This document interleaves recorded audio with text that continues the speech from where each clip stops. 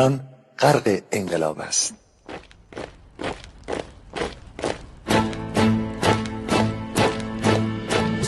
کشور ما، تاریخ ما در سیدگر فرا گرفته، گویی اهورا مستا دوباره در نور خود مرا گرفته.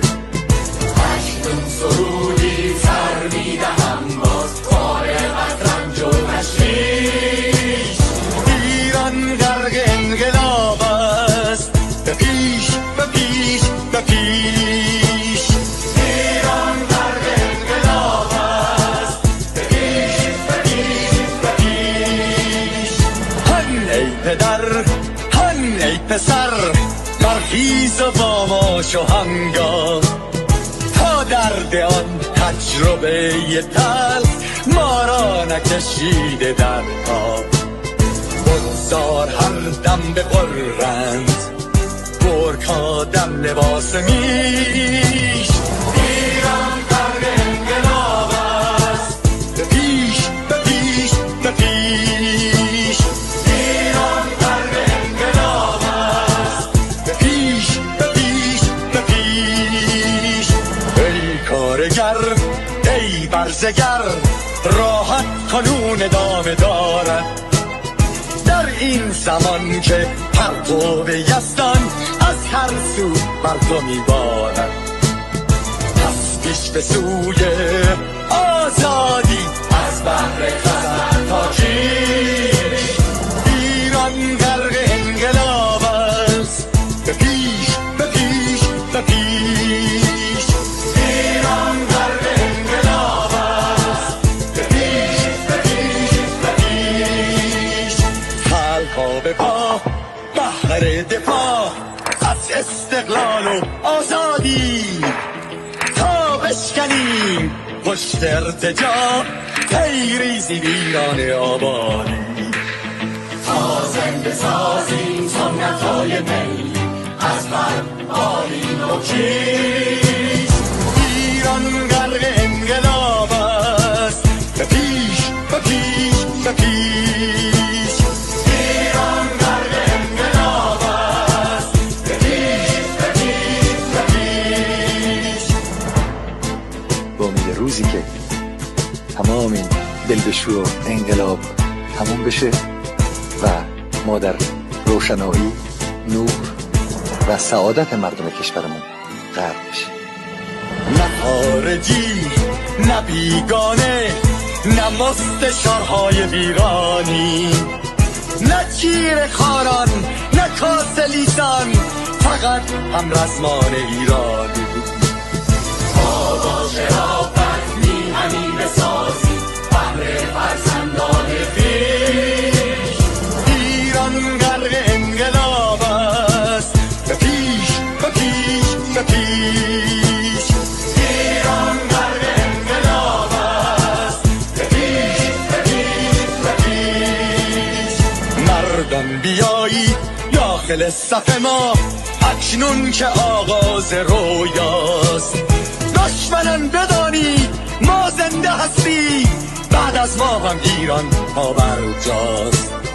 آن روح شیطان ما را فریب داد با صد شعار مردمیش. ایران غرق انقلاب است، به پیش به پیش به پیش. ایران غرق انقلاب است، به پیش به پیش به پیش.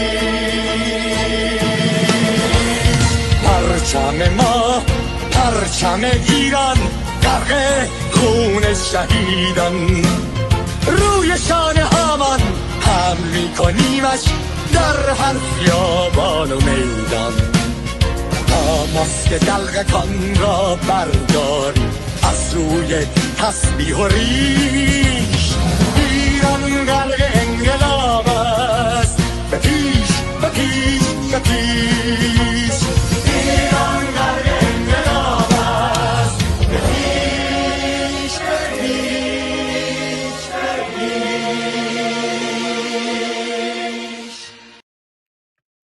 Well, درود patriots. good morning, good afternoon, good evening, wherever you are. Welcome to day 109 of Iran Revolution Live with your wonderful and amazing host, Mr. Armin NAVABI. And with your wonderful and amazing host, Goldie Ghamari. Thank you so much. Armin, how are you doing today? Good, good. Excited to watch President Trump's interview with Maria. So that's a big one. That's a big news that we have to watch. Also, interesting developments inside Iran with some boom booms, as you say. We need to talk about that. We don't know who's responsible for them, but there are some operations inside Iran. Either it's Israel or Javidnams. So we have to, there's no way to know, but we could talk about it. Yeah. There are some boom booms. There are some other things happening.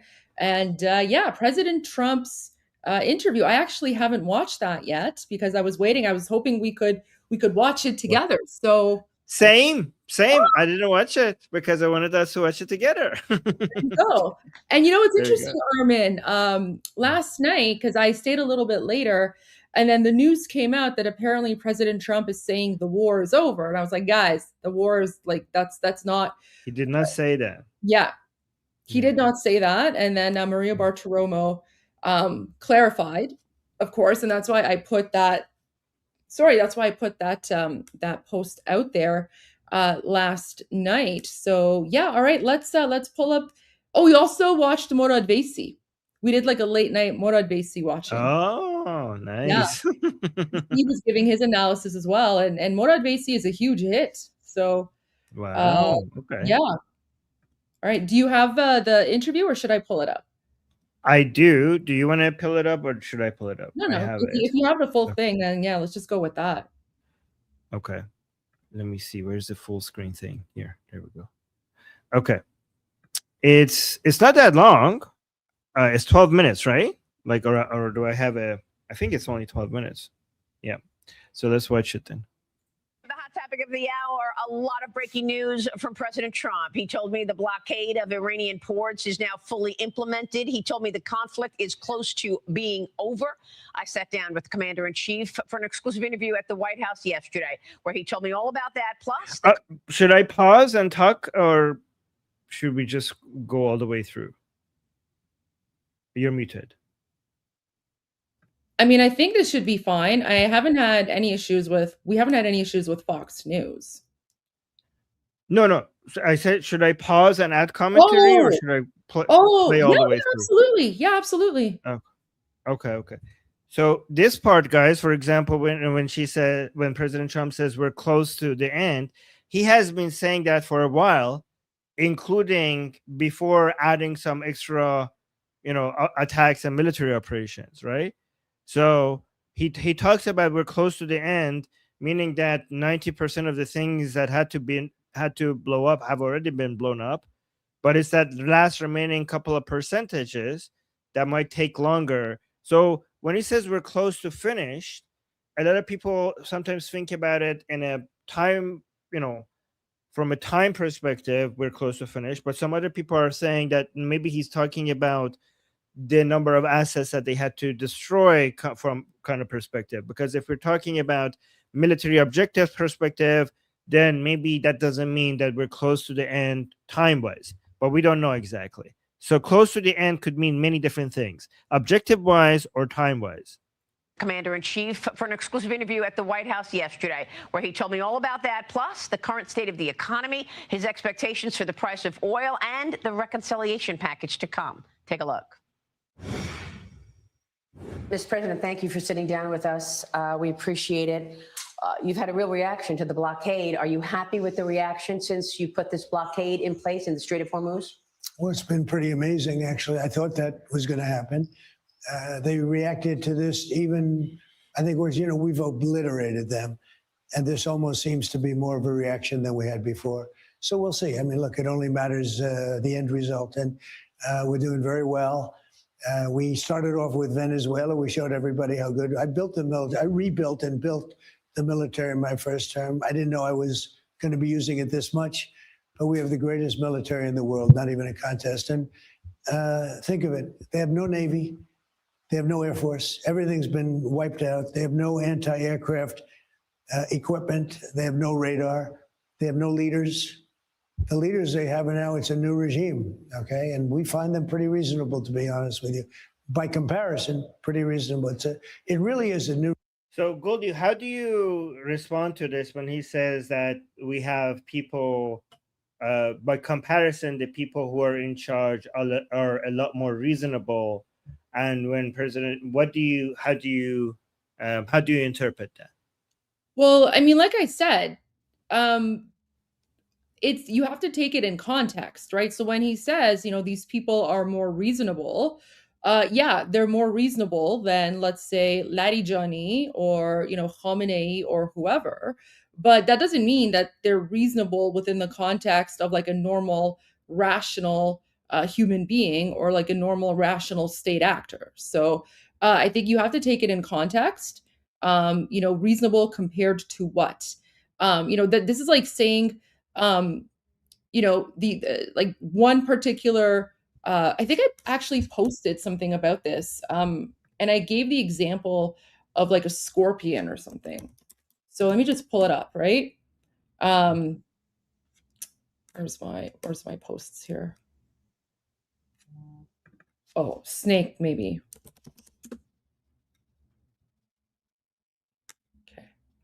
I thought I made a post about this. Anyway, so, I mean, Armin, it's just like saying, sure, these people might be more reasonable than the last, but that doesn't mean much, right? So that's just basically saying on like the Durkheim scale, let's go with the Durkheim scale. If the previous people, if they were, a 10 on the Durkheim scale, these people are like, a 9. So sure, like they're more reasonable, but they're still insane. And I think it's up to, us to, especially the Iranian diaspora to continue pointing out how insane these people are. So, but I also think the reason that President Trump is saying, yeah, they're more reasonable is because he has intelligence regarding the internal fractures within the IRGC. And so by President Trump saying that these people are more reasonable, this puts Ghalibaf and Arakchi in a very tough situation because now there's, the other IRGC factions who are probably going to Ghalibaf and Arakchi, and they're saying, what does President Trump mean when he says you're being more reasonable? Are you conceding to things that we said you shouldn't concede to? Right? So I think he's definitely playing them against one another in this sense as well. Actually, something. I'm so happy that you're using my Durkheim scale analogy. I'm so proud of myself for that one. This is great. So it's useful, huh? It is. It is definitely very, very useful. So no, guys, let's make it a thing now. Then Goldie is using it all the time, so that's good, guys. The Durkheim scale. So this is every time we're talking these people being relatively how jihadi they are. That's what we're gonna refer. That's how we're gonna refer to it. That's great. Okay, that's official. Yeah. And how do you respond to the part where President Trump says regime change has already happened? How do you interpret that? Maybe he knows something that we don't. But the way I interpret this is similar. Let me turn off the notifications here on my phone. To me, this is similar to like in the beginning when President Trump made that comment about like, well, we can't confirm, if any people have been, injured by the Islamic regime or killed by the Islamic regime during January 8 and 9. Someone told us that there were a lot of injuries because there were huge crowds and there was a stampede, right? Remember when he said that? Right. So, yes. I kind of view this in the same light, right? He's this is, to me, this is a confusion tactic. But I think for us, again, like regardless of what President Trump is saying, it's important for us to continue saying, we don't, the only regime change that we're going to accept is, overthrowing the Islamic regime completely. But of course, President Trump has also said that, when he talks about regime change, he basically means there's a change within the regime itself, right? Because I think this is also a way to counter the leftist narrative about how America is going in to do regime change. And so Trump is like, all right, well, there's a regime change. But remember, I think it's really important to remember that Truth Social post where President Trump says, maybe after regime change, something revolutionarily wonderful will happen, right? Yes, that's a good point. Okay, let's continue then. Regime. And I think we're doing very well, but it only matters what the end result is, and maybe it'll happen fairly soon. Who knows? And you told me on Sunday that you think they will ultimately consent and say they're not going to continue building a nuclear weapon. How will you verify? Well, first of all, if they don't, we're not making a deal. Okay, so there's no deal. This whole thing is really about no nuclear. They cannot have a nuclear weapon, and if they're going to have a nuclear weapon, we'll be living with them for a little while, but I don't know how much longer they can survive. I don't know how much longer they can go because they've been hit very hard. And as an example, we could take out every one of their bridges in 1 hour. We could take out every one of their power plants, electric power plants, in 1 hour. We don't want to do that because someday you're going to have to rebuild, and it takes you 10 years to rebuild the bridge. Even if you're Trump, it takes a long time, and power plants are just as bad. So we'll see what happens. Did you get any pushback, like from the Chinese? Oh, I wish Maria asked her question again. Like, how would you verify? She asked President Trump, how would you verify? Because I wish she asked that again. Okay, that question was missed. That's very important. Because it would be very interesting to get it on record that part of the deal is not just the Islamic Republic just making a pinky promise that we're not going to enrich uranium. That is going to be verification. And again, verification by who? Would it be verification by IAEA? Or would it be verification by Americans themselves? And you might think that that's not that big of a difference, but for us as Iranians, it makes a lot of a difference, a huge difference, because if Americans are part of the verification, the level of humiliation for the Islamic Republic would be paralyzing. And again, I'm not overselling this, guys. The level of humiliation, if the Islamic Republic agrees to the Americans coming into Iran to verify that they're not enriching uranium, that level of humiliation for the Islamic Republic will be the end of the Islamic Republic.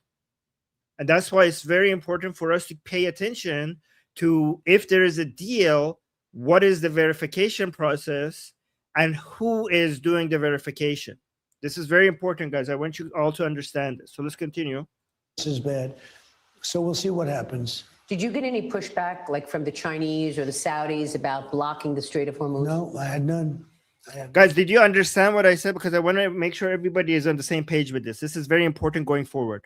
From the Chinese or the Saudis about blocking the Strait of I Hormuz? mean, maybe why don't you go back and play that part again and then repeat it? Repeat what you said. It's just so that we can make sure the people who've joined us recently can also. Okay. Yeah. So here, like Maria asks a question here. I don't know how much longer they can survive. I don't know how much longer they can go because they've been hit very hard.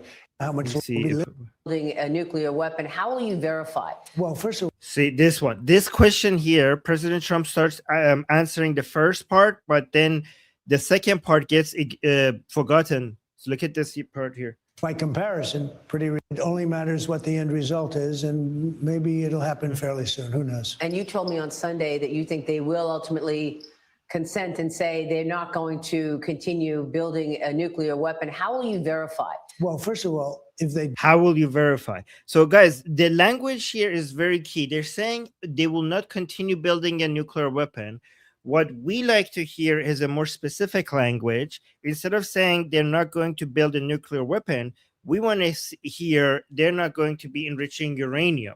Okay, because we don't want them to be able to get away with saying, well, we're going to enrich uranium, but we're not going to turn it into a nuclear weapon.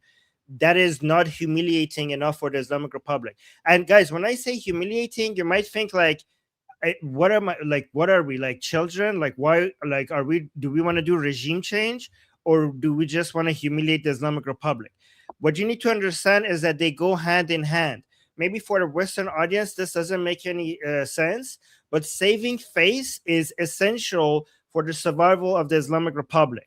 If the Islamic Republic gets to continue enriching uranium even a little bit, or if they have to put a small pause on it and then get back to enriching uranium, they might be able to save face enough locally to their own followers, to some of them at least, so that would not bring them down.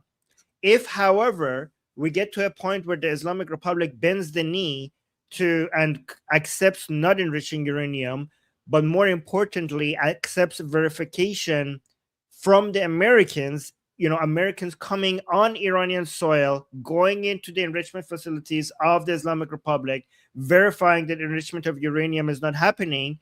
If we get there, that level of humiliation means that the Islamic Republic would lose its last remaining supporters.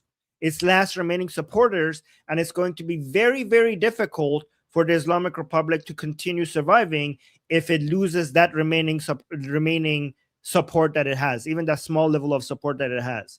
we're not making a deal, okay? So there's no deal. This whole thing is really about no nuclear. They cannot have a nuclear weapon. And if they're going to have a nuclear weapon, we'll be living with them for a little while, but I don't know how much longer they can survive. I don't know how much longer they can go, because they've been hit very hard. And as an example, we could take out every one of their bridges in 1 hour.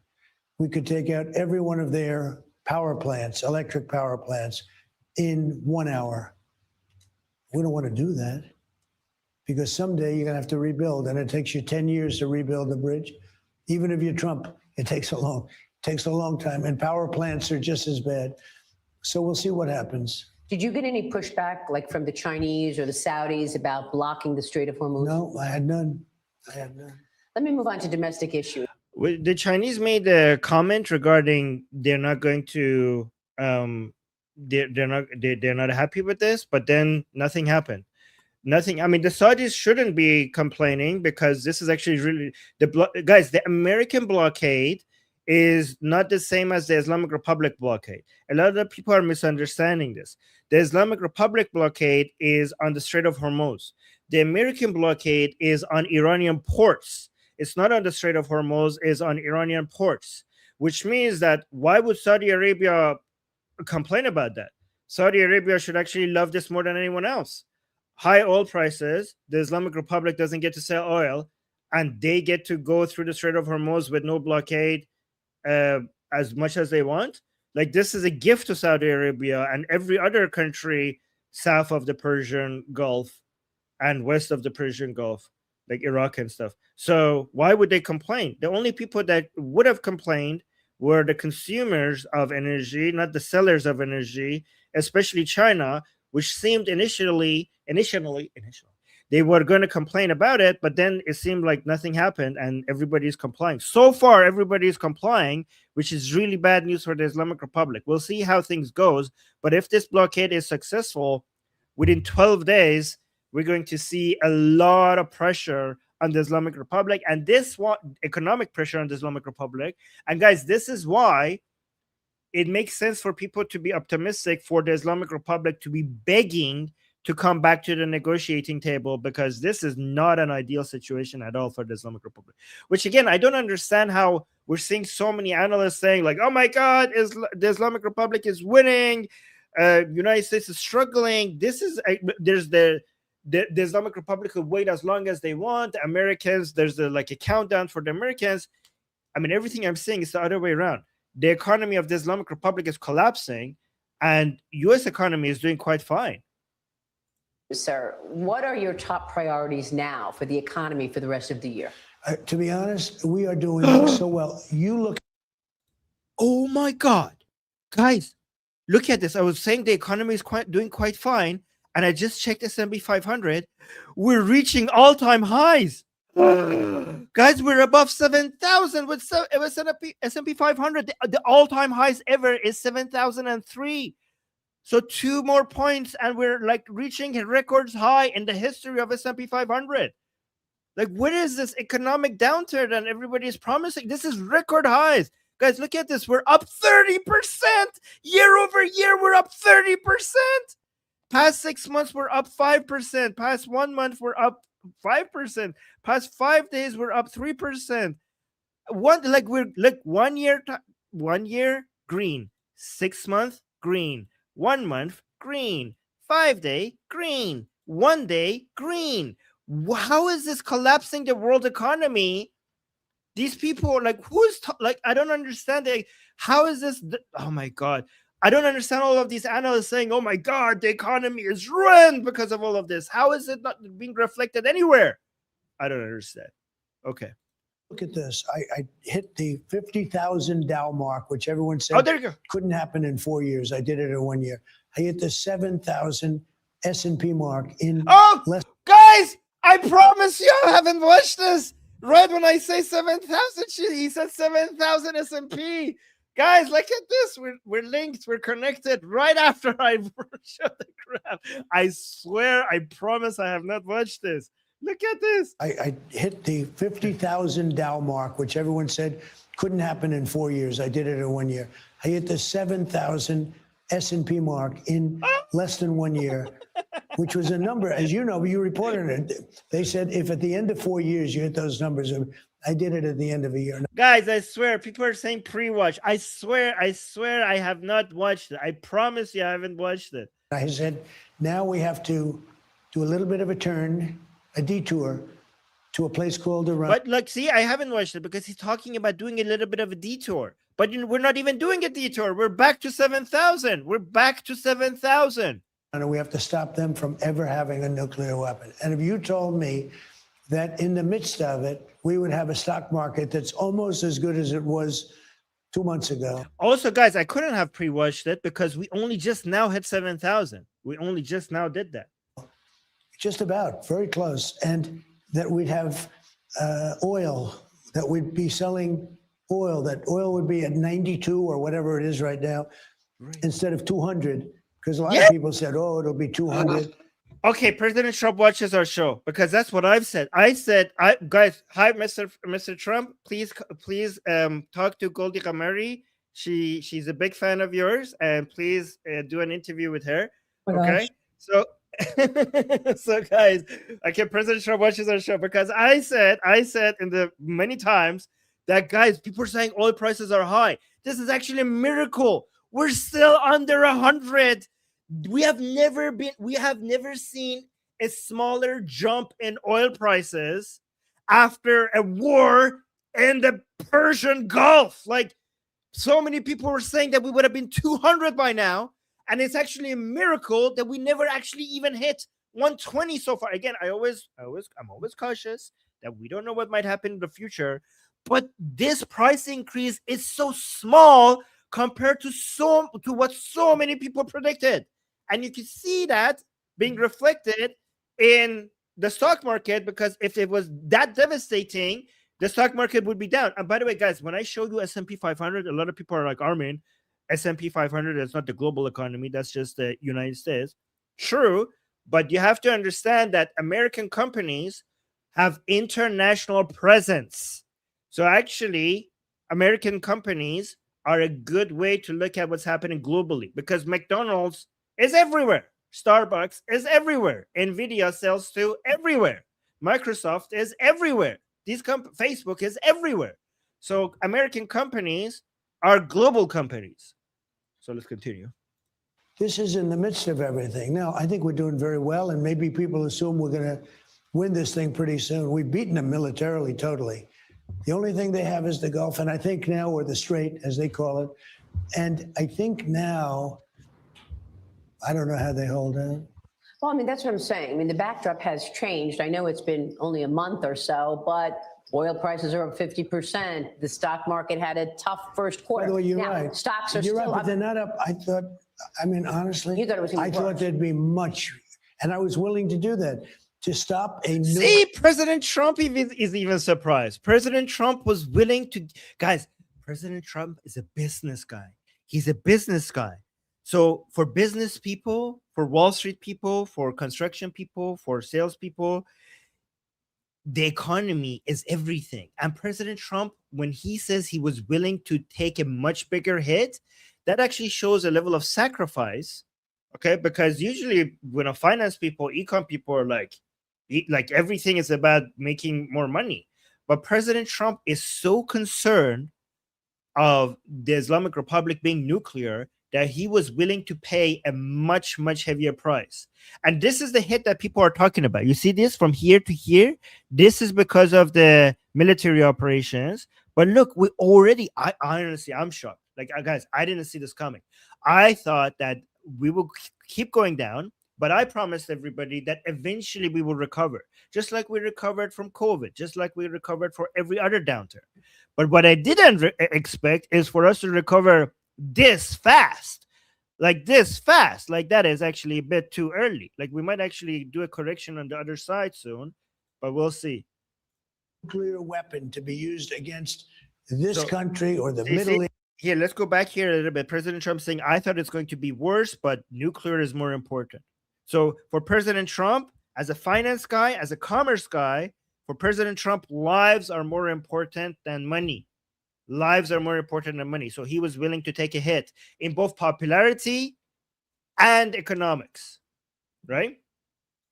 The stock market had a tough first quarter. By the way, you're now, right. Stocks are you're still right, but up. they're not up. I thought, I mean, honestly, You thought it was gonna I be thought worse. there'd be much, and I was willing to do that, to stop a nuclear weapon to be used against this country or the Middle East, anybody in the Middle East. They were going to take out the Middle East. To stop that, it was certainly worthwhile, being much higher than it is right now. If you told me that we were going to be at only 92 a barrel, $92 a barrel, I would have been very surprised. All right, And so you know what? I'm very happy. And it's going to come dropping down very big as soon as it's over. And I think it can be over very soon. So if they're overall- smart, it will end soon. overall, the impact on the economy, do you expect a hit to growth? Do you expect a spike in inflation? Well, look, there's a hit because, you know, we go through it for whatever it is, 6 weeks. There's going to be a hit, but it's going to recover, I think, fully. Somehow they misquoted me. I think oil will be down to the levels it was. You know, they said, I expect oil to be high at the midterms. I don't expect that. I think that we will be somewhere around where we were, maybe even lower. This is going to, when this is over, I think the stock market is going to boom. It's already booming. Again, nobody thought we could be at 50,000. Guys, year over year, stock market being up 30% is crazy. Like, what you should expect every year from the stock market is an average of, I don't know, something between 12 to 15%. Up 30% is like crazy. And during my 4 terms on the Dow, or 7,000 on the S&P.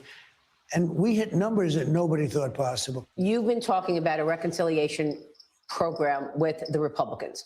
Can you articulate to our audience why a reconciliation package is important and why you want to see it on your desk by June? Because we can't get any Democrat votes. With reconciliation, we can get things passed. The good thing is the great big beautiful bill, that was 4 years wrapped into one. Now we're doing some additional things. But, you know, the great big beautiful bill, I think it's the biggest, the best piece of legislation. It should be called the great big beautiful tax cut bill, because you have no tax on tips, and look how that's working out. No tax on Social Security, no tax on overtime. We have people, and you see it. I see it on your show. Watch your show. Your show's great. We have people that are making $5,000, $6,000, $7,000, $8,000. They had no idea it was coming. And it's turning out to be even better than we anticipated for people. But there are rules around reconciliation that it requires deficit reduction, right? How will you ensure that you've got a decrease in spending? Well, we have to go by the rules, and we're going for those rules. And if we didn't go by the rules, we couldn't even put it in. We wouldn't be able to submit it. And nobody believes that more than me. The one thing I really felt strongly about was the military. We built this great military that we have right now, and everybody acknowledges it, whether it's China or Russia.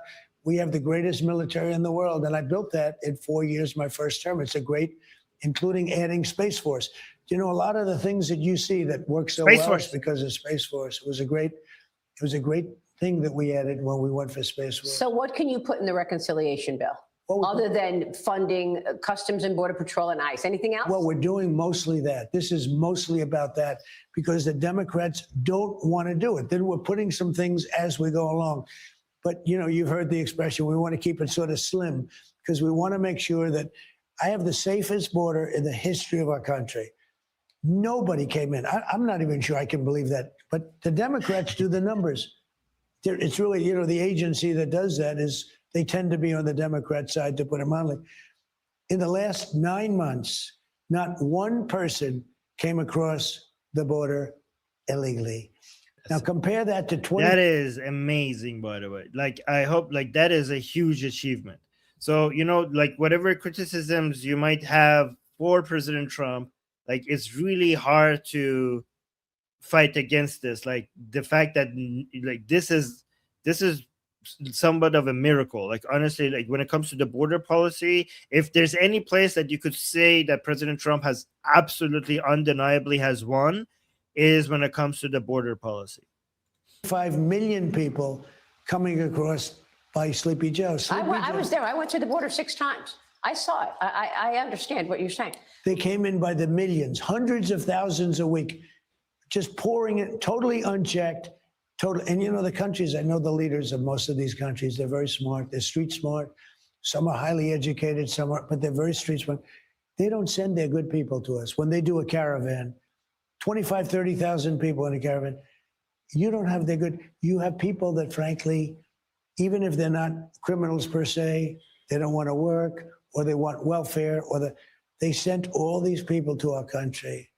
What the Democrats have done to us should never be forgotten. Can you put the Save America Act in the reconciliation I'd love plan? to do it, and we'll certainly look at it. But I mean, there's nothing easy, and it has to be called Save America, as you just did. A lot of people like to go with the Save Act. Nobody knows. It's Save America. It's voter ID. It's you have to be a citizen to vote. Proof of citizenship. Ideally, mail-in voting. You knock the hell out of it. You Can you make it a budgetary item? It's good for the military. You know, the military's away. They have to be able to use it, etc. Somebody that's sick, somebody that's away, you can't. And you do mail-in voting. But mail-in voting cut back so that it's fair. It's tax day. What do you want to make sure people understand about the changes that you put in the tax code in the big, beautiful bill? And how significant are these refunds that people are getting? Okay, well, the refunds are really significant, and it makes it less complicated to do your tax return, much less complicated. But the people, I mean, I think you're seeing this, you're reporting, everybody's reporting, because now it's gone into effect. And people are getting refunds of $5,000, $8,000, $11,000 that they had no idea they were getting. It's turned out to be better, as good or better than I said it would be. Is that going to be enough to offset the increase in gasoline prices? It will be, because gasoline's coming down very soon and very big. So you think gas prices will be lower before the midterm elections? I think they'll be much lower before midterm, much lower, yes. Okay.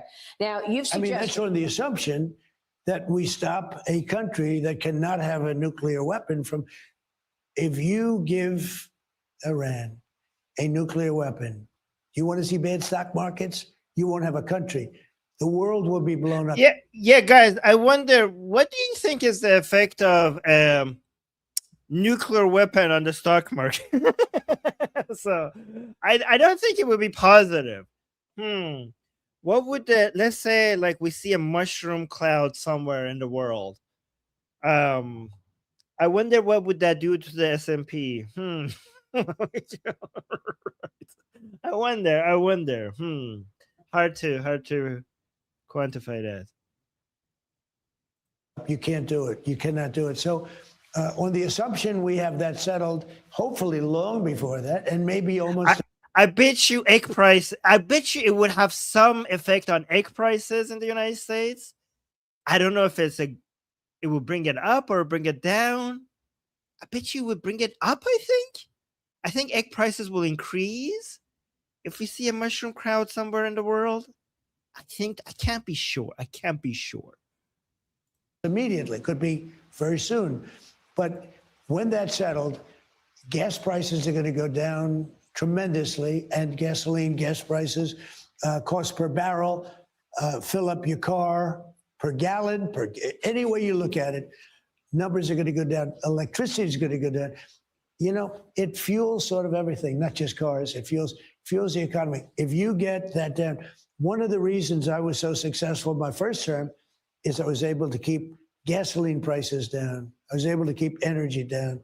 Now, look, if I decided not to go into Iran, which would have been guys, I see the super chats. We will respond to the super chats. This part is about Iran, but let's just go through this and then we'll respond to the super chat. I was able to keep gasoline prices down. I was able to keep energy down. Now, look, if I decided not to go into Iran, which would have been a terrible thing, for 47 years, no president had the guts to do it, and they should have done it. And I know at least one, and I think all of them that are living are sitting back watching this and say, we should have done it. This should have been done long before me. It would have been much easier to do. This should have been done long before me. Mr. President, let me What ask you. Obama did with that Iran nuclear deal, that was the worst deal ever made. Guys, this is very important when President Trump keeps saying that the Obama deal was the worst deal ever made.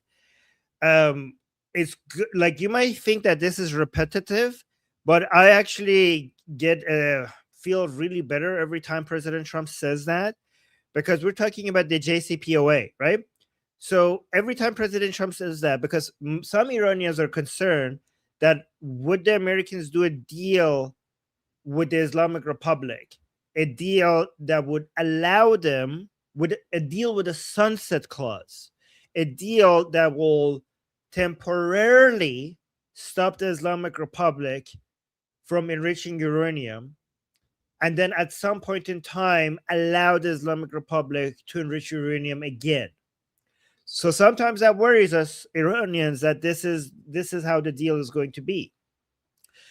And it's not because the Iranians are like, let me be honest with you guys, the Iranians are focused on regime change. They're not focused on whether or not the Islamic Republic is enriching uranium or not, like as much as maybe the rest of the world is.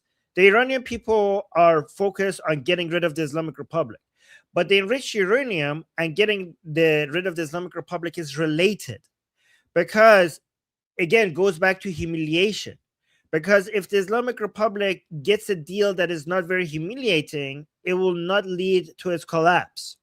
And that's why we are worried that some Iranians, in our discussions, we hear many of Iranians being worried that we are going to allow the Islamic Republic to save face by having a deal that is not as bad as the Islamic Republic, like many of us thought it was going to be for the Islamic Republic.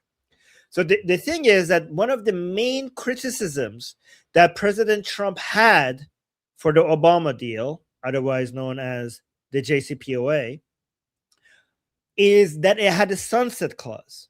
Sunset clause is like the sun sets, meaning that there's a time period where the Islamic Republic needs to abide by a deal, and then after that, it gets to do what it wants. So this repetition, this emphasis by President Trump that was the worst deal, makes us feel safer that we're not going to go back to a similar deal. Like, it would be obviously not a win for President Trump to keep saying the Obama deal was the worst deal in the history of deals, and then come and sign a similar deal with the Islamic Republic. That would be really hard to sell. Oh, Thora, thank you so much, Thora. Wow, that's a very nice super chat. That's very generous. Thank you. I really appreciate that. And we'll get to the super chat soon. Right? So this is why sometimes when President Trump keeps repeating that, some of you might be like, okay, we heard this one before. But for us, this is like really encouraging that he keeps saying that, because we're wondering, like, has he forgotten that we're not supposed to go back to the JCPOA? And nope, he has not forgotten. Gave been much easier to do. This should have been done long before me. Mr. President, let me What ask you. Obama did with that Iran nuclear deal, that was the worst deal ever made. That gave them a path to a nuclear weapon, a short-term path to a nuclear weapon. I terminated it. It was the greatest thing I did. They would have had a nuclear weapon 4 years ago. Then we hit them with the B-2 bombers 8 months ago. They would have had a nuclear weapon within 1 month, maybe 2 weeks.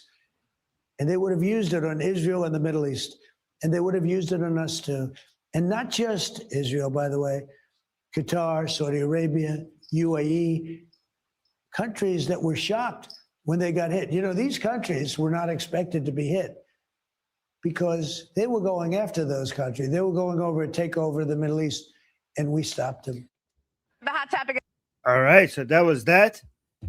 Goldie, should we go through the super chats? Yes, absolutely. Okay. And again, thank you so much, Torah. That was very wonderful and generous. But do you want me to read them, or do you want to read them? Well, I'll read them. I see the first two super chats are kind of weird, so I'm just going to ignore them. Wait, what? Ew. Weird. Okay. You, brother, you. So the next one is, next is the wall with Canada. Can't trust them. I mean, Canada's in a pretty bad situation right now when it comes to foreign policy. Mark Carney is definitely taking the side of China. Oh, the dude, that weirdo got banned. Okay, thank you. I appreciate that. Thanks, Texas. Sorry. Yeah, so I mean, the foreign policy in Canada, not very good right now. And then David Simpson says repetition equals reinforcement. Armin, I think he's referring to Yes. your comments about President Trump repeating about the bad deal. Yes. I agree. I agree with that statement. Look at this. Someone is rickrolling us. Trump is saying he won't give you up or let you down. Oh, That's well, a good give more super chats so you complete the rickroll, though. That was a good one. That was a good one. Okay, and then this one here. Well, I don't know. Nice try, though. Okay. I think you got a super chat as well. Oh, thank you. Those are the ones that I see. Is there anything that we've missed? Nope, that's it. Let's go to more updates. Do you have, like, I have some, but do you have some? Do you want to, is there anything you want to go through? No. It's Armin Power Hour right now, actually. So okay. Let me see. Let me bring up the stuff that I have then.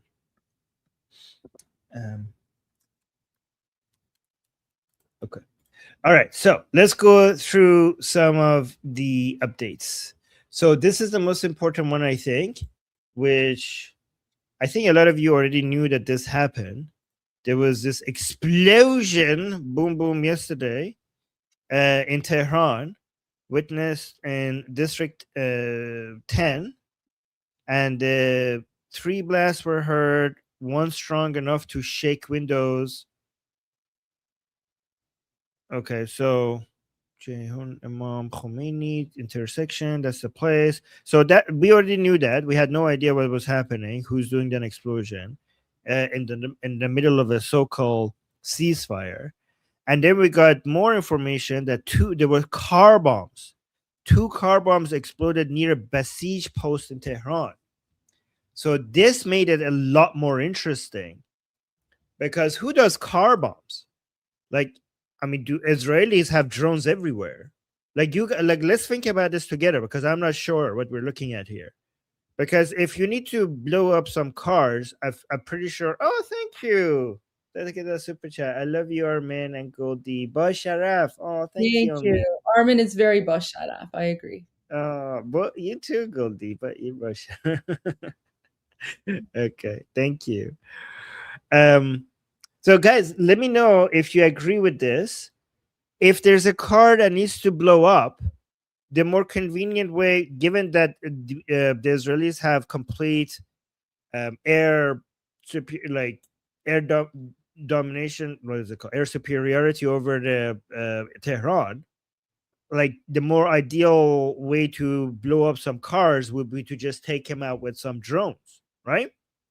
So given that we're seeing car bombs, doesn't this suggest that this is garde Javidan, or am I just being too optimistic here?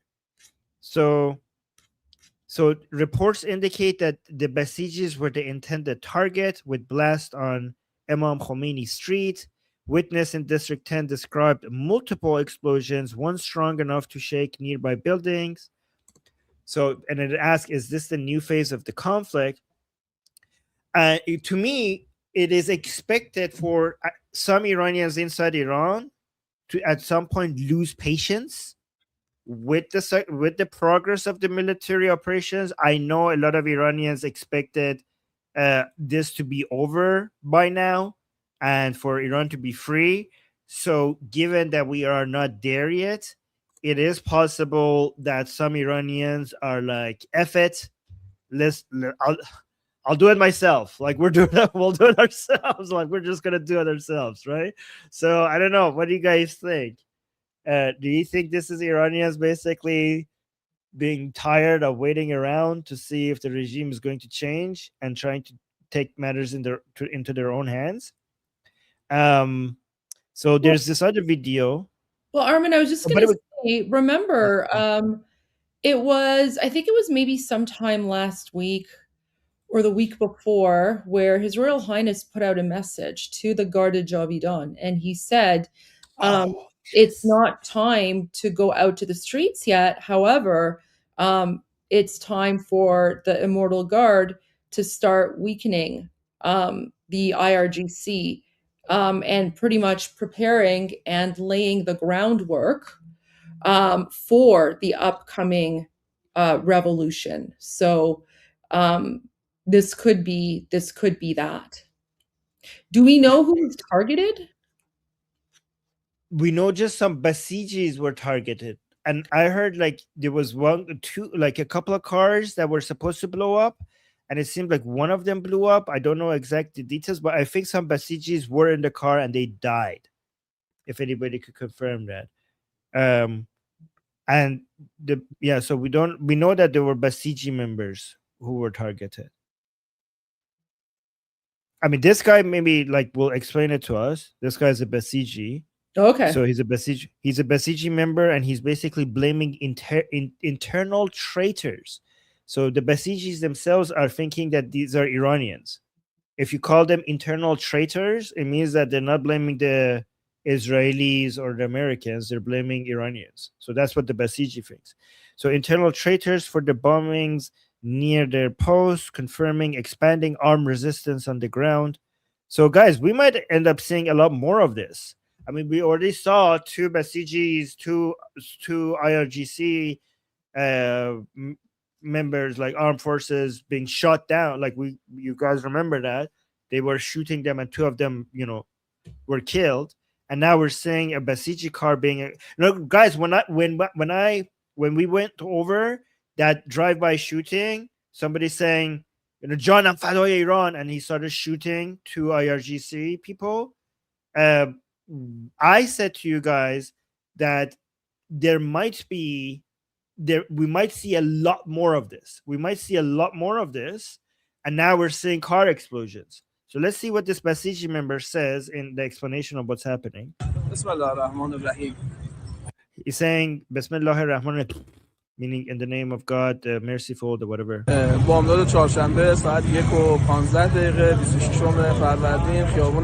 So he's just giving the date. And he's saying this is Imam Khomeini Street. And like there's traffic is going and the situation is now normal. And like nothing very strange happened here. What? It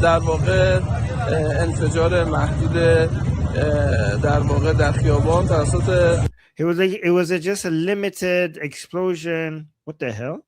Like nothing very special happened. Some of them died, some Basijis died. And it was like, it wasn't very special event. It's normal here. Goes it to was a show limited. how much they put worth on people's lives, right? Yeah, on their own people's lives. Yeah. Like it was. It was a limited explosion. It was a limited explosion. That's what he said. Like as opposed to what? An unlimited explosion? And like, what is it, guys? What does an unlimited explosion look like for us to have limited explosion? Aren't all explosions limited? Like even nuclear explosions are limited because they just don't go on forever and ever. So every explosion is a limited explosion. What does that even mean? در واقع در خیابان توسط عناصر خائن و وطن فروش در Okay, so he's saying that the traitors. Hold on. توسط عناصر خائن و وطن فروش. Okay, so that's good news. He's saying that it happened by traitorous nation selling people. Okay, so that means he thinks they were Iranian. So that means that an armed uprising is starting. در واقع که به همدلان نه تلفات جانی نه خسارت حادی داشته. Well, okay, he's saying nobody died. I don't believe. Wait, okay, he's saying nobody died and no financial cost. There was no life lost and no financial cost. I mean, wouldn't the car be a financial cost? Like there was no life cost and no material cost. نه خسارت حادی داشته. به همدلله اوضاع Hadi. Okay, not a big cost. تحت کنترل و عادی هست و مشکل Like everything normal, nothing to. You guys remember that South Park line? The police will come. Nothing to see here. Everything is normal. Go home. It's like he's basically, guys. I don't know. Isn't this the picture of the explosion? Let's go back a little bit. He's saying nothing special happened. Isn't this like that? Looks like a big deal, isn't it? Okay. He's like, no, nothing happened. Go home. Nothing to see here. Okay, sure. All right. So it's also good to see that they're really trying to show the situation as normal. Okay, guys, I'm seeing some interesting super chats. We'll get to them soon. Maybe we should get to them now. We got some more super chats. Goldie, we got some. We got something about you. But before that, like there's 2 super chats above. Somebody saying, great discussion group, Armin. Well, thank you, guys. Come join our discussion group. Do you see people are enjoying it? People like it. Did Armin just call Big Bang fake news? No, I didn't. But even the Big Bang is a limited explosion. It's not an infinite explosion. But here, this is the. And thank you for the super chat. Thank you for the support. So somebody gave us a super chat saying, Nux featured as Asman Gold and Goldie's YouTube censorship ordeal on his latest deep dive exposing MSM crackdown against Iranians and their voices. I'm grateful for your courageous voice to still roar. Oh wow, Javid Shah. Well, thank you, Javid Shah, and I'm Israel Chai. I see the flag of Israel. So Goldie, you've been featured next to Asman Gold. Yeah, we actually shared that video last night. It was part of the late night viewing party. Yeah. Interesting. So we were watching Nux talk about my video and how I was being censored. So look at this. Somebody saying Asman Goldie. Asman Goldie. Yeah. You should have a show with each other. You both have gold in your name and you both care about what's happening in Iran. So that's good enough reason. So guys, make it happen. Get Asman Gold and Goldie to talk to each other. We'll see if he's interested. We'd be more than happy to have him as like a guest here. But Iran Revolution Live doesn't work without you, Armin. So oh, thank you. Oh, thank you, Goldie. That's so sweet. We got 2 more super chats saying the boom boom was mostly peaceful. Yeah. And another super chat saying it was Basiji Commander Muhammad Shiro Muhammadian. Yeah, and he was that. Okay, he was. How do I say this so that we don't get censored by YouTube? He was attacked to D by masked Iranians. This has to be garbage done. I've Oh, heard that but that- news. I've heard that really? news. Really? I guess I'm still waiting for more confirmation, but I'll see. I think Tusi might have reported on that, but yeah, like that's what we heard last night. Hmm. But waiting for more news on that. Interesting. Okay. Okay, so here we got some that would be a major escalation if we're seeing more, because Goldie, I think that might have a devastating influence on regime forces, because they were almost getting a sense of safety, because there has been less drone attacks on checkpoints and Basiji bases and IRGC bases. So the ones who survived, they have been thinking that maybe the worst is gone and now they're safe. So now if the Garda Javidan gets into action, maybe the fear is going to come back, because we need these people to continue feeling unsafe, the regime forces. And I was wondering, is it possible that the Israelis have stopped bombing the checkpoints and IRGC forces because they want to see more participation from the Iranian people? Because there's a sense that there's too much. Iranians are just like thinking like, oh my God, yeah, this is great. Keep bombing them until they're gone. But maybe they're stepping back to encourage the Iranian people to pick up some of the work, because at the end of the day, it's the Iranian people who need to do the final uprising. And we also had the call to action by Princess of Pahlavi for the Garda Javidan to take more action. And if it's so much reliance on the Israelis doing so much of the work, then maybe people will just stay home. So maybe this is a strategic plan to try to encourage Iranians to basically do these operations themselves. Maybe. Could be. No. I don't know. Okay. Yeah. All right. So so we have the foreign ministry spokesperson just came up with a statement. Let me just play it. Actually, let me read the caption. It says, the release of Iran's asset is not a concession in our view, but a right of Iran that has been violated. It is like a thief taking your property and then wanting to return it to you as a concession. This issue is clear and one of our demands that was raised there, but the reality is that we did not reach a final agreement, just as no final agreement was reached on other issues.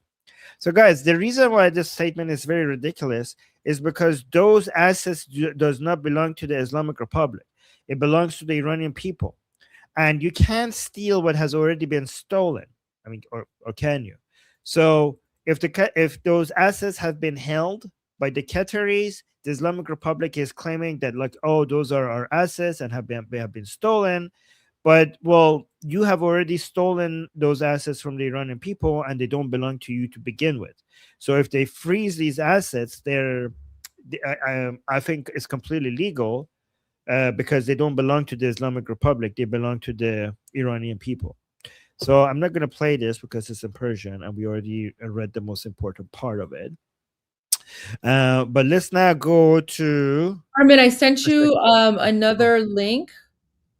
Okay. It's kind of related to this, but it's a short clip. Okay, fantastic. I was double checking if it was a Rickroll. You're all traumatized. It's trauma, Rickroll trauma. PTSD. Okay, here. Yeah, I think that's not a correct characterization. Yesterday, we announced Operation Economic Fury, and we, for over a year, we have had maximum pressure on the Iranians, both on blocking payments into the Iranian state and going after the accounts of the IRGC. One of what may prove to be fatal mistakes that the Iranians made was bombing their GCC neighbors and who are now willing to be much more transparent in terms of the funds or do a deeper dive in investigating the funds that are held within their banking systems. So we have pushed out to them the request that we want to freeze more funds of the leadership of the IRGC and any members of Iranian leadership. The other thing that we have done is we have told countries that if you are buying Iranian oil, that if Iranian money is sitting in your banks, we are now willing to apply secondary sanctions, which is a very stern measure. And the Iranians should know that this is going to be the financial equivalent of what we saw in the kinetic activities. Guys, this is I really don't know how the Islamic Republic is going to ever financially recover from this. We should we should have the meme for that. There's a meme for that. Because this is devastating. Like if the blockade holds, and guys, remember that it was this is such a strategic mistake by the Islamic Republic to bomb UAE more than any other country. Because I don't know, guys, how many of you knew that the UAE was the loophole to go around for the Islamic Republic to go around all of the banking blocks, like the financial restrictions on the Islamic Republic's banking system globally? It was the UAE banks that looked the other way for so many years for the Islamic Republic to just use the UAE banking to basically do banking with the rest of the world. There were billions of dollars that went through the UAE banks in and out that made it to Iran, and the Islamic Republic constantly used the UAE's basically tolerating or just allowing, because honestly it wasn't because they were being tolerant, it was because the UAE was making so much out of providing this loophole to the Islamic Republic. So this is why for so many people, including the UAE, it was a shock where they ended up being the country most bombed. Like, did you guys knew that no country has been bombed more than the UAE? No country, like not Israel, not any other country. And so many people have been trying to come up with the reason why. Murad Vaisi thinks because they were jealous of the UAE and they were jealous of Dubai. I think it has to do with UAE being an ally of Israel, and also because hurting Israel is very hard and hurting the UAE is easy. But this has been devastating. Like this is going to backfire, because the only loophole, the main financial workaround that the Islamic Republic had to go around all of the restrictions that they had is now being closed because of the UAE is now enemy number one. Like it's interesting because Saudi Arabia and the UAE are now more insistent on regime. They're at the level of Israel. Like, if there are three countries that are more insistent on regime change in Iran than any other country, it's Israel, Saudi Arabia, and UAE. These are the top three countries that are the most insistent on complete regime change now within Iran. Well, you know what it is as well is the UAE is, fighting the Muslim Brotherhood. So is Saudi Arabia.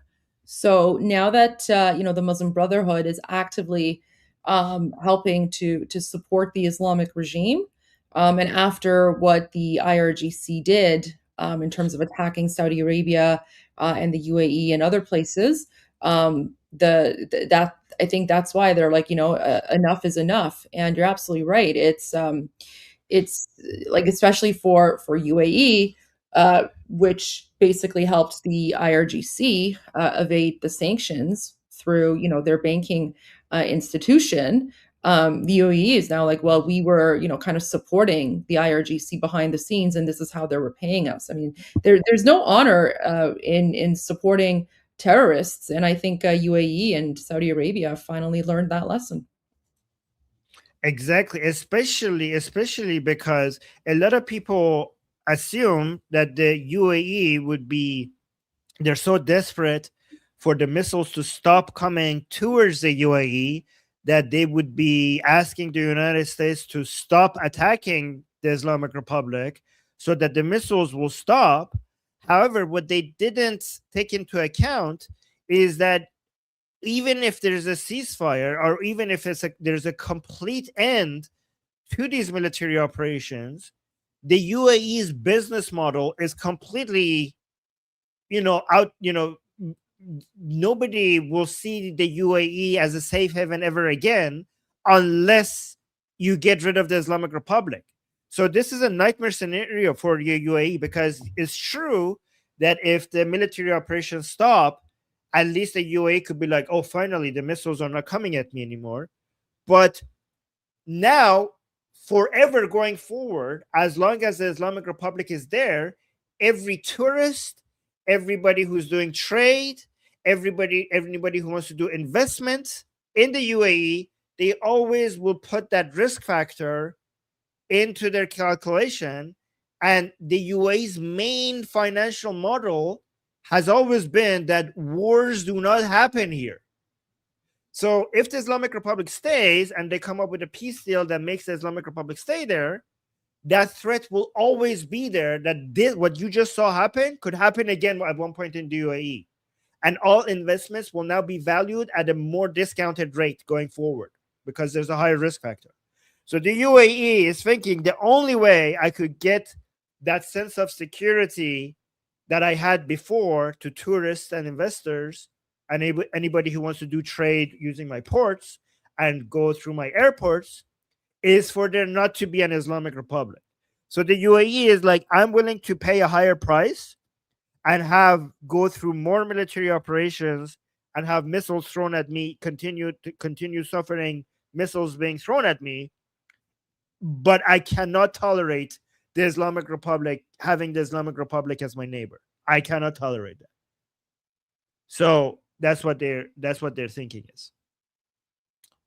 Hold on, let me see. Okay, this is important as well. No, that's not important. That's too late. That's for too many days ago. Okay, let's go to this one. So press secretary here. Let's see what they were saying here. I would just want to make one point that's important to the president. The Pakistanis have been incredible mediators throughout this process, and we really appreciate their friendship and their efforts to bring this deal to a close. So they are the only mediator in this negotiation. While there have been many countries around the world who want to offer their help, the president feels it's important to continue to streamline this communication through the Pakistanis, and so that's what continues to take place. I would just want to make one. So just wanted to let you guys know the Pakistan is loving this situation right now because Qatar is not being a mediator for the Islamic Republic anymore because they're like, you guys shot at us, like what the hell? So we're not going to be a mediator for you guys anymore. So Pakistan is like, this is my time to shine. We will be the mediators, and this is going to give them leverage over international diplomacy. So they're taking advantage of this opportunity to try to demonstrate to the world that they could do what Qatar and Oman has always been tried to become like a table where countries could come talk and negotiate. Qatar has done that more effectively than any other country. Because it's a tiny country with not much military power, but it's trying to use being a table for diplomacy, for a mediator between different countries as a way to, have a lot of leverage politically, globally by being a mediator. So Turkey sometimes tries to do that, but Qatar has been number one in being able to be successful at that game. But now Pakistan wants in. And this is why they have made a huge deal in Pakistan regarding being the mediator, like having the vice president come to Pakistan to negotiate like a ceasefire that is with the Islamic Republic. That's a big deal for Pakistan. The only thing that might challenge that is that Pakistan has a security agreement with Saudi Arabia. So they're not like a completely unbiased mediator. Like for you to be a mediator, you have to demonstrate that you're very unbiased to both sides, right? So Qatar was able to demonstrate, like, well, Qatar was pretending to do that, even though they're very much in favor of the Islamic Republic. To be fair, Oman demonstrated that more than anyone else in regards to being completely unbiased. But Saudi Arabia is like the head of the military in Saudi Arabia is very pro-American, and the prime minister is very much pro-Saudi Arabia. Both of them are enemies of the Islamic Republic. So this is why United States likes Pakistan as a mediator, because Pakistan is considered closer to Saudi Arabia and United States. But the Islamic Republic cannot choose because there's no one left. Like, the Islamic Republic is running out of friends very fast. So, beggars can't be choosers, right? So they can't really decide.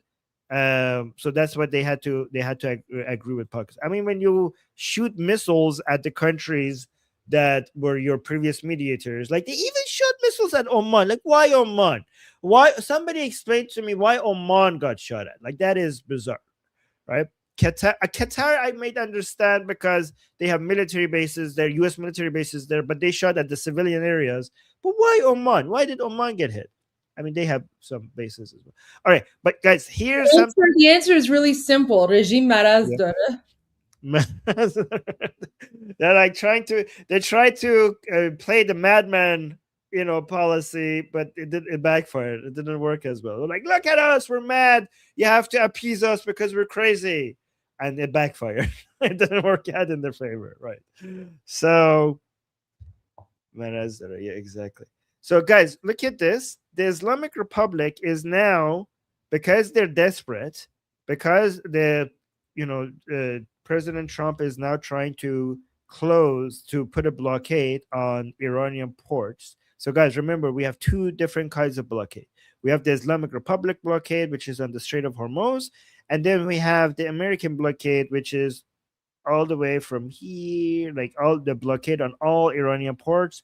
Probably they're holding it somewhere here, but anybody is leaving Iranian ports will basically be blocked. Anybody coming from Iraq, from Saudi Arabia, from Bahrain, from Qatar, from the UAE, from Oman, they're free to go. So it's not a blockade on the Strait of Hormuz. It's a blockade on Iranian ports, right? So because the Islamic Republic knows how devastating this is, if it's successful, it will bankrupt them in 12 days, I heard. I don't know if that's accurate, but that's what I heard. They now threatening Bab al-Mandab, okay?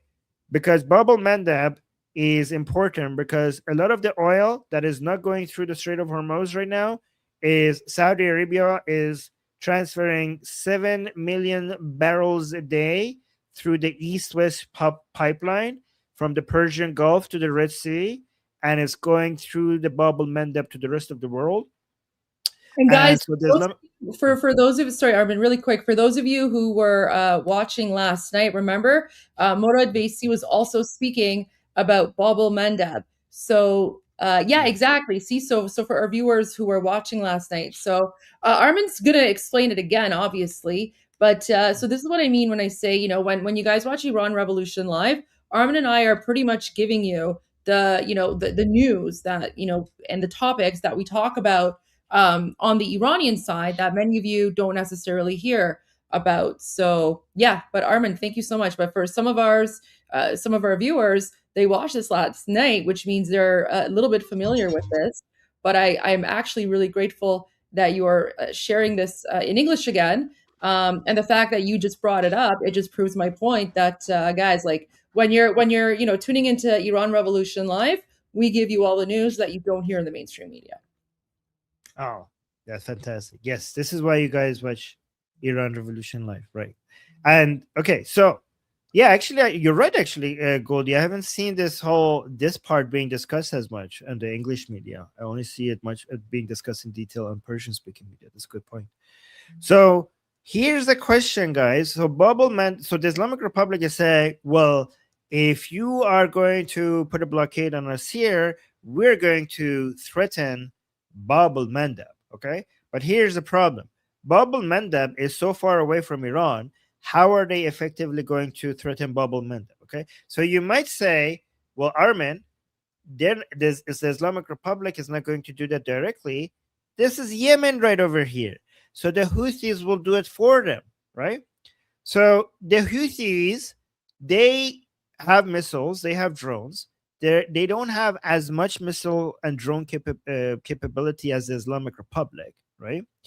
So it's true that the Houthis might want to do this for the Islamic Republic, given that the Islamic Republic would not be very effective at causing problem at Bubble. Maybe they will have to see, actually. Okay, so this is what we have to see going forward, right? There's two things that we have to keep an eye on in the next couple of days. How effective are the Americans going to be in continuing to put their blockade on the Iranian ports? How effective is going to be the Islamic Republic in maintaining its own blockade on the Strait of Hormuz and also putting a challenge on the American blockade on the Iranian ports? And how significant of a threat is this threat to Bab al-Mandab from the Islamic Republic? So we have to keep an eye on that. So whether the Islamic Republic is going to act directly itself in threatening the Bab al-Mandab, because that would be really bad for energy markets, right? Like if Strait of Hormuz is now being challenged and now Bab al-Mandab as well, that could put a lot of pressure on the energy markets, right? Or would it be the Islamic Republic directly itself or the Houthis in Yemen? The thing is with the Houthis in Yemen is, guys, it's been very interesting that they haven't been present that much in these military operations. So why is that? A lot of people would have expected for them to participate by now, and so far they have been mostly absent, other than a few missiles. Was it missiles or drones that they threw towards Israel? Guys, how many was it? Is it 3, 4? Like, it's less than 5. Like, they have been really absent when it comes to participation in this military operation. They haven't been really supporting the Islamic Republic. Like, the Islamic Republic always the Houthis being there for them. Like, this is a very important proxy of the Islamic Republic that the Islamic Republic has worked on for years. And now they are not present. Yeah, guys, you're saying they're broke. It's other than that, they're also they were bombed by both Americans and Israelis at the we saw that happening before. So I don't know, maybe of their resources has been depleted or blown up. So I know though, so we can't not consider them as a threat at all, because as you know, we're waiting for 3 airstrike carrier strike groups to come to the Persian Gulf, and one of them is the USS Boxer, right? And no, Boxer is so Boxer is coming from around the Philippines, but the other one that I was thinking of was the Bush. USS Bush is coming, and instead of coming from up here, they're going down all the way down to south of Africa, and then coming up, passing the Horn of Africa, and then coming up here, and then so they're taking the scenic route. They're going the long way. So we're assuming they're doing that to avoid the Houthis. So if they go through here, the Houthis might want to take some shots at them, and that would be a waste of interceptor. So they're going the long way so that they avoid passing by the Houthis, maybe. That's the reason. So that means that the Americans are taking the Houthis a little bit seriously if they're going the long way. But we're going to see if the Houthis want to participate or not in there's a lot of I think a lot of proxies of the Islamic Republic are tired of supporting the Islamic Republic, because there's a lot of cost associated with it and not as much reward as before, because the Islamic Republic is also might be broke. So maybe they're not getting paid as much as before. So why should we close Bab al-Mandab for you? That would probably guarantee us being bombarded, and we're not getting much from the Islamic Republic. So again, so this is another thing that you have to keep an eye on in the next couple of days or so, to see if the Houthis participate or not. So yeah, those are the updates. Wow. Thank you so much for that. All right, let's go to a few of the super chats. So John O.T. says, Pierre Rahov of Gladstone Institute wrote, is Washington about to replace one Iranian tyranny with another? Completely ignores HRH, poor reporting. Yeah, that happens. You have to remember, there's also an agenda from like the, lefties and communists and whatever. So people are going to write so many like articles or whatever, but like these people are all irrelevant ultimately. Renee Felker, Oman pipeline and port. John Diamond, Donald J. Trump, the art of the deal, or someone planned the sequence: Venezuela, Iran, USA and Israel, oil tankers, Iranian liberation. Yeah, I mean, there's, like I said, there's way more happening behind the scenes. Armin, I mean, that's sort of how I see things. But yeah, did you want to? What's the topic of your discussion group today? I mean, I'm gonna go over some of the internal division within the Islamic Republic, but after I go through that, I'll just let people ask their questions, and it's usually the people who are asking the questions that decide the direction of the conversation in the room. Okay. Yeah. Good to know. Just really quickly before you go, I just want to share something. No. Okay.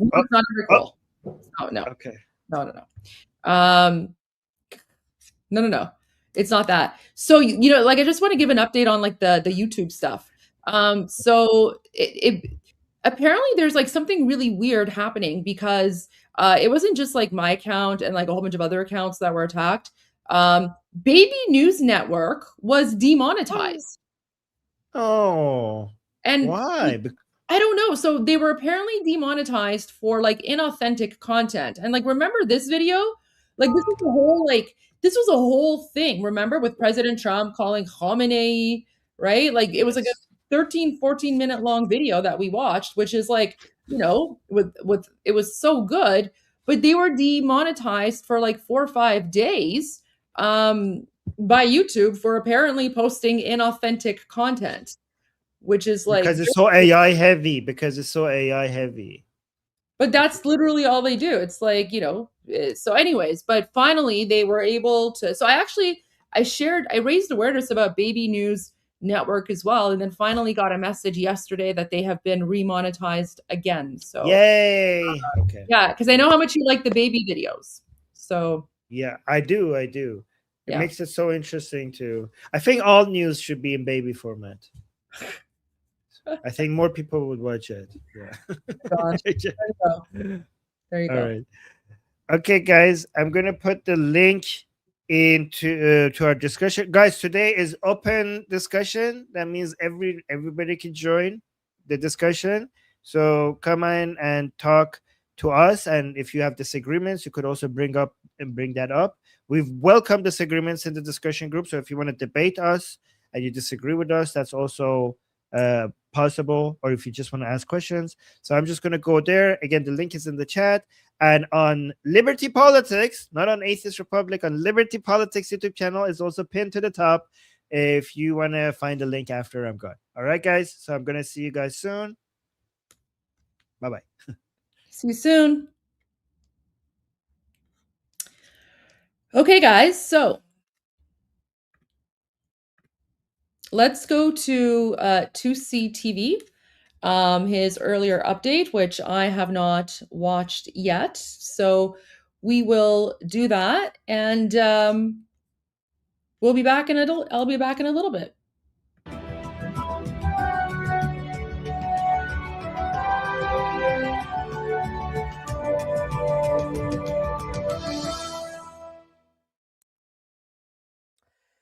Welcome to 2C TV. This is your global news channel. I'm Maya 2C, and the war in Iran between the IRGC and the Iranian people is escalating. We're going to give you guys the latest update on what.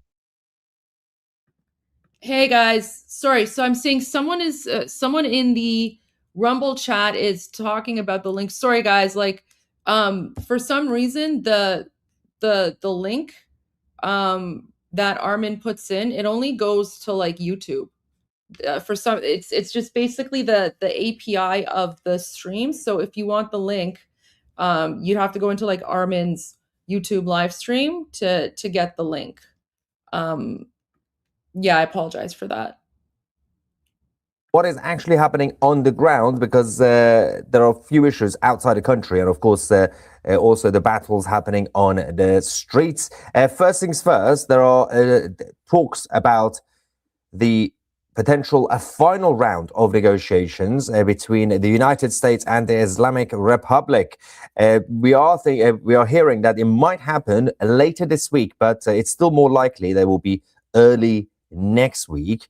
Of course, this will be the final round. And the way it seems, the way it looks, because of the successful blockade of the Strait of Hormuz, the IRGC, who are running out of money, they are absolutely desperate. So they might actually give a massive concession and even give up most of their nuclear program. Of course, they could easily lie and they could come back to it a few years from now, but once President Trump leaves office.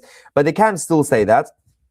Just to get a deal. But obviously, this is not to save the regime, and this will not save the regime. In fact, this will be the final nail in the coffin if they sign this deal with the Americans, because the whole of the regime is completely divided, and the Iranian people continue their fight back. We're going to talk about that. We're also going to, as I said, discuss the latest videos and updates we have from what happened last night and this morning in the capital, in Tehran, as the armed Iranian groups continue to take out the IRGC leaders and commanders.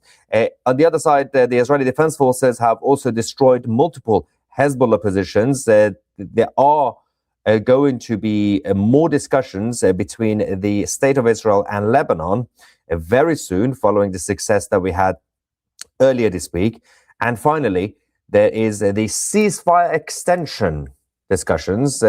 Both sides have said they might do it, but there's no confirmation. Of course, the liberal establishment media have been going around saying this is confirmed. It's not been confirmed yet by the US. They don't necessarily have to extend the ceasefire. If they are just doing the talks anyway, it will by default be an extension regardless. So we might get a confirmation on that shortly. Let's start the updates and give you guys the latest that we have on this whole issue. First things first, in the next few days and a week or so, we are introducing a new content on 2C TV Plus. A lot of you guys who are new to the channel have been asking, what is 2C TV Plus? Of course, that's our independent streaming platform, our website, and our own app away from YouTube. Of course, the live stream news updates will be on YouTube as usual.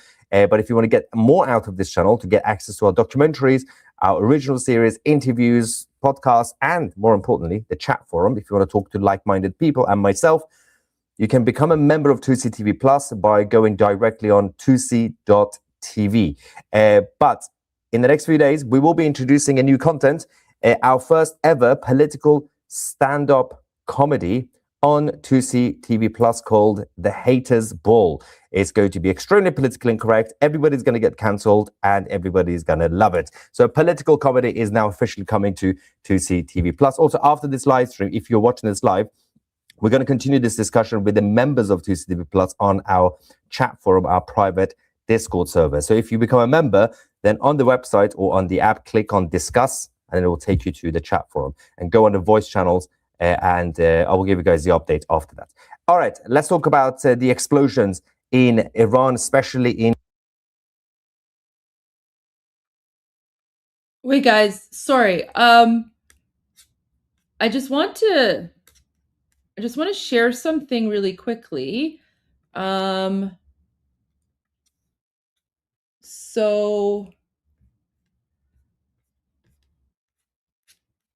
I just realized something that I didn't know was a thing. So apparently there's a super chat feature on Rumble, which I was not aware of,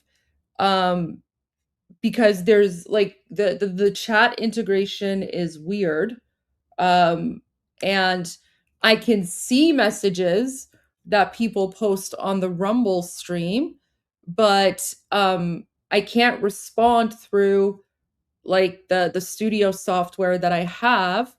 And it also doesn't show up as like a super chat in any way, shape, or form. So my apologies. It was not my intention to ignore. So let me just respond to the super chat, and I will try to see. I'll try to keep more of an eye on this, or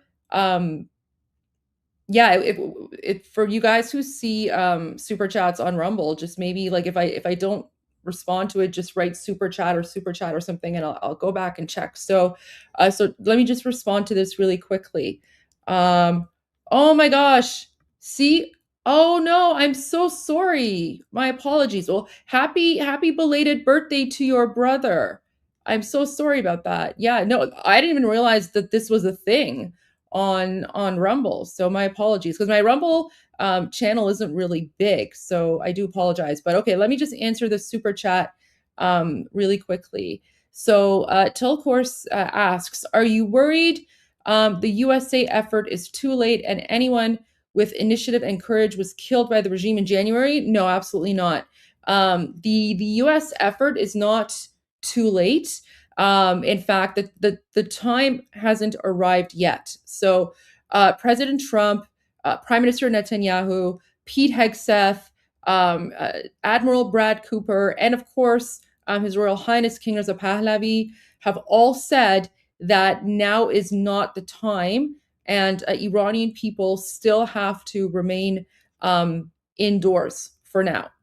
So it's not too late. In fact, the opportune time has not happened yet. The other thing as well to keep in mind is that yes, the Islamic regime murdered tens of thousands of Iranians, and it's very sad. However, what has happened is that this has created this uncontrollable anger within the population, because ultimately we are a population of 90 million people. So every person that the Islamic regime has murdered, that has only made it so that more people are angry and more people want to rise up. So if anything, Iranians now today have even more initiative and more courage, because what we are saying amongst ourselves is we have to finish this. We have to finish the Islamic regime. We have to overthrow the Islamic regime in order to avenge the deaths of everyone murdered by the regime, right? So the best way that we can honor our murdered is by continuing down their path and by ensuring that we are successful, so that their deaths were not in vain. And no, we still have like a lot of brave and courageous people. Okay. All right. So thank you for that. I will make sure to check the Rumble stream more often. But I do appreciate that, guys. Thank you. Okay. Thanks for reading. Okay, here we go. Thanks for reading the super chat. This is a question no one else has been able to answer. Aw, thank you. I appreciate that. Thank you so much. And yeah, thank you for your support. Okay, let's go back to Tusi now.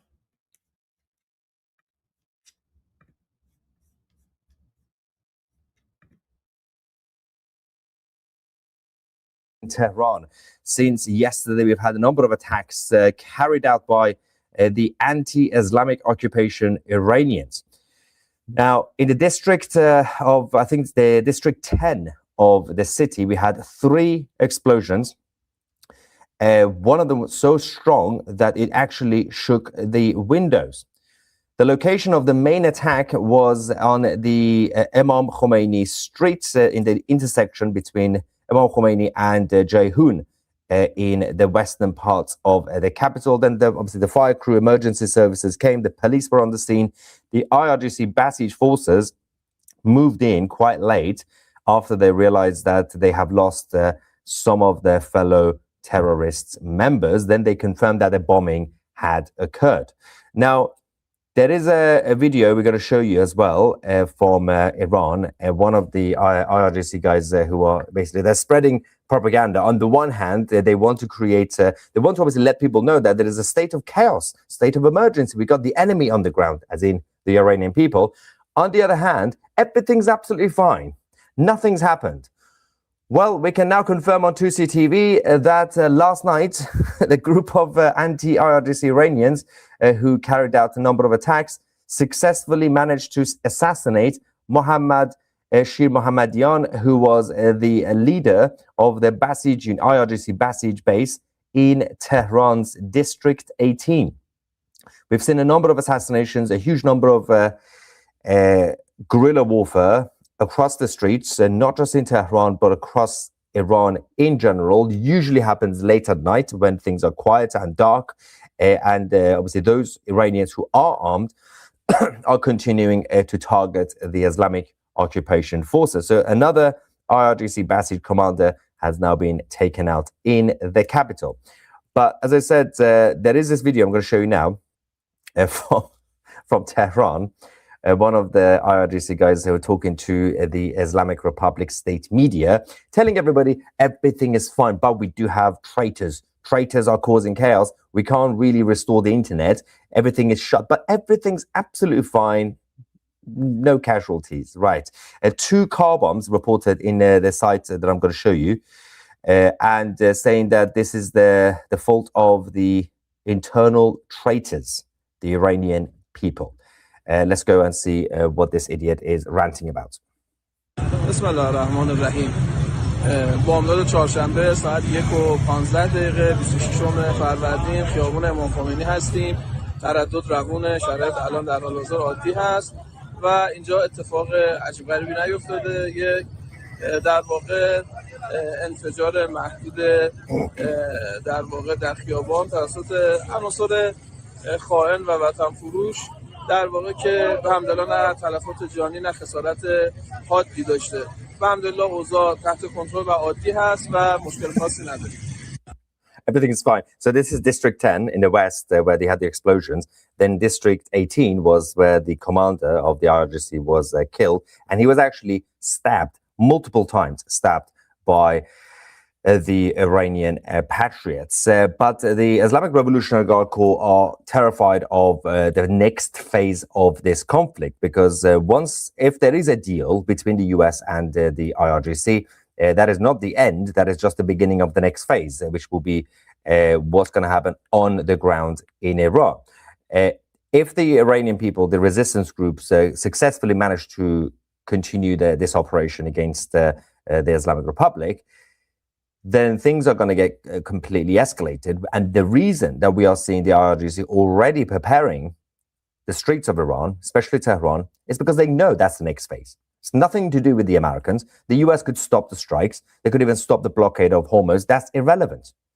It's what's going to happen next with the help of Mossad from Israel, who have also confirmed that they will continue their operation to help the Iranian people finish off the regime. That is the next phase. The Americans have already done their job. It's to weaken the regime, destroy essentially the nuclear program, and the ballistic missiles have been massively minimized, and the Navy and the Air Force. They've also taken out the leadership of the regime. So they've already done their job anyway. But the IRGC have been importing a lot of Arab proxies from Iraq. They've also brought in people from terrorists from Afghanistan and Pakistan. Today, we have this confirmation that the runways of the Mehrabad airport in Tehran in the west are now being physically covered and blocked by IRGC vehicles, buses, and everything else.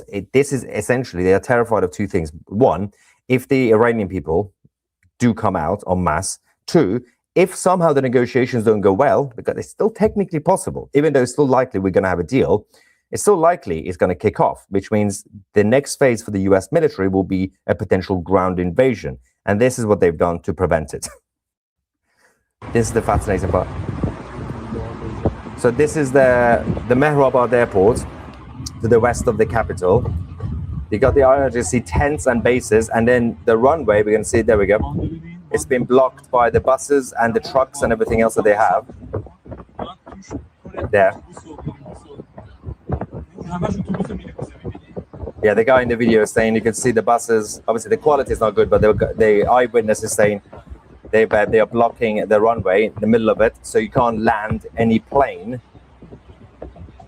which is a very stupid thing to do because it doesn't really stop anything. Even hypothetically, if we get to a point where there is not going to be any basic nuclear deal, but again, as I said, this potential deal is just about the nuclear program, nothing to do with the ongoing war in Iran.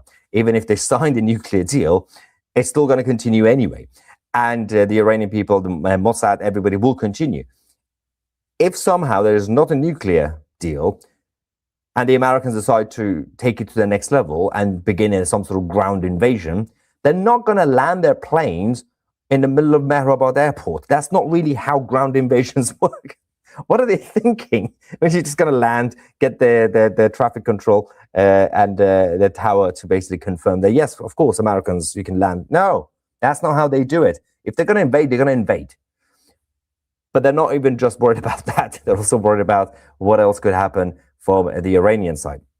Now, of course, the leader of the opposition and the resistance, the Crown Prince Reza Pahlavi, has been pretty busy this week, meeting with the world leaders in Europe.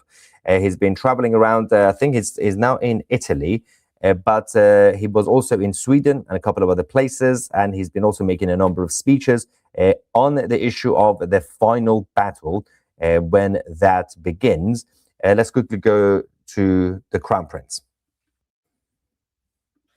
They would rather die standing than live kneeling, and so would I. Churchill understood such a people when he said that nations do not die when their soldiers fall. They die only when their spirits surrenders. I am here to tell you, Iran's spirit has not surrendered, and it never will. Despite its brutality, the Islamic Republic is closer to collapse today than at any point since 1979. And one fact is now beyond dispute. The Iranian people will never accept a repackaged version of this regime. Too much blood has been spilled. Too many graves have been dug. The demand is not for a kinder jailer. The demand is for freedom.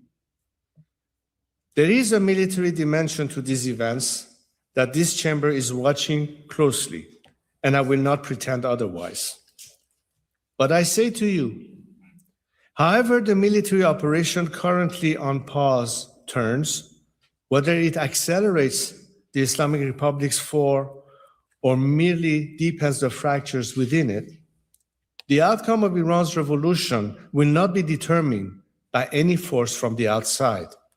It will be determined by the Iranian people themselves.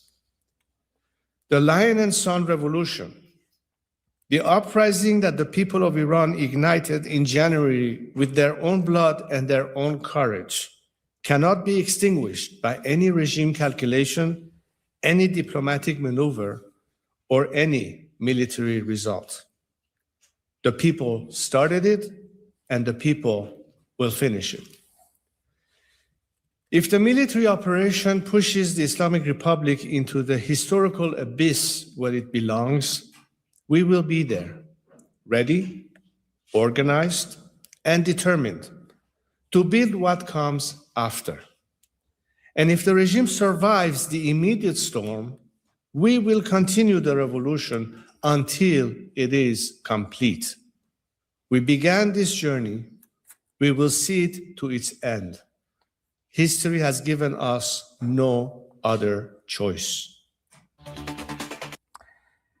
And that is a key point. As he's been consistent and the Iranian people have been consistent, regime change and the fall of the regime cannot happen using foreign forces, any foreign country. It has to be done by the Iranian people at the end of the day on the ground. And obviously the US, right now we just got the update that the Pakistani's army chief has now arrived in Tehran to prepare the mediation for the next round or the final round of talks, which again could happen end of this week or early next week between the US and the Islamic Republic. Of course, those talks, as I said, they're not about the regime, they are about the nuclear program of Iran. Whether they sign a deal or not, that's irrelevant. Even obviously the US military action should eventually end. They can't continue that. They can't just continue the airstrikes. That's not going to do anything anymore. They have already done their job. They've already weakened the regime. And President Trump was indicating earlier that the war in Iran is over. Obviously, that's just Trump language. You have to take it seriously, but not literally. That simply means that he's indicating that we are getting close to a deal. So the US military action in Iran could come to an end soon. And also there's been discussions with China, which I'll discuss in a second. Having said that, they still have all options on the table. Whether there is a deal or not, whether the US military action stops or not, the war in Iran continues.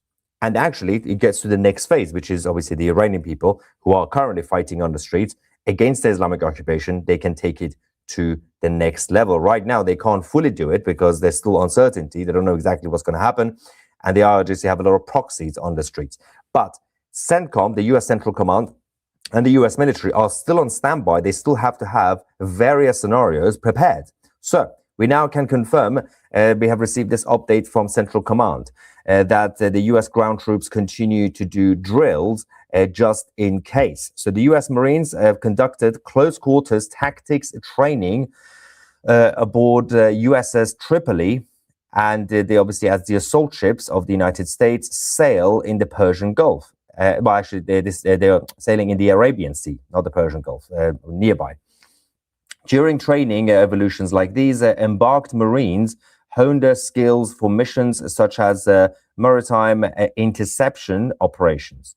Tripoli is currently actually executing a mission to blockade ships entering and departing Iranian ports. The blockade is being enforced impartially against vessels of all nations, says the US Central Command.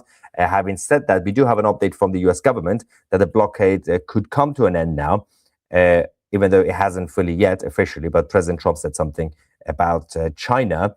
Obviously, that has to happen before the final rounds occur. The whole point of it was the blockade was being used as a stick. President Trump's carrot and sticks approach continues to work perfectly smoothly. You use a stick, but then you also give a carrot saying, okay, if you want to talk, then let's talk. If you want to surrender your nuclear program, you can surrender your nuclear program. But President Trump also has a couple of extreme red lines, which does make it very difficult. If the IRGC sign a deal, that means they are giving everything away, at least for now, because President Trump is still in office. Once we have a US Democrat as president, things could, of course, change, unless by that point the regime in Iran is gone. Meanwhile, the Israeli Defense Forces continue their operation against the IRGC's proxies, including Hezbollah. Overnight in southern Lebanon, we've had a huge operation that had the Israeli Defense Forces eliminating 13 terrorists of Hezbollah. 4 of them were killed in an airstrikes in the Al-Khudra compound in the Qadmos in Tyre, Tyre. And we also had 5 who were eliminated in the village of Ansariya, and 4 other Hezbollah members and commanders who were killed in the nearby village. We have this from the Israeli Defense Forces.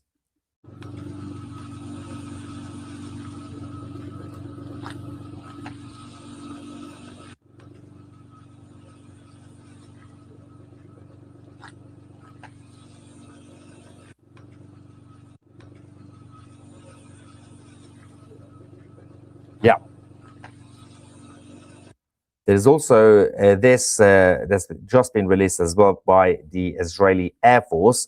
The IAF have also struck over 200 Hezbollah targets in southern Lebanon over the last 24 hours. including operatives, infrastructure, and around 20 rocket launchers belonging to the IRGC's Hezbollah branch. Of course, the operation it has continued. There have been some indications that there could be a tiny ceasefire in Lebanon so that the Israeli government and the Lebanese government could continue their direct talks in order to find a plan to wipe out Hezbollah members, which also means at this point, we might be looking at a huge escalation launched by Hezbollah in Lebanon against the Lebanese government and Lebanese people, because they know if the Israeli government and the Lebanese government work together, then time's up. It's over. So they have to probably at this point begin terrorist activities against the Lebanese civilians, against the Lebanese government and military in order to fight back. Now, that's going to be creating a whole new round of escalation as usual. And we're going to go to President Trump, what he said about China and the Strait of Hormuz in a second. But PC says, Maya, I just saw a communist poster on Camden Road saying March Against Iran War. I removed it. They're just going to put it up again. That's Camden for you. Tusi, you have blockaded the Mossad prank. Let's negotiate. I will dilute the Mossad prank, something about the Mossad prank. It was funny how you had to rework the questions on the Harry Cole show. Keep bringing stark truth. Yeah, the questions were wrong at times, so you had to fix the questions before you answer them. All jokes aside, a question about the internet in Iran. Could an armed group like the Immortal Guard take control or disrupt or destroy the internet jammers? No, because it's not really that easy. These guys don't have the system right in a building in front of you with a door and a window. You can't just go in like, oh, that's the door. Just open it, press a button. They have everything underground for obvious reasons. So you can't really get access to the infrastructure of the IRGC. Just a week into the ceasefire, and there's already these attacks. What will happen after the entire population comes? If they do come out, it's going to be absolute mayhem. But we'll have to wait and see, because you've got the IRGC proxies patrolling the streets. So you have armed groups doing guerrilla warfare slowly when they can, at different times, different places. But having millions of people coming out, that's a whole different matter. And that's what obviously the next phase, if that order comes from the Crown Prince Reza Pahlavi. They're all waiting for the Crown Prince to decide when that should happen. Now, before the issue of President Trump, there's also one more thing about Hezbollah that we just received. This really fascinating video. As you guys know, the Islamists, culturally speaking, for centuries, they have been using not just civilians as human shields, but they've also been brainwashing children, because that's, well, the most effective way they can continue their cause, by brainwashing the next generation. We have this from Hezbollah, their propaganda machine, asking children in southern Lebanon what they want to be when they grow up. You've seen this sort of stuff from the so-called Palestinians in Gaza, in the Judea and Samaria areas, but they're also Pakistan. In Pakistan, we've had their kids being interviewed saying, what do you want to do when you grow up? I want to destroy India. So they do that. And now we have this from Hezbollah children. Weird stuff. Watch this. Destroyed tanks. Sniper. Yeah. Okay. I want to plant mines. I want to lead attacks. I want to destroy tanks. Shoot down planes. I want to be a doctor. That's good. I want to be a cook. That's good. I want to be a female doctor. And I want to lead the Mujahideen. Oh, that was close. I had hopes at the end. I had hopes and dreams. It went from I want to join the resistance, destroy tanks. I want to be a sniper. I want to stomp in the faces of the Israelis, plant mines, and then they went to, I want to be a doctor. That's good. I want to be a cook. Fair. And then this one, she said, I want to be a female doctor, and I want to lead the Mujahideen. So close. Jihad still comes in. So I think she's going to do part-time medicine and part-time jihad. That's the problem with the brainwashing in the Islamic world that's been going on since the 7th century. Let's quickly go to the IDF. Actually, before we go to that, let's just show you what President Trump said about the Strait of Hormuz earlier on. He said, China is very happy that I am permanently opening the Strait of Hormuz. I am doing it for them also and the world. This situation will never happen again. They have agreed not to send weapons to Iran. President Xi will give me a big fat hug when I get there in a few weeks. We are working together smartly and very well. Doesn't that beat fighting? But remember, we are very good at fighting if we have to. Far better than anyone else. President DJT. That is so good. The problem with this is that obviously whenever President Trump says something, there are a group of humans on this planet who take it literally, but not seriously. So as I say, don't take him literally, what he says, but take him seriously. Usually when he says something quite obvious, right?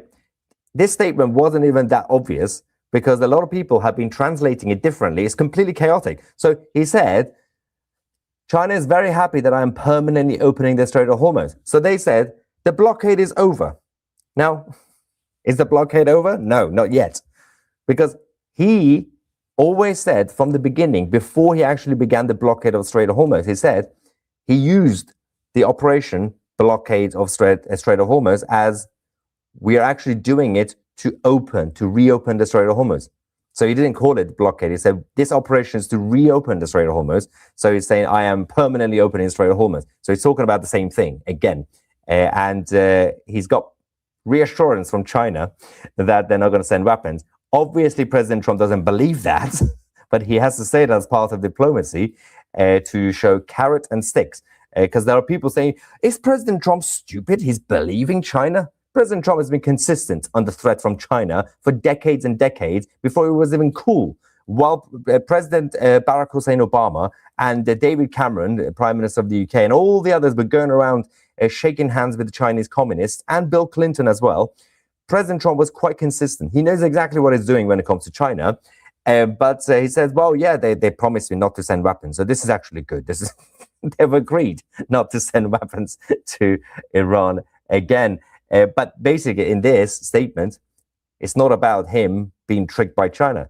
It's about him getting China to admit that they have previously sent weapons to Iran. That's the first time they've admitted this. He's managed to get them to confirm, because until now, the Chinese communists were saying, no, we're not sending any weapons to Iran. We haven't at all. Now the Chinese have to confirm, yeah, we did actually, but we're not going to do it anymore. That's how you do Trump diplomacy. So while that's going on, the IDF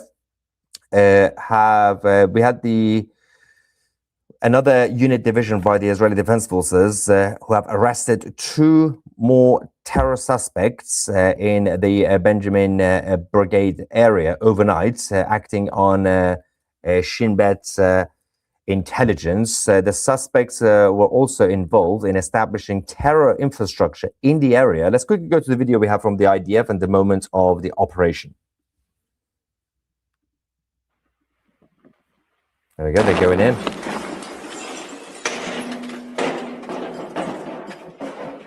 That's how you do it.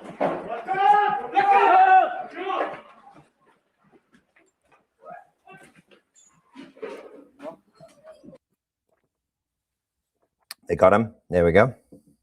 And they're going. Smooth, absolutely smooth operation, as usual, by the IDF. Great work. Now, a couple of things to discuss, especially about the final round of talks, which either will be end of this week or early next week. Before we get to that, a couple of things here. Do you think the final rounds of talks will bring an end to the war? Did you hear about the execution of Iranian women?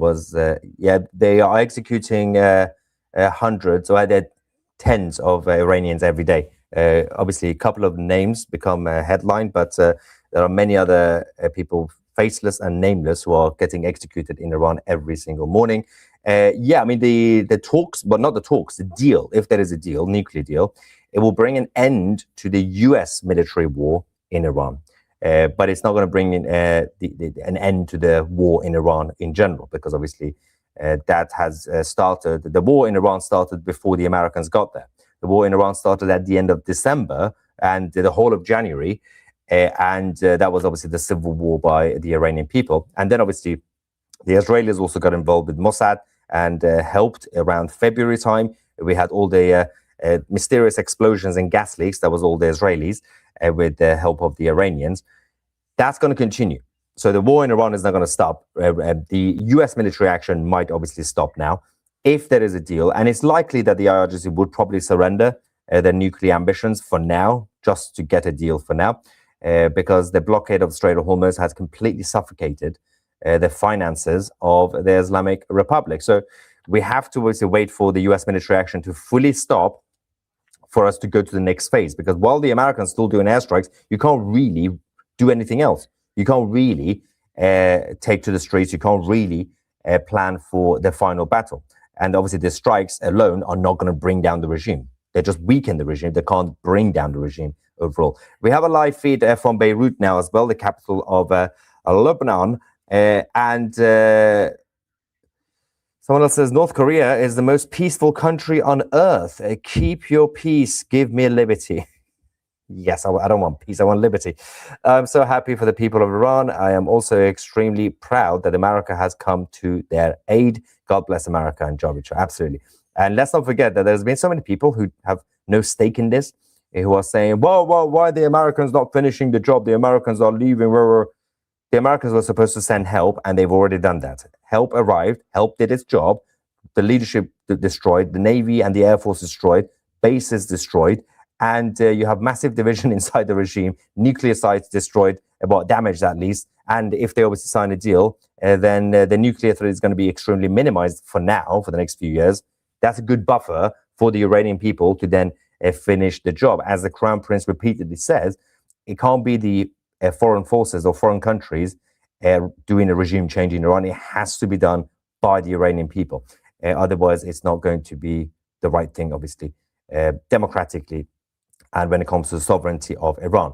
Now, in terms of the extension, so there were a number of fake news media outlets who were going around saying, we have confirmation that the ceasefire, which should end on the 22nd of April, I think, yep, is now been extended. So the US government have confirmed they have not formally agreed to any extension of the ceasefire itself, but they will be obviously willing to talk, which will be, as I said, later this week or early next week. We might potentially have a kind of informal extension to the ceasefire. It doesn't really matter. If they're talking, they're talking. So by default, that's a ceasefire while they're talking. So that has not been confirmed by the Americans yet. The Islamic Republic media were going around spreading fake news. It's like when they said last week, oh, the Americans have agreed to all our demands. The war has ended. We are victorious. And then we realized, well, that was fake news. That didn't happen. President Trump has also said that he's not happy with the condition of a 20-year enrichment ban that was offered to the Islamic Republic by his own negotiators. So that was the fascinating part, because the Islamic Republic in Pakistan a few days ago told J.D. Vance and Jared Kushner and Steve Witkoff that we are willing to stop enrichment of uranium for 5 years. And then we're going to do it again. Obviously, that means no more President Trump, and they can hope that there's a Democrat in office or whatever. J.D. Vance and Kushner and Witkoff, they offered 20-year instead, a 20-year enrichment ban. President Trump now says, I've been saying they can't have nuclear weapons, so I don't like the 20-year offer that our negotiators offered. So it's quite interesting, because if those who are stupid and watch Tucker Carlson, for example, they would say, oh, wow, there's division inside the US team, that J.D. Vance and Witkoff and Kushner gave an offer to the Islamic Republic without getting permission from President Trump. And Trump is now really, really angry. You do realize that's not true, because J.D. Vance was calling President Trump every 2 seconds. There were at least 12 phone calls between them during the talks. President Trump knew about that. This is on purpose. It's so obvious it's on purpose. And it's simply, again, the distraction tactic. So it could confuse the Islamic Republic and send all this fake propaganda that, oh, yeah, I didn't know that our negotiating team, which are very independent, they offered 20 years. I don't like 20 years. So President Trump would have known about the 20-year offer. So this is all just part of the dance of diplomacy when it comes to geopolitics. Now, the president of the Islamic Republic, Masoud Pezeshkian, who nobody cares about, literally nobody, not even the regime, he has said no power can force the Iranians into submission. Fact-checking time, guys. The Islamic Republic has been forced into submission since the blockade of Strait of Hormuz, and before that, since the United States carried out multiple airstrikes for weeks and weeks and weeks. That brought the Islamic Republic to the negotiating table. The first round that we had, which had 4 rounds in one round. And then after the failed talks over the last few days, the US used the blockade of Hormuz to once again force the Islamic Republic into submission. So I'm not really sure what the president of the Islamic Republic is talking about, because you keep getting forced into submission. You then begged the Americans for one more chance in negotiations yesterday, and the Americans said, sure, let's do one more talks, see what happens.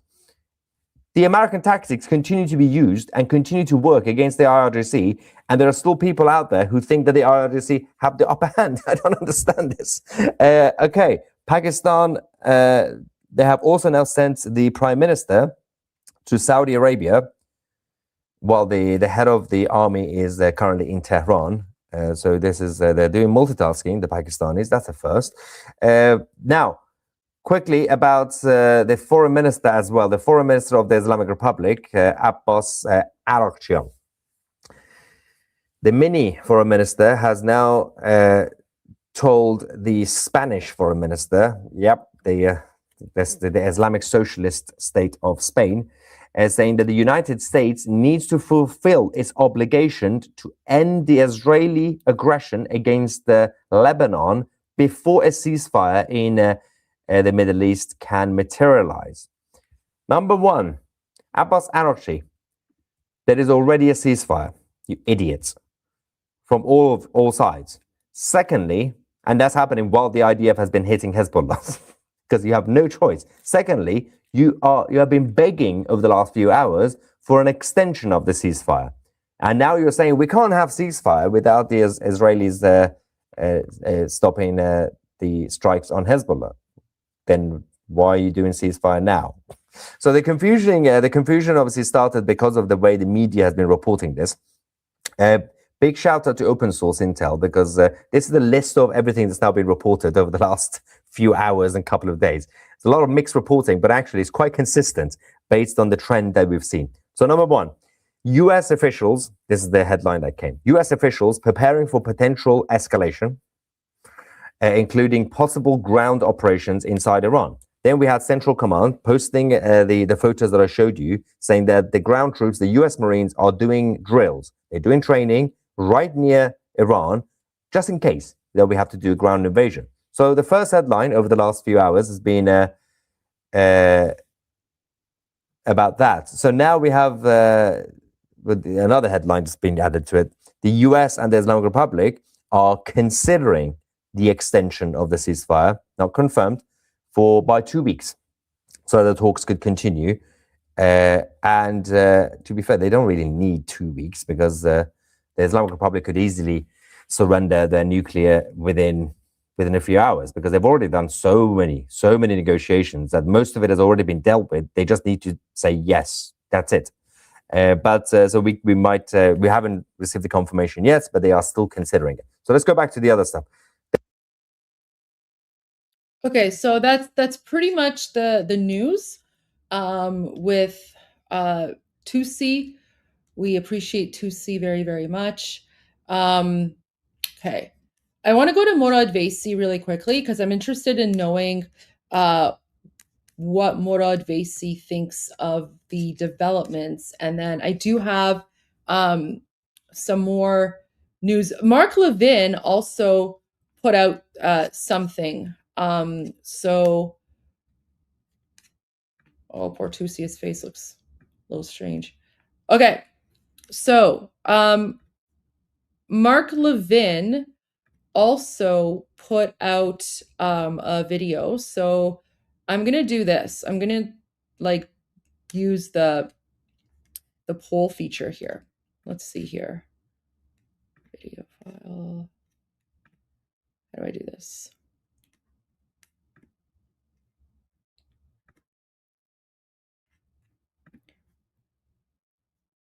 Okay. So while I play a song, I'm going to have a new poll.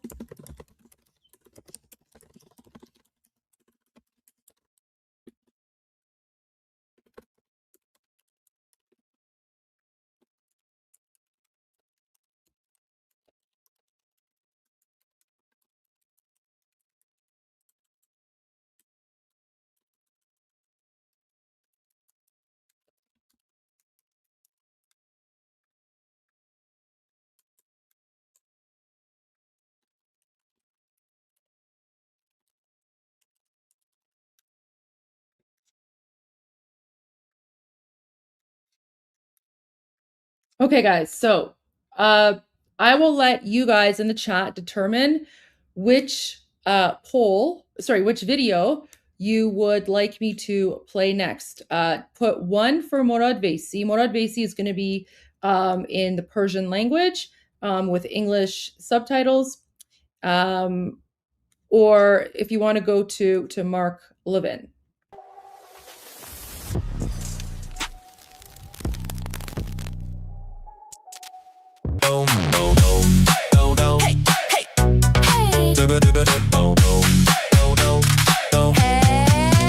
I am cardboard Tusi, standing tall and flat. Don't need food or coffee, don't get sweaty or fat. Hair locked tighter than a government line. Not one strand moves, not even in time. Flick, no blinking, no stress, just stand and stare. Meanwhile explaining things no one prepares. I am cardboard Tusi, hey!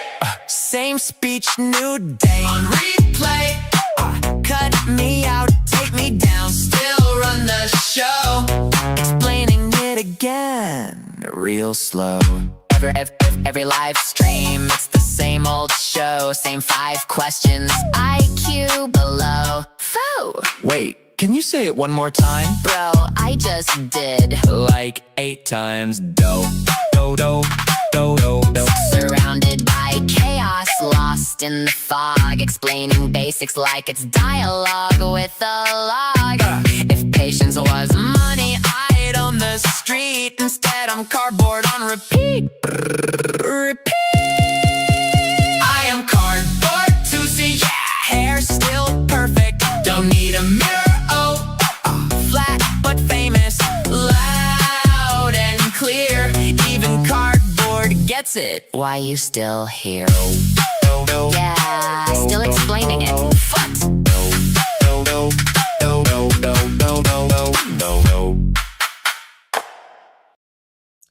Okay, so the results of the poll are in, and we're going to go to Mark Levin.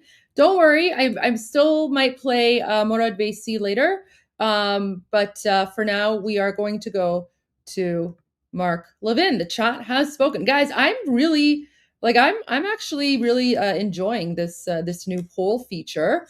So, yeah. Okay, Mark Levin it is. And this is not Fox News. This is his own podcast. So there's no issues with copyright strikes or anything. But I will do this just in case. Okay. It's a preventative war against a regime that has slaughtered hundreds of thousands of its people over half a century, of a regime that is spreading terrorism and killing innocents, slaughtering them. A regime that sought to decapitate our government by assassinating our president. It is a regime that has announced that it wants to wipe the United States off the face of the earth and the Holy Land, Israel, off the face of the earth. It is a regime that has caused so much death and terrorism and rape and torture and mayhem in Lebanon, in Yemen, in Gaza, in Iraq, and of course in Iran. If you can do something to bring an end to that regime, or to at least stop that regime that seeks to get nuclear weapons. If you can prevent them from getting nuclear weapons, which they say they will use, shouldn't you?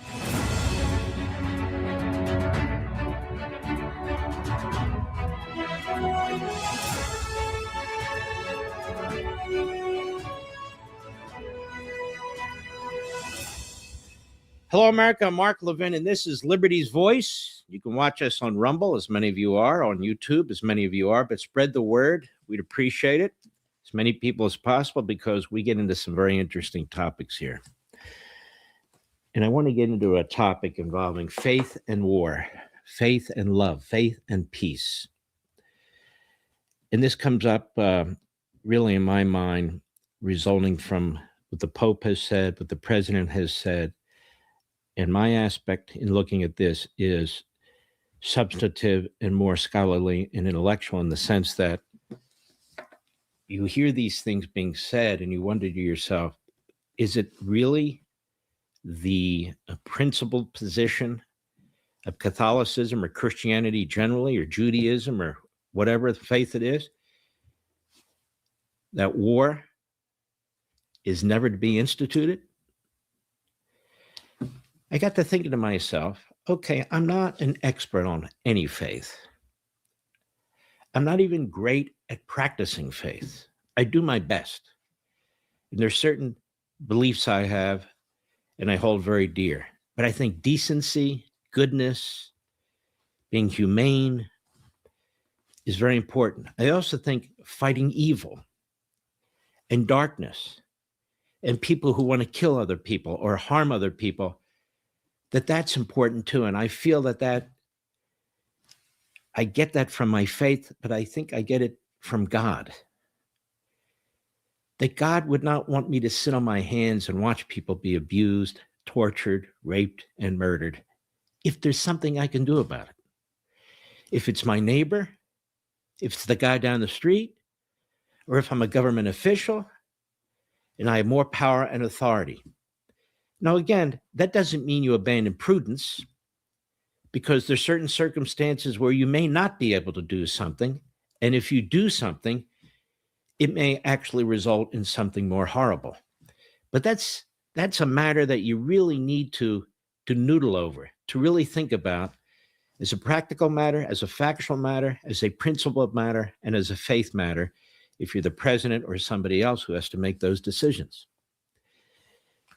But I am troubled that the argument seems to be circulating that faith rejects war. Maybe it's the word war that's the problem. Faith obviously would reject my faith, most likely your faith, would reject wars of aggression or wars that are evil, or wars that are not based on really legitimate purposes. Nobody likes war who's a person of real faith, except there are people who do like war, who claim to be people of real faith. And this is what I find to be a stumbling block for so many people. Islamism, 7th century Islamism, if that's the fundamental ideology you embrace, that means you will reject the Reformation.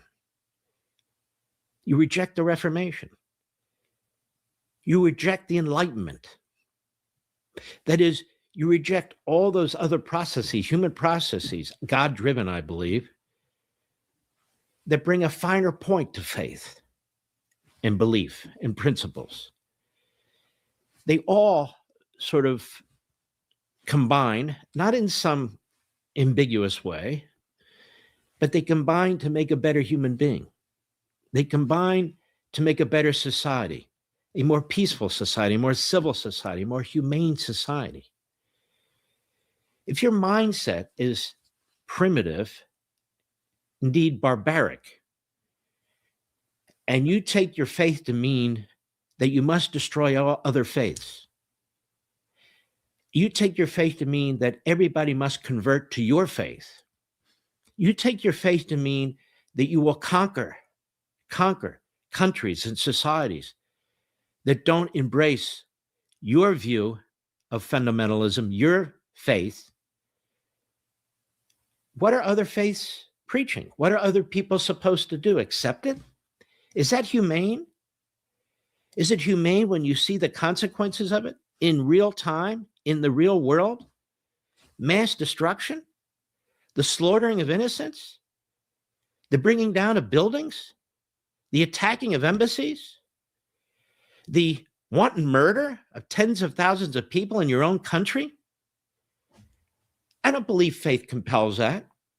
I don't believe Judaism compels that. I don't believe Christianity compels that. I don't believe that's compelled. I believe the opposite. That if you're in a position to do something about it, then, particularly government, then you should try. Weighing all the other factors. And so we get into issues like, what is a just war? And so I wrote some thoughts down last night. I wanted to share them with you. What is a just war? I think a just war, under all the circumstances, is the protection of the innocents. The protection of people who can't protect themselves. If you're in a position to do something about it, and if you're in a position to do something about it, to spread humanity, to spread peace, to spread justice, in confronting the opposite, then I believe faith, my faith, I believe your faith, supports that. I look at John Paul II, one of my heroes. Was a great, great man. Great man. There are men and then there are men. There are rabbis and then there are rabbis. There are popes, then there are popes. That sort of thing. He was a great man who stood above most others, both in his faith and in the world generally. He hated communism. And from the moment he became pope, he worked hard behind the scenes, in front of the scenes, with President Reagan, with Margaret Thatcher, and on his own, his church, particularly in Poland, to take down the communist regime in Poland, which led to the taking down of communism throughout Europe, Eastern Europe, and ultimately the fall of the Soviet Union with those three great people, one of whom was Pope. And as a non-Catholic, as a non-Christian, I view this man as one of the greatest men who's ever lived. I truly do. Why? Look at all the people who were liberated, who became free. Look at the peace that resulted from that. That was incredible.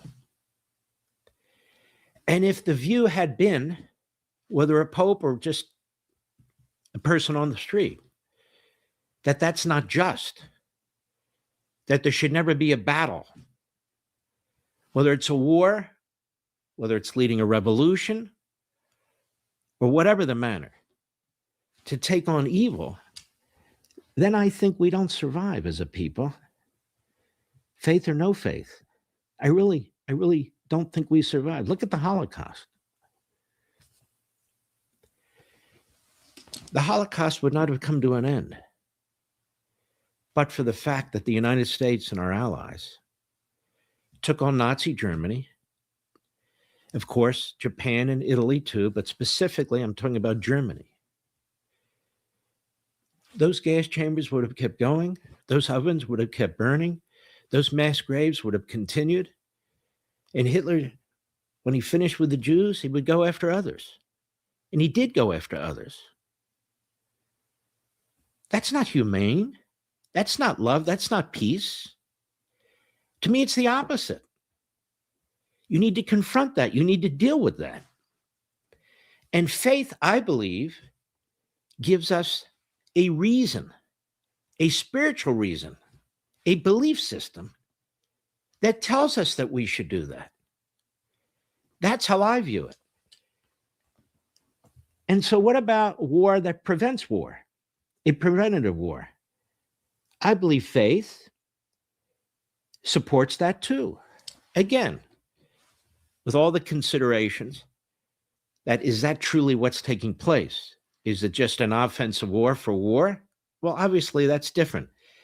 But a preventative war, which I argue is what's taking place with Iran, it doesn't matter if it's imminent. It's a preventative war against a regime that has slaughtered hundreds of thousands of its people over half a century. of a regime that is spreading terrorism and killing innocents, slaughtering them. It is a regime that sought to decapitate our government by assassinating our president. It is a regime that has announced that it wants to wipe the United States off the face of the earth and the Holy Land for almost everybody watching, Israel, off the face of the earth. It is a regime that has caused so much death and terrorism and rape and torture and mayhem in Lebanon, in Yemen, in Gaza, in Iraq, and of course in Iran. If you can do something to bring an end to that regime, or to at least stop that regime that seeks to get nuclear weapons, a 7th century primitive, barbaric regime, a terrorist regime that has seized power in Iran, that has seized power over 92 million people, that it's an illegitimate terrorist regime that runs the government with a police state and all the horrors that come with that. If you can prevent them from getting nuclear weapons, which they say they will use, shouldn't you? Shouldn't you? He makes some excellent points here.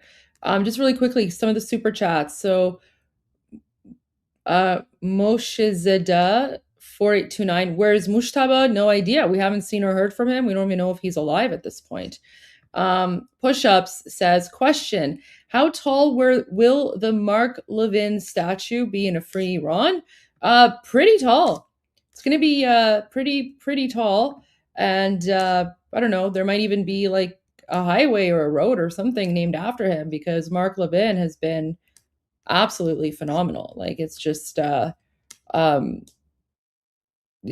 always enjoy listening to him, and he really cares. He really cares, and he understands what's going on. So it'll be a huge statue probably. Even now with ballistic missiles, they tried to hit Jerusalem. What's in Jerusalem? The Church of the Holy Sepulchre. What's the Church of the Holy Sepulchre? I would refer to that as Jesus's church. They tried to destroy it. I'll take it even further. This ideology dressed up as faith is slaughtering Christians today on the continent of Africa, in the countries of Nigeria, Sudan, the Congo. Islamists who believe their faith compels them to eliminate Christians. And then they're taking Christian young girls captive to rape them, to gang rape them, and then kill them. And you know what's interesting to me? Nothing's being said enough by any church or by any faith about what's taking place in Africa. And what about the slaughter of Christians in Syria? Is it wrong for Israel to go in there and try and protect the Syrian communities by force? I don't think so. I think it's the right thing to do. Now, I want to dig into this more in a moment. But send me that over here, buddy. Thank you. Look at this. Immuno 150. I love Immuno 150. Oh my gosh, like a random commercial just in there. So funny. You know what? I need to get a sponsorship too, because then I could be live streaming, and then, randomly in the middle, I'll be like, oh, wait, before I continue, let me take a sip of my bubbly, grapefruit flavored bubbly. How I love it. Refreshing sip of seltzer water. There you go.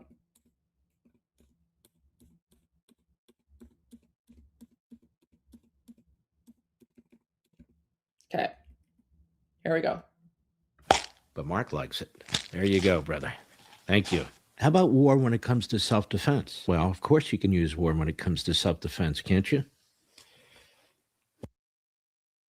No, it's not an energy drink. It's literally just like seltzer water, or, in Canada, we just say like sparkling water. So literally it's just carbonated water This one is grapefruit flavored, no sugar or anything. It's literally just seltzer water. No energy drink or anything like that. What's self-defense?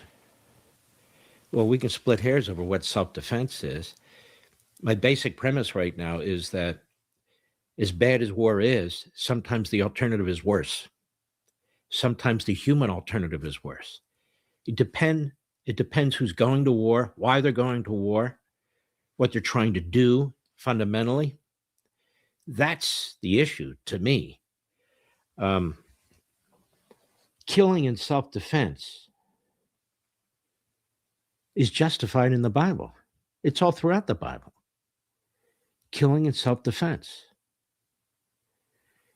I mean, you can go from David to Goliath. You can go to all these Old Testament into the New Testament. How about capital punishment? Capital punishment exists in the Bible. But if we take the biblical ideas and principles and morals and apply it to what's rational and practical, how can you take the position that war of any kind is not justified?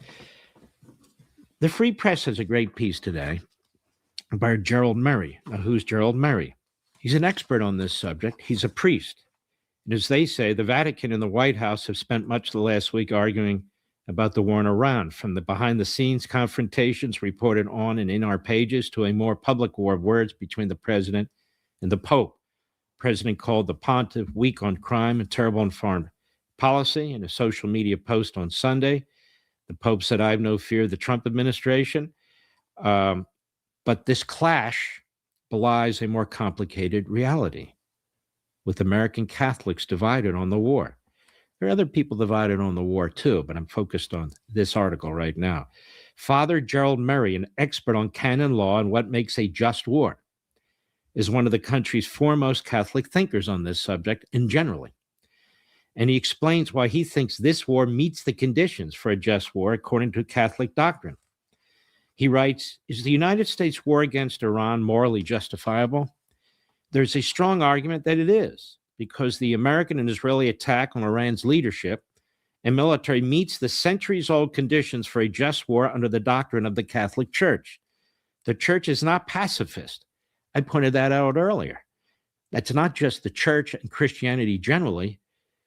Any faith that is purely pacifist is going to have a difficult time in the face of Islamism. It just is.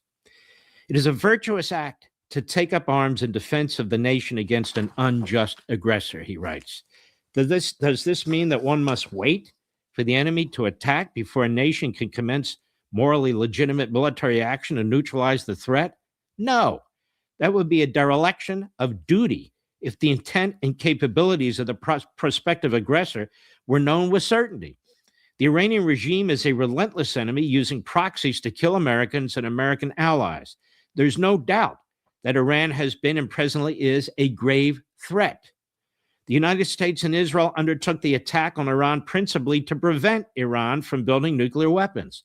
In February of this year, American negotiators Steve Witkoff and Jared Kushner, as Witkoff revealed to Fox News, Sean Hannity, and to Mark Levin right on radio, were stunned by what the Iranian side told them. Quote, "Both Iranian negotiators said to us directly with, no shame, that they controlled 460 kilograms of 60% enriched uranium, and they're aware that they could make 11 nuclear bombs, and that was the beginning of their negotiation stance," Witkoff continued.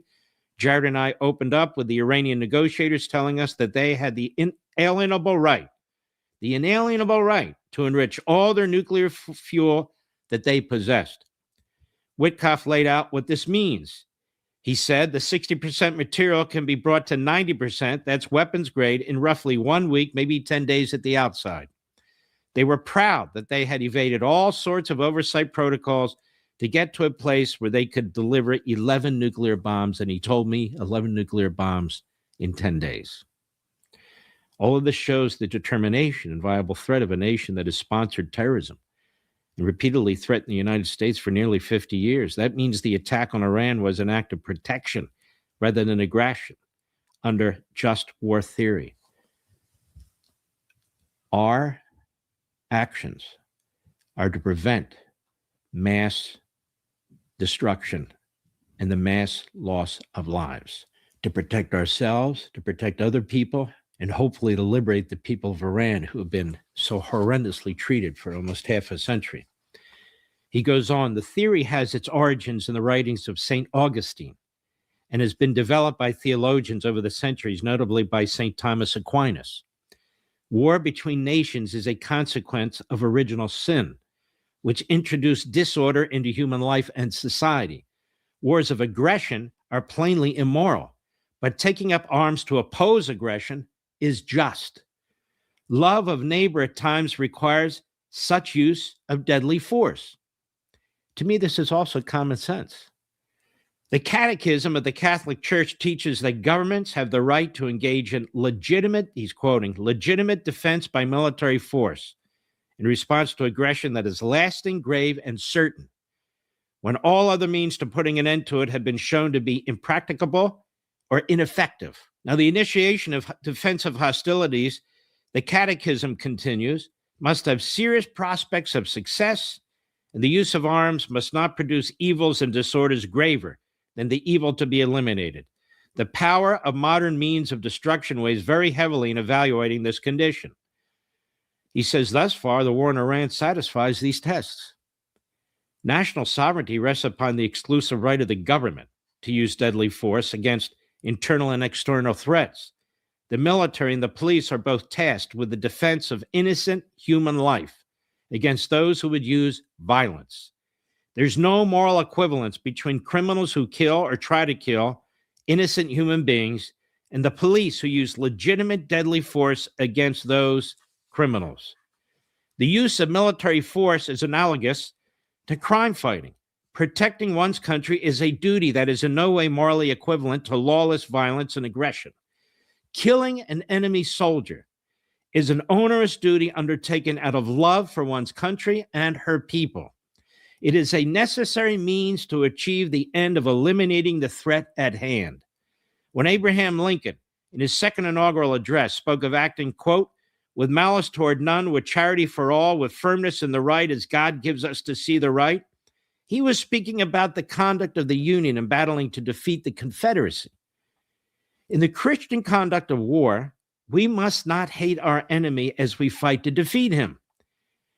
The negotiations that preceded the attack on Iran show the length to which the United States was willing to go to avoid war, evidence that the strike was a last resort.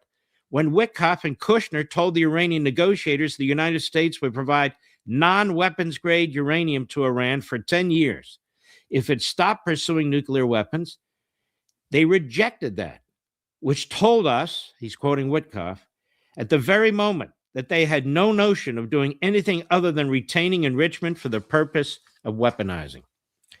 After the war was begun, the United States continued its effort to eliminate the Iranian threat by seeing whether it could achieve its vital aims through renewed negotiations.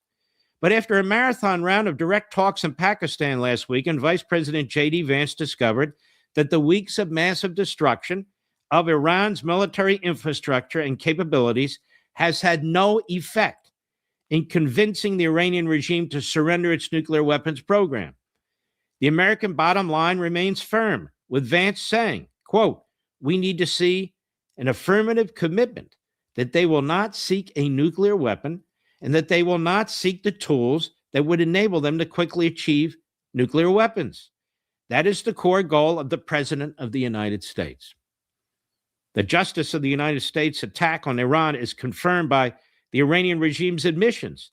A nuclear-armed Iran with ballistic missiles is an imminent threat to the United States, Israel, and many other countries. The advanced state of uranium enrichment meant that the United States and Israel faced an imminent threat. The clear intent of the Iranian regime to build nuclear weapons has not changed, given that it was just for the United States and Israel to attack Iran in order to eliminate the nuclear threat. Negotiations with Iran were proven to be a fruitless path toward eliminating its nuclear threat. Military action by the United States was justified by the gravity of the peril posed by the Iranian regime. Protecting the United States and her allies by military means clearly fulfills the conditions for a just war. And he's talking about under Catholic faith beliefs and principles. He's one of the leading experts for Catholicism on this specific issue. Gerald Murray, you can look him up. The Catholic Case for War with Iran. I think the Pope is wrong about this. I don't say that with any harshness or any evil intent. I think the Pope is wrong about it, as I think so many in Reform Judaism and so many of those rabbis are wrong about it. I think this is absolutely just, humane, preventative. And after 50 years of this, I don't know why there's so much controversy. And this war is not being fought like World War II. We're not aiming at population centers. We're not doing any of that sort of thing. We're trying to do this in a very humane way. And I'll tell you about another great sponsor. One of Donald Trump's biggest adversaries is Democrat Dick Durbin of Illinois. This guy's a bad dude. He doesn't keep his word. And it's Durbin who's leading the charge to derail President Trump's agenda at every turn.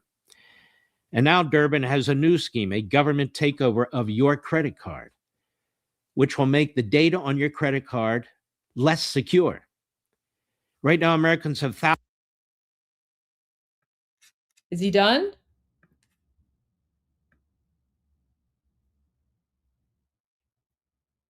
Okay, here we go. The Electronic Payments Coalition. Well, I hope you enjoyed today's video podcast. More to come. Remember to pass the word about Liberty's Voice. We're going to do really substantive stuff. That was really good. That was really good. I always appreciate getting the input and insight from Mark Levin. Okay. I'm glad we watched that. Now we're going to go to Morad Vaisi and get his analysis as well. Wait, is this the one from today? Yeah. So this is his morning analysis here. Okay. So guys, just remember with Morad Vaisi, the AI translated, subtitles into English. Sometimes the dates are wrong. If you hear something about fire, it's usually like the ceasefire. But I mean, I'll try to keep an eye on the captions here. But we're not going to play the whole thing. I just really want like the initial part because I always want to know like what he's saying and like what his thoughts are, especially with all the different news coming out. So. درود بر شما. You know what I'm waiting for? Eventually, I'm waiting for like the YouTube AI to become so advanced that instead of just like providing a translation, it could just like do an AI translation of like his voice. And then, he could be like speaking in English or something. That would be really helpful. درود بر شما. بعد از ظهر چهارشنبه 26 فروردین 2585 در ایران و صبح 15 آوریل 2026 در شرق آمریکا. واشنگتن پست که یک نشریه معتبر در آمریکا است اعلام کرده که 10,000 نیروی جدید آمریکایی در حال اعزام به منطقه‌اند تا به دونالد ترامپ امکان این رو بدن که ابزارهای بیشتری در مقابل جمهوری اسلامی در اختیار داشته باشه. این 10,000 نیرو که واشنگتن پست گزارش کرده مجموع نیروهایی هست که در ناو هواپیمابر جورج بوش و ناو هواپیمابر و گروه آبی خاکی USS باکسر هستند که قبلا من خدمتتون عرض کرده بودم که این دوتا ناو با همراه کشتی‌های همراهشون دارن میان به سمت دریای عمان. هر کدوم از اینها یه ناوگروه هن، یه ناو تنها نیستن. ناو هواپیمابر جورج بوش 3 تا ناوشکن همراهشه، ناو USS باکسر هم 2 تا کشتی حمل تفنگدار و حمل هاورکرافتا همراهش است. و واشنگتن پست امروز گزارش داده که مجموع این 10,000 نیرو موقعی که به منطقه دریای عمان برسن، توان آمریکا اولا که 10,000 نیرو موقع اضافه بشه حدود 70,000 نیرو میشه در مجموع. نیروهای آمریکا در منطقه آروم آروم آمریکا داره نیروهاشو داره بیشتر میکنه، تنوعشون رو داره بیشتر میکنه. قبلا فقط گروه یه تیپ از لشکر 82 هوابرد میگفتن میاد، الان 5,000 تا تفنگدار داره مستقر میشه، 2200 تاش مستقر شده، 2500 تا دیگهش داره میاد. ناو هواپیمابر جورج بوش هم خب 6,000 تا نیرو داره. اونجا عمدتا نیروهایی هستن که در خدمت قدرت هوایی ناو هستن، چون عمده توان نظامی که خود ناو هواپیمابر جورج بوش داره هواییه و F-18 هایی که اونجا دارن، ولی ناوشکن هایی که همراهشن موشک کروز زیاد دارن. مجموع اینها که واشنگتن پست گفته طی روزهای آینده میرسن به منطقه، حالا من ارزیابی که کردم مثلا یه 10 روزی فاصله دارن. این نشون میده که آمریکا داره فشار نظامی رو با 2 هدف میبره بالا. یه هدف اینه که فشار نظامی رو که میبره بالا منجر به عقب نشینی جمهوری اسلامی و توافق بشه. همین امروز هم ترامپ دوباره به ABC گفته ما راهکارهای متعددی در مقابل جمهوری اسلامی داریم ولی ترجیح میدیم جمهوری اسلامی توافق بکنه. گفته ما به تمدید آتش بس فکر نمی کنیم ولی ترجیح میدیم جمهوری اسلامی توافق بکنه. راهکار دوم اینه که این فشار نظامی اگر جواب نداد منجر به عملیات نظامی بشه، از سرگیری عملیات نظامی. و آمریکا برای هر دوتاش داره آماده میشه. مجموع شواهد هم نشون میده توان نظامی جمهوری اسلامی برای اینکه با توان دریایی آمریکا مقابله بکنه، تقریبا اون توان دریایی جمهوری اسلامی دیگه وجود نداره. تجربه 2 روز گذشته که محاصره دریایی اجرا شد و آمریکا کشتی‌های جمهوری اسلامی رو برگردوند و جمهوری اسلامی نتونست کاری بکنه، نشون میده که نیروی دریایی سپاه و ارتش دیگه شناور بزرگی ندارن که از این نفتکش‌ها و کشتی‌ها دفاع کنه. اگر جمهوری اسلامی توان دریایی جدی داشت، این کشتی‌ها موقع حرکت می‌کردن ناو همراهشون میشد، ازشون حفاظت می‌کرد، اسکورت می‌کرد تا مسیر تجاری خودشون ادامه بدن. ولی چون آمریکا 150 شناور بزرگ جمهوری اسلامی رو غرق کرده و تقریبا نیرو دریایی ارتش و نیرو دریایی سپاه دیگه شناور بزرگ و ناوی براشون باقی نمونده، یا غرق شدن یا آسیب جدی دیدن، این باعث میشه که شناورهای تجاری جمهوری اسلامی بدون دفاع بمونن.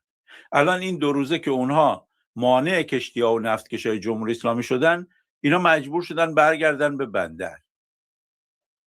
اینجا یه اتفاقی غیر از مسائل نظامی، یه اتفاقی به لحاظ اقتصادی هم داره میفته، به لحاظ عملیات اقتصادی داره میفته.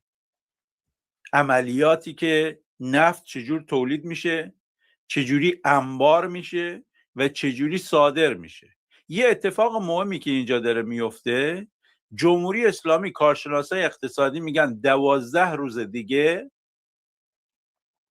اگر این محاصره تمام نشه، 12 روز دیگه صنعت تولید نفت جمهوری اسلامی، توان انبار کردن نفت صادراتی جمهوری اسلامی و توان صادرات نفت جمهوری اسلامی هر ستاش میخوابه. کارشناسای اقتصادی میگن، اینجوری توضیح میدن، میگن جمهوری اسلامی موقعی که نفت تولید میکنه به اندازه مثلا 2 هفته میتونه اینو انبار کنه در خاک یا در جاهای دیگه که نفت رو برای صادرات انبار میکنه و بعد این باید منتقل بشه به کشتی‌ها و صادر بشه. بنابراین اون نفتی که خارج از چاهاست یا باید در انبارهای نفت بزرگ نگهداری بشه مثلا جزیره خارک 20 میلیون بشکه ظرفیت داره، میتونه 20 میلیون بشکه نفت رو برای مثلا حدود 15 روز میشه دیگه، 15 روز چاهای نفت جمهوری اسلامی میتونن نفت تولید کنن و خارک اینو در درون خودش نگه داره. بعد از اون اینو باید به کشتی‌ها منتقل کنه چون ظرفیت بیشتری نداره و این کشتی‌ها یا برای صادرات میرن یا به عنوان انبار نفت روی آب استفاده میشن دیگه، چون جمهوری اسلامی این توان رو هم داره، یه ناوگان بزرگ کشتیرانی داره، نفتکشا داره، اصلا شرکت ملی نفتکش داره جمهوری اسلامی، از بس نفتکش داره، یه توانی داره که این نفت رو که دیگه در خارک نمیشه نگهداری کرد در کشتی ها نگه دارن، نفت روی آب بهش میگن. همین الان جمهوری اسلامی ظاهرا مثلا بین 20 تا 30 میلیون بشکه نفت روی آب داره. آمریکایی‌ها مهلت داده بودن که این فروش بره و گفتن این مهلته داره تموم میشه و توقیف میکنیم اینو. اون یه بحث دیگه است. اتفاقی که کارشناسا دارن راجبش صحبت میکنن اینه که تا 12 روز 2 هفته دیگه اگر این محاصره دریایی ادامه پیدا کنه، چاهای نفت جمهوری اسلامی نفت تولید میکنن ولی جایی نیست که انبارش کنن. ظرفیت خارک پره، ظرفیت نفتکشا پره، از اون طرف این نفتکشا نمیتونن برن تخلیه کنن و برگردن. بنابراین ضربه‌ای که وارد میشه به صنعت نفت جمهوری اسلامی اینی که چاه از کار میفته. و در صنعت پیچیده نفت اینجوریه که شما یه چاه رو اگر برداشت ازش متوقف کنی به چاه آسیب میزنه تا حد زیادی، چون چاه اینجوری نیست که مثلا مثل چاه آب باشه شما موتور پمپ بذاری و برداری.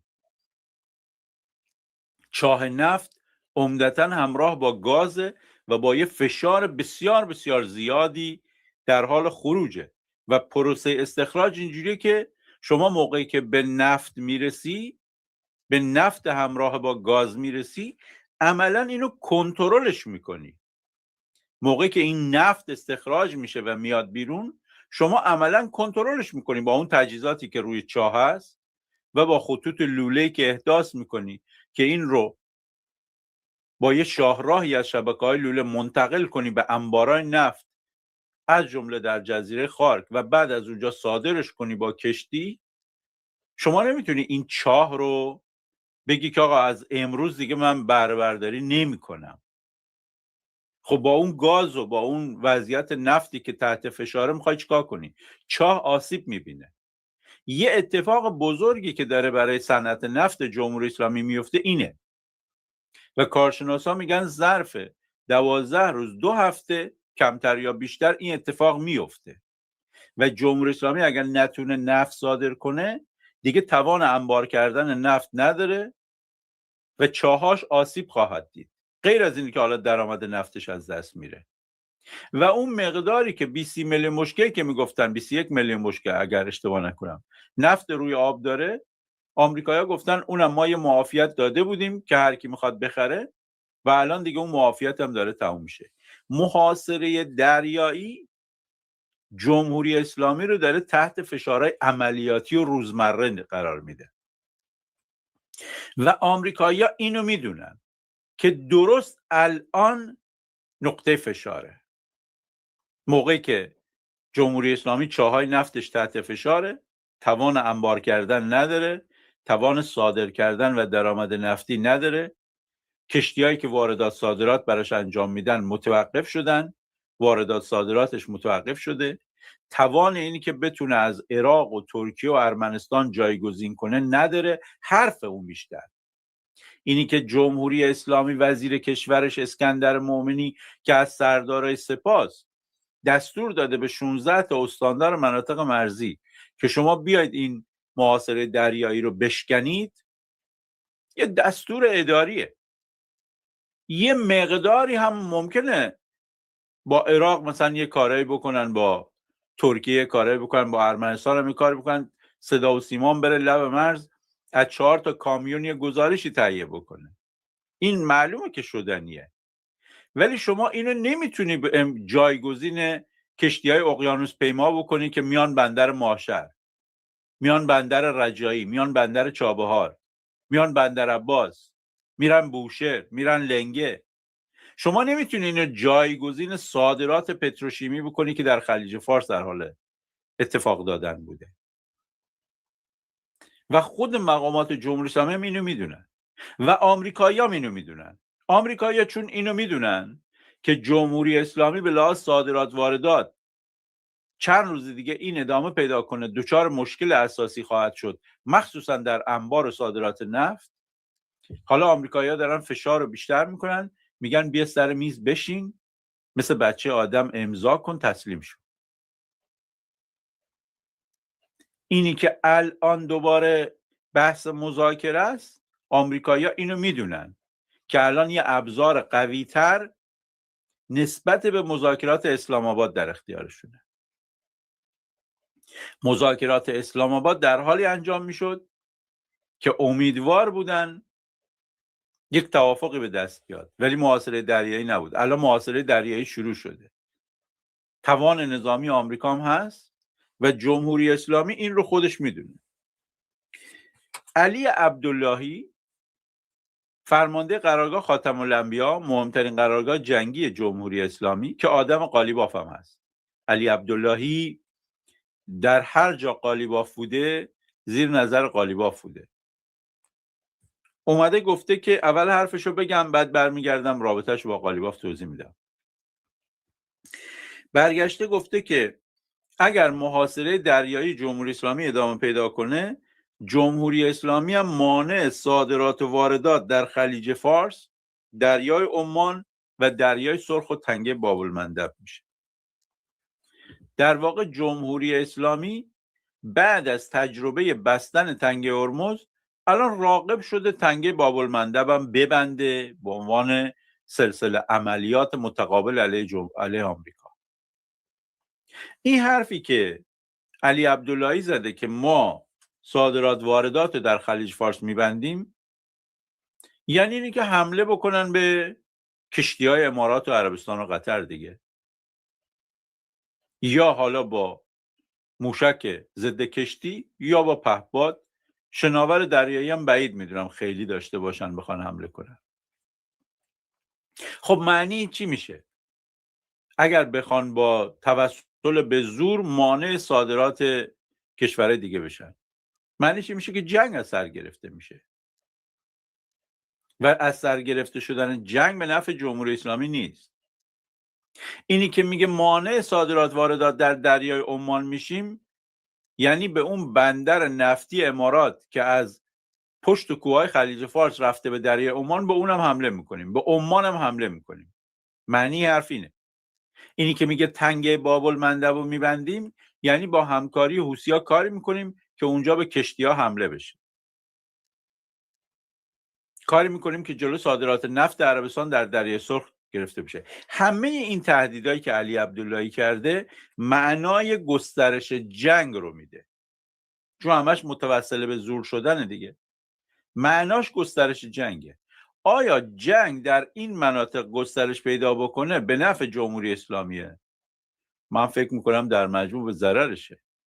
جمهوری اسلامی چیزی که الان روش حساب میکنه اینه که جنگ متوقف شده. جمهوری اسلامی میدونه که مردم ایران دوست دارن این توافق و مذاکرات و این چیزا به جایی نرسه و حملات آمریکا و اسرائیل علیه جمهوری اسلامی از سر گرفته بشه. اکثریت مردم ایران دوست ندارن این جنگ متوقف بشه بدون اینکه جمهوری اسلامی سرنگون بشه. این به این معنا نیست که مردم ایران از جنگ خوششون میاد. این به این معنا نیست که من از جنگ خوشم میاد. من دارم توصیف وضعیت میکنم. میگم که اگر جمهوری اسلامی به صادرات واردات بقیه حمله کنه، جنگ از سر گرفته میشه و جنگ از سر گرفته بشه، اکثریت مردم ایران آرزو میکنن که تهش جمهوری اسلامی سرنگون بشه. این یه واقعیت موجوده در ایران که اکثریت مردم ایران الان از سرگیری عملیات نظامی آمریکا و اسرائیل علیه جمهوری اسلامی خوشحال میشن. این به این معنا نیست که مردم ایران جنگ دوست دارن. این به این معنا نیست که مردم ایران نگران کشته شدن و مجروح شدن در جریان جنگ نیستن. این به این معنا نیست که مردم ایران نگران آسیب دیدن خونه و دارایی و اموالشون در جنگ نیستن. هستن، معلومه که هستن. مردم ایران هم میفهمن جنگ یعنی چی. ولی برآیند عمومی جامعه تا اونجایی که ما داریم میبینیم، برآیند عمومی جامعه میگه که ما از مذاکره و توافق خوشمون نمیاد و میخوایم آمریکا و اسرائیل عملیات علیه جمهوری اسلامی طوری از سر بگیرن که منجر به سرنگونی جمهوری اسلامی بشه، یا اینی که به مردم ایران کمک کنه که با تضعیف ساختار سرکوب جمهوری اسلامی سرنگون کنه. بنابراین این تهدیدی که علی عبداللهی کرده که ما جنگ رو گسترش میدیم به دریای عمان، به تنگه باب المندب، به دریای سرخ، این عملا به نفع اسرائیل و مردم ایران هم بعدشون نمیاد که آمریکا و اسرائیل حمله رو به جمهوری اسلامی از سر بگیرن. بنابراین این تهدیدی نیست که آمریکا رو بترسونه. چند تا جمله راجع به خود علی عبداللهی بگم. علی عبداللهی آدم قالیبافه و در زمان جنگ ایران عراق فرمانده لشکر 16 سپاه در گیلان بود، استان گیلان، لشکر 16 قدس. بعد از جنگ یه مدت در بازرسی سپاه بود. بعد در دوره که قالیباف نیروی انتظامی بود معاون هماهنگ کننده نیروی انتظامی بود، یه مدت جانشین نیروی انتظامی بود. حتی یه مدت که قالیباف سال 79 رفت نیروی انتظامی، در سال 84 که قالیباف رفت شهردار تهران شد، علی عبداللهی یه مدت سرپرست نیروی انتظامی هم بود. در دولت‌های احمدی نژاد استاندار بود در گیلان و اگر اشتباه نکنم در سمنان دو تا جا استاندار بود. بعد شد معاون هماهنگ کننده ستاد کل نیروی مسلح و بعد که محمد باقری کشته شد و علی شادمانی و رشید هم کشته شدن، شد فرمانده قرارگاه خاتم الانبیا. یه چند ماهی هم اسمش رو اعلام نمی‌کردن، ولی اسرائیل گفت ما میدونیم کی فرمانده قرارگاه خاتم الانبیا شده، گفت که علی عبداللهی شده. جمهوری اسلامی هم بعد از 4 ماه قایم شدن مجبور شد بگه که بله علی عبداللهی فرمانده قرارگاه خاتم الانبیا است، که این عمق نفوذ اسرائیلیا رو نشون میده که جمهوری اسلامی مقام فرمانده قرارگاه، مهمترین قرارگاه جنگیشو اعلام نمیکنه 3-4 ماه، ولی اسرائیل میگه من میدونم. الان هم جمهوری اسلامی همین کارو میکنه. الان جمهوری اسلامی خیلی از مقاماتی رو که کشته شدن اسامی جانشیناشون رو اعلام نمیکنه به این امید که اسرائیل مطلع نشه، ولی اسرائیل میدونه. ممکنه مردم ایران ندونن، ولی اونی که باید بدونه میدونه. مثلا الان رئیس ستاد کل نیروهای مسلح رو معرفی نکردن، به جای موسوی، عبدالرحیم موسوی که کشته شد، رئیس جدید ستاد کل نیروهای مسلح معرفی نشده. آیا اسرائیل نمیدونه؟ به نظرم حتما میدونه. شاید اون محمد رضا آشتیانی باشه که جانشین بود، شاید یک کسی جدید رو گذاشته. جمهوری اسلامی مثلا اسم وزیر اطلاعات جدید رو نمیگه به این امید که اسرائیل نکشه اینو. به نظرم اسرائیل میدونه. جمهوری اسلامی اسم رئیس جدید اطلاعات سپاه رو نمیگه، اسرائیل حتما میدونه. جمهوری اسلامی رئیس جدید حفاظت اطلاعات سپاه رو نمیگه، اسرائیل حتما میدونه.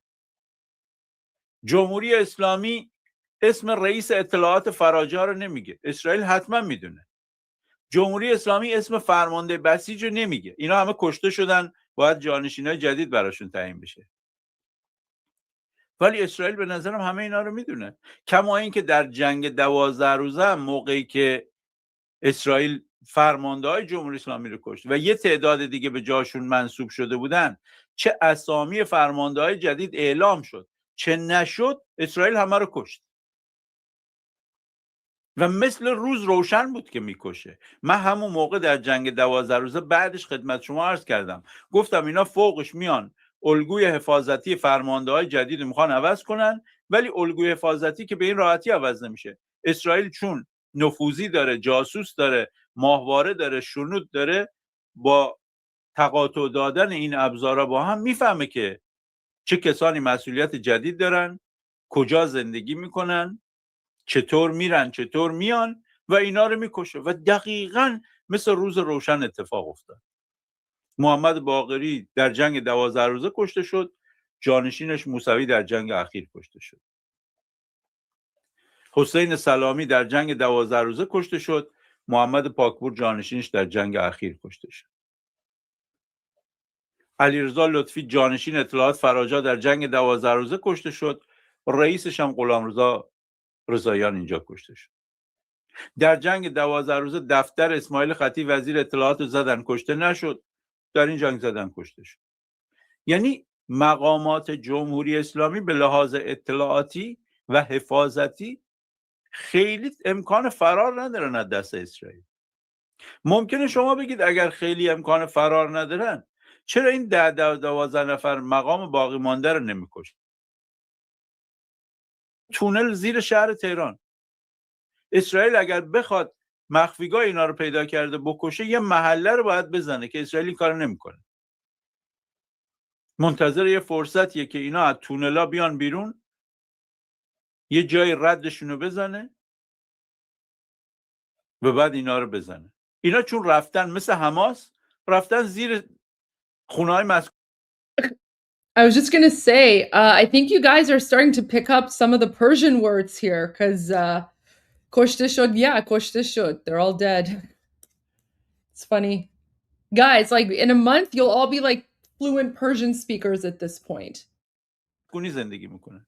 حماس الان دقیقاً. So I actually have a very, very, very interesting video from Morad Vaisi that I've actually saved, because I haven't really shared any news today, because we always start off with Armin and his updates, because I really appreciate what Armin does, and Armin works really hard to give us like the latest analysis and news and stuff. So like I still have a bunch of things that I want to share with you guys, but just very quickly, this video is fantastic. I actually need to like translate this video. Like I'm not sure, but I want to add like subtitles here, but just wait until Armin comes back.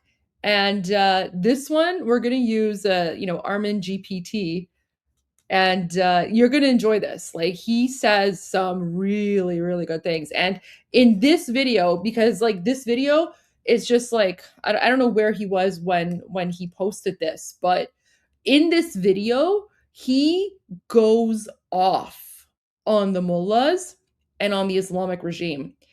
And he says some things that you're just like, whoa. So we're gonna, this one's gonna be good. We're gonna wait for Armin. Because I don't know if Armin's seen this one. He might have. But all right, let's go back to Morad Vaisi, or the other version. شما متوجه میشید که اون تونلایی که در غزه بود از زیر بیمارستان میرفتن، زیر مناطق مسکونی میرفتن، فرماندهای سپاه، فرماندهای حماس، و توی اون تونلا زندگی میکردن. الان فرماندهای سپاه هم همینطورن، قالیباف و پزشکیان و وحیدی و همشون، هیچ کدومشون در قرارگاهاشون نیستن، همشون زیر شهر توی این تونلا قایم شدن. خب اسرائیل اگر بخواد تونل رو بزنه، یه منطقه مسکونی نابود میشه. در واقع فرماندهای سپاه برای مردم پناهگاه نساختن، هیچی. شهر تهران رو هم تبدیل به سپر انسانی برای خودشون کردن. آیا این مانع کشته شدنشون میشه؟ نه. یا آروم آروم پیدا میکنن یکی یکی اینها رو میزنن. نکته دیگه که این وسط وجود داره، صحبت‌های جدید ترامپ امروز به ABC گفته به تمدید آتش بس فکر نمی‌کنم. آتش بس یه هفتهش گذشته، یه هفته دیگه‌ش هم باقی مونده. ترامپ گفته من به تمدید آتش بس فکر نمی‌کنم. گفته دوست دارم. Isn't it crazy, guys? Isn't it crazy how like we can get a more reliable analysis about what's happening in the United States from Morad Vaisi than we can from like most mainstream media? Like, it's wild. It's absolutely wild. Like, this is why we all really respect Morad Vaisi. We appreciate him very much, and he always gives like the best analysis. توافق کنن اینا. ولی گفته من به تمدید آتش بس فکر نمی‌کنم. ترامپ گفته در 2 روز آینده شاهد اتفاقات شگفت‌انگیزی خواهیم بود. خب ترامپ همیشه از جملاتی که میگه منظورهای متفاوتی داره. Okay, guys, see again. So look at this. So he basically is now he's saying exactly what Armin and I and Mahir Tusi, Mahir Tusi started it. Mahir Tusi always says, take President Trump seriously, but not literally, right? And that's exactly what Morad Vaisi is saying here. Like, he's basically saying, از جملاتی که میگه منظورهای متفاوتی داره. Right? So he's saying, like, President Trump means different things in the sentences that he's saying, which is basically like take him seriously, but not literally.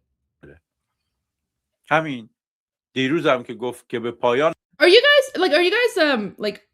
appreciating this? Because I mean, if this is boring, I can change this. But like, are you guys enjoying? Let me put a poll up actually. Do you like?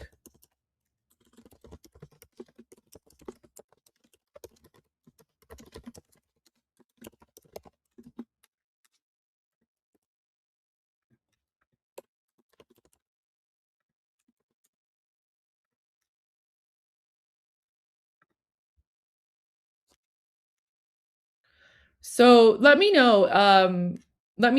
in the poll if you guys appreciate Morad Vaisi, because I know for many of you, you guys listen, but you don't necessarily, like, you can't watch because you're at work or something. But if you guys appreciate this, I'll keep it going. Okay. All right. Okay. As guys, as long as you find this, I mean, Iranians can vote too, I guess, but obviously it's more for the non-Persian speaking viewers, because this is like, I just want to make sure that for our non-Persian speaking viewers that you appreciate, or that not appreciate, but that like this is valuable to you. Because if this isn't valuable, obviously, like, I can definitely like play something else or talk about something else. But these are things that I like. These are videos that I watch anyway. So yeah, okay, all right, okay, all right. So I'm seeing mostly ones. Oh my gosh, this poll feature is very, very good. It's so helpful. Okay, guys, we will continue. Thank you, everyone. I just want to make sure that, like, because again, the whole point of Iran Revolution Live is for you to know what's going on. So I just want to make sure that this is like an enjoyable experience for you guys. Otherwise, like, what? Because there's no point. But if you're enjoying it, then we'll continue. که اشتباه ترجمه کردن، گفتن جنگ تمام شده. نه.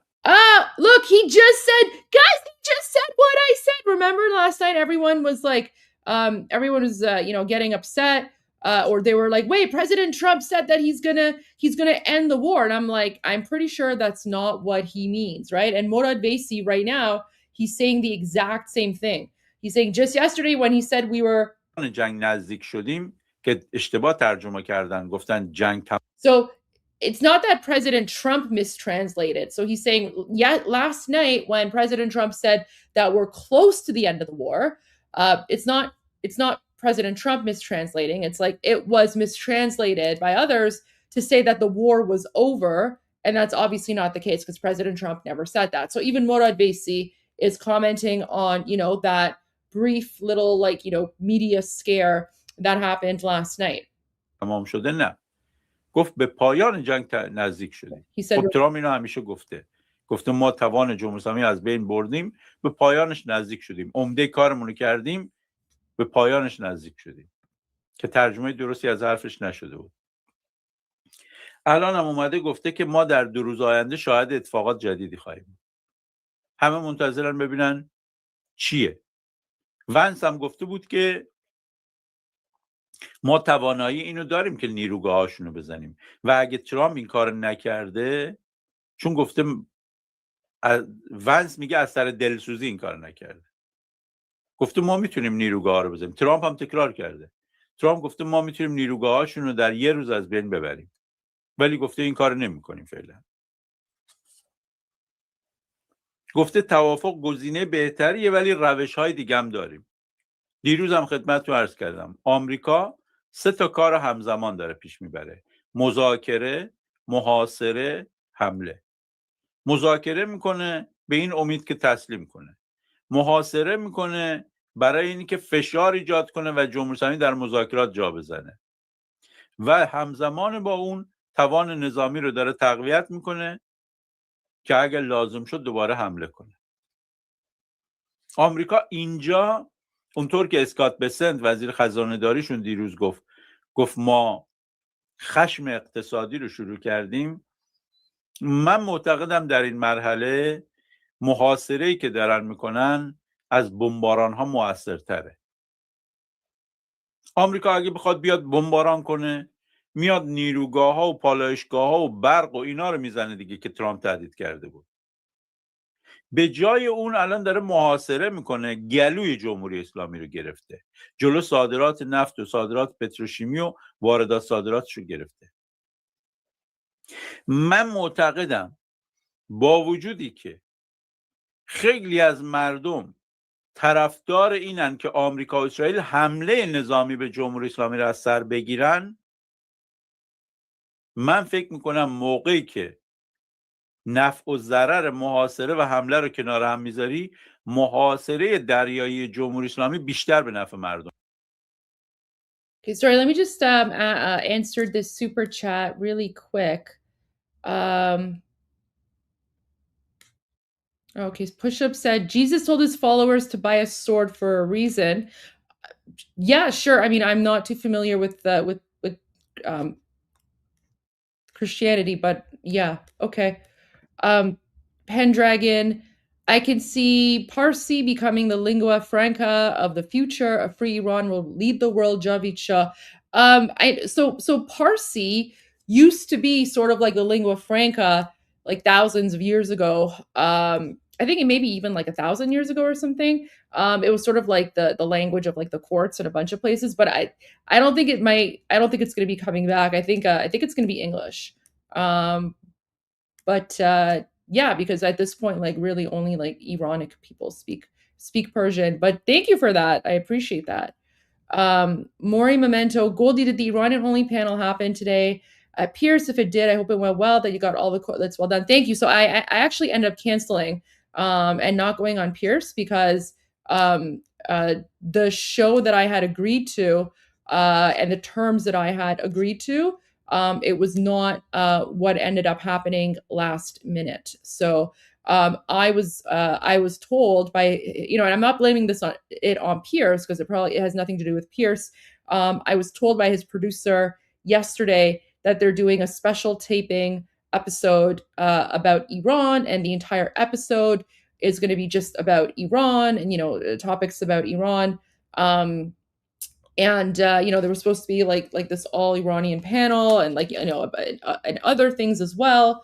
And then they gave like some names, but a lot of those people ended up not being there.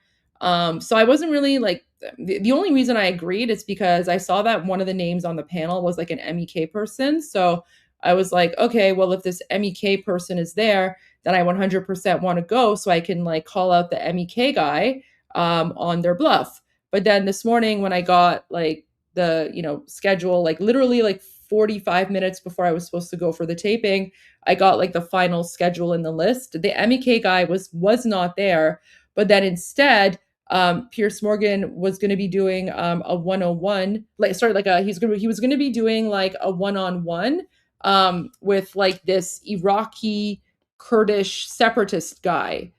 And I was just like, wait, what? Like I was like, his producer told me that this is going to be a special taping episode about Iran. So why the heck is this episode about Iran going to include a one-on-one interview with an Iraqi Kurdish separatist? That was not what I had agreed to. So I basically reached out to the producer through my PR person, and I said, you know what? I actually think the mech person probably canceled when they saw that my name was there. So anyway,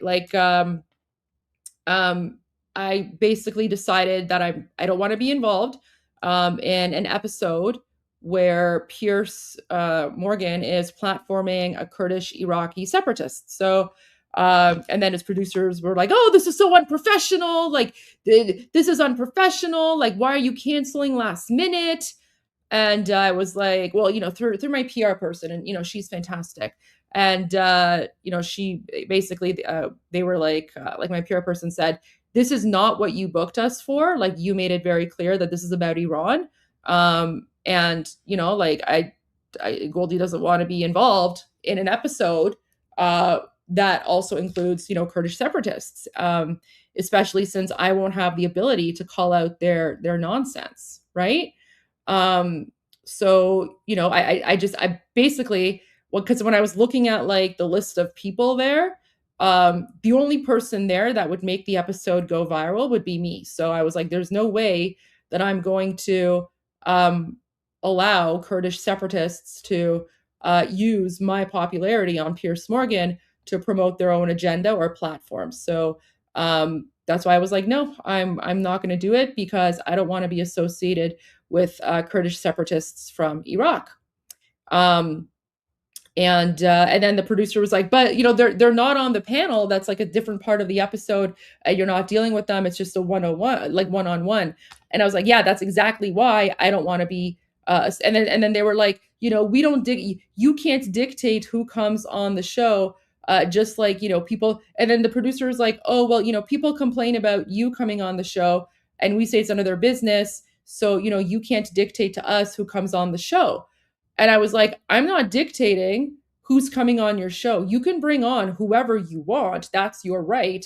What I'm saying is, I don't want to be part of an episode that also includes Kurdish separatists from Iraq.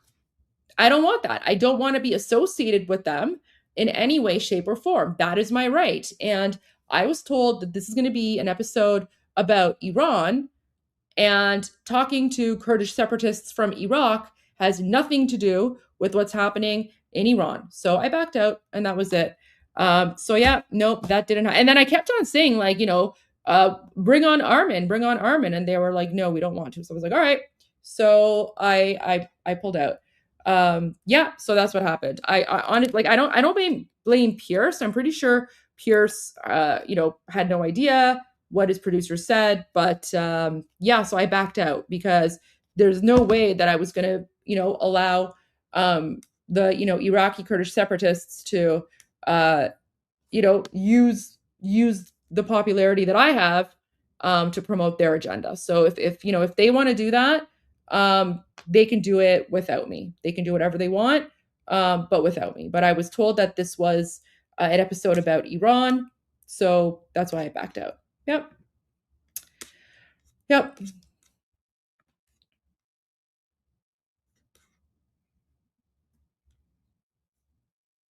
Remember, I already said that I'm not going to go on Piers Morgan anymore until they bring on ARMIN first. So even when they wanted to bring me on, I was like, well, I want ARMIN. And then the only reason I agreed to go on yesterday is because they told me that the MEK guy was going to be there. So I was like, okay, fine. If the MEK guy is going to be there, fine, I'll go, because I want to confront him. But he wasn't going to be there. And then there was two other people. One of them is fine. One of them, he's a nice guy. And then the other one is a Reza Pahlavi hater. But that guy is he is he's a nobody. No one knows who he is. So if I went on and I was going to argue with him, that would just increase his popularity, right? So again, I'm not going to allow people to rely on me to promote their own agenda. So there was absolutely zero value in me going on that Piers Morgan. It would provide no value whatsoever to the people in occupied Iran, and it would provide no value to pushing forward and moving forward with the revolution. So you know, I didn't want Kurdish separatists to, you know, use an episode that I'm on, because I know that because I already know, like, if I was going to be on that episode, everyone would go and watch it. And then, you know, then you would get to the Kurdish separatist part and I would just be like, yeah, no. So there you go. Yep. Hopefully next time his producer will be more honest about what they're booking me for. So من فکر میکنم موقعی که نفع و ضرر محاصره و حمله رو کنار هم میذاری، محاصره دریایی جمهوری اسلامی بیشتر به نفع مردم ایرانه. چون اگر اون حمله بکنه، جای حمله قطع شد سه‌شنبه گذشته، جای حمله قطع شد که ترامپ میخواست به نیروگاه و پالایشگاه و پلها حمله کنه دیگه. خب اگر بخوان دوباره حمله کنن، به اینجا حمله میکنن و این چیزی نیست که خیلی از مردم ایران خوشحال بشن. بنابراین بهتره که در این مرحله به جای که حمله کنه به اینجاها، محاصره دریایی رو تشدید کنه، گلوی جمهوری اسلامی رو بگیره و خفش بکنه و این کار رو داره میکنه. منتها that was so badass how Morad Vaisi said Trump is gonna like take the Islamic regime by the throat and strangle it. My gosh, did you catch that? محاصره دریایی رو تشدید کنه، گلوی جمهوری اسلامی رو بگیره و خفش بکنه و این کار رو داره میکنه. منتها مردم ایران میگن اگر این محاصره شد، محاصره منجر به سرنگونی بشه، نه منجر به توافق. علتی که مردم ایران از حمله نظامی و از سرگیری حمله نظامی به جمهوری اسلامی استقبال میکنن، میگن محاصره در نهایتش ممکنه به توافق منجر بشه، فشار ببره بالا، جمهوری اسلامی تسلیم بشه، ولی حمله نظامی میتونه ساختار سرکوب از بین ببره، میتونه فرمانده ها رو بکشه، مقدمه قیام مردم ایران رو فراهم کنه و مردم ایران قیام کنن و حکومت سرنگون کنن. علتی که مردم ایران محاصره رو ترجیح نمیدن و از سرگیری حملات هوایی آمریکا و اسرائیل به جمهوری اسلامی استقبال میکنن، چون میگن اون حملات منجر به کشته شدن مقامات، تضعیف توان سرکوب و آماده شدن شرایط برای قیام میشه و برای سرنگونی. ترامپ گفته اگر جمهوری اسلامی عاقلانه رفتار کنه، همه چیز به سرعت پایان خواهد یافت. خب مشکل اینه که جمهوری اسلامی عاقلانه رفتار نمیکنه.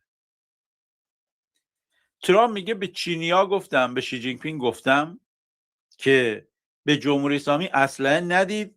شی جین پینگ بهم گفته اساسا این کار رو نمی کنیم. همین امروز یک گزارشی منتشر شد که چینی ها تصاویر ماهواره‌ای در اختیار جمهوری اسلامی گذاشتن. فاینانشال تایمز گفت برای حمله به کشور منطقه، چینی ها تصاویر ماهواره‌ای رو به سپاه دادن که سپاه راحت‌تر به این اهداف در کشورهای حاشیه جنوب خلیج فارس حمله کنه. چینی‌ها امروز تکذیب کردن، گفتن ما اینو ندادیم. به هر حال چون ترامپ حدود 17-18 روز دیگه میره چین و دیدار میکنه با شی جین پینگ، مسئله ایران حتما براشون مهمه و توی اون صحبت خواهند کرد. یه نکته دیگه در صحبت‌های ترامپ بود، خیلی من این یکی دو روزه به ذهنم رسیده بود که چرا ترامپ همچین نکته‌ای رو نمیگه. دیدم امروز گفت و نکته درستی هم هست. خطاب به پاپ لئو گفته تو که این همه انتقاد میکنی از جنگ و اینا، چرا نمیای بگی که جمهوری اسلامی دست کم 42,000 نفر رو کشته؟ چرا اونو نمیگی؟ و به نظرم ترامپ دست گذاشته رو نقطه درستی. پاپ همینجوری کلی میاد میگه ما با جنگ مخالفیم و جنگ خوب نیست و اینا. انگار مثلا مردم ایران مثلا میگن جنگ خوبه. مردم ایران چون روش‌های دیگه بهشون بسته شده پناه بردن به جنگ. مردم ایران هم که دنبال جنگ نیستن که. مردم ایران میگن انتخابات نیست، همه پرسی نیست، میریم خیابون گلوله میزنن ما رو میکشن، غیر از اینی که یک کمک بین‌المللی بیاد که اونم جنگ علیه جمهوری اسلامی، چه ابزار دیگه الان ما داریم؟ بعد خیلی در دنیا پیدا شدن، اروپایی‌ها و پاپ میگن جنگ خوب نیست و اینا. خود مردم ایران اکثریتشون میگن جنگ علیه جمهوری اسلامی خوبه. جنگ علیه جمهوری اسلامی تضعیفش کنه، منجر به سرنگونی کنه خوبه. بعد یه سری اروپایی پیدا شدن میگن نه، ما از مکانیزم‌های مسالمت آمیز دفاع میکنیم. خب مسالمت آمیز دفاع میکنی، جمهوری اسلامی 30-40 هزار نفر مردم رو کشته، اون چیکار میکنی؟ اون موقع چیکار کردی در اروپا؟ شما موقع جمهوری اسلامی اون همه آدم کشت، شما اروپایی ها، اتحادیه اروپا، برای مردم ایران چیکار کردی؟ ترامپ الان اینو داره به پاپ میگه تو که هی میای میگی جنگ چیز خوبی نیست، جنگ چیز خوبی نیست، چرا به این اشاره نمی کنی که جمهوری اسلامی دست کم 42 هزار نفر از مردم بیگناهشو تو خیابونا کشته؟ میگه راجع به اینم یه حرف بزن دیگه. تو پاپی. ترامپ بهش میگه من که دوست ندارم ترامپ پاپ وارد سیاست بشه. گفته پاپ نباید وارد سیاست بشه، ولی اگه وارد سیاست شدی همش نگو جنگ چیز خوبی نیست، بیا بگو که جمهوری اسلامی 42 هزار نفر از مردم خودشو کشته، راجع به اونم حرف بزن. که به نظر من خوب جایی داره به پاپ انتقاد میکنه، چون پاپ مثل این سلبریتی های طرفدار جمهوری اسلامی شده، موقعی که حکومت هزاران تن از مردم رو کشت هیچی نمیگفتن. الان که یه فضای افتاده که چاپلوسی حکومت رو بکنن، همشون راه افتادن وطن وطن وطن. حالا بعضی هاشون هم اینقدر محافظه کارن، ما میفهمیم دیگه، بین این سطور رو میتونیم تجزیه تحلیل بکنیم. بعضی هاشون اینقدر زرنگن دقیقاً میان اون وسط لحاف بین مردم و مخالف جمهوری اسلامی و حکومت وای میسن، میگن او اخلاق خوب است، جنگ بد است، ایران من، وطن من، هموطنان، درد و رنج شما، درد و رنج ماست. اون وسط لحاف میان یه سری کلماتو کنار هم میچینن طوری که به مردم بگن ما یک موضعی گرفتیم همدرد شما باشیم، به جمهوری اسلامی هم بگن من چیزی نگفتم به تو بر بخوره، بعدن این پروژه سینمایی ما رو تعطیل نکنی، بعدن این کنسرت ما رو تعطیل نکنی. یه زنبیلی میذارن اون وسط، مردم ایران هم البته تیزن ها، متوجه میشن. مردم ایران تمام این سلبریتی ها، چه هنریش، چه ورزشیش، چه هر چیش، مردم ایران لحظه ای همه رو زیر نظر دارن که چه کسی موضع گرفت به نفع مردم، چه کسی نگرفت، چه کسی اومد یه جوری موضع گرفت که بگه من یه چیزی گفتم ولی در واقع هیچ چیزی نگفته. مردم ایران همه اینا رو موها رو از ماستا میکشن، میفهمن مردم و به موقعش این رو نشون میدن. اینی که بعضی از سلبریتی ها و چه Wait, I missed that part. Did he go after the Pope? Did he go after the Pope? Did I miss the part where he went after the Pope?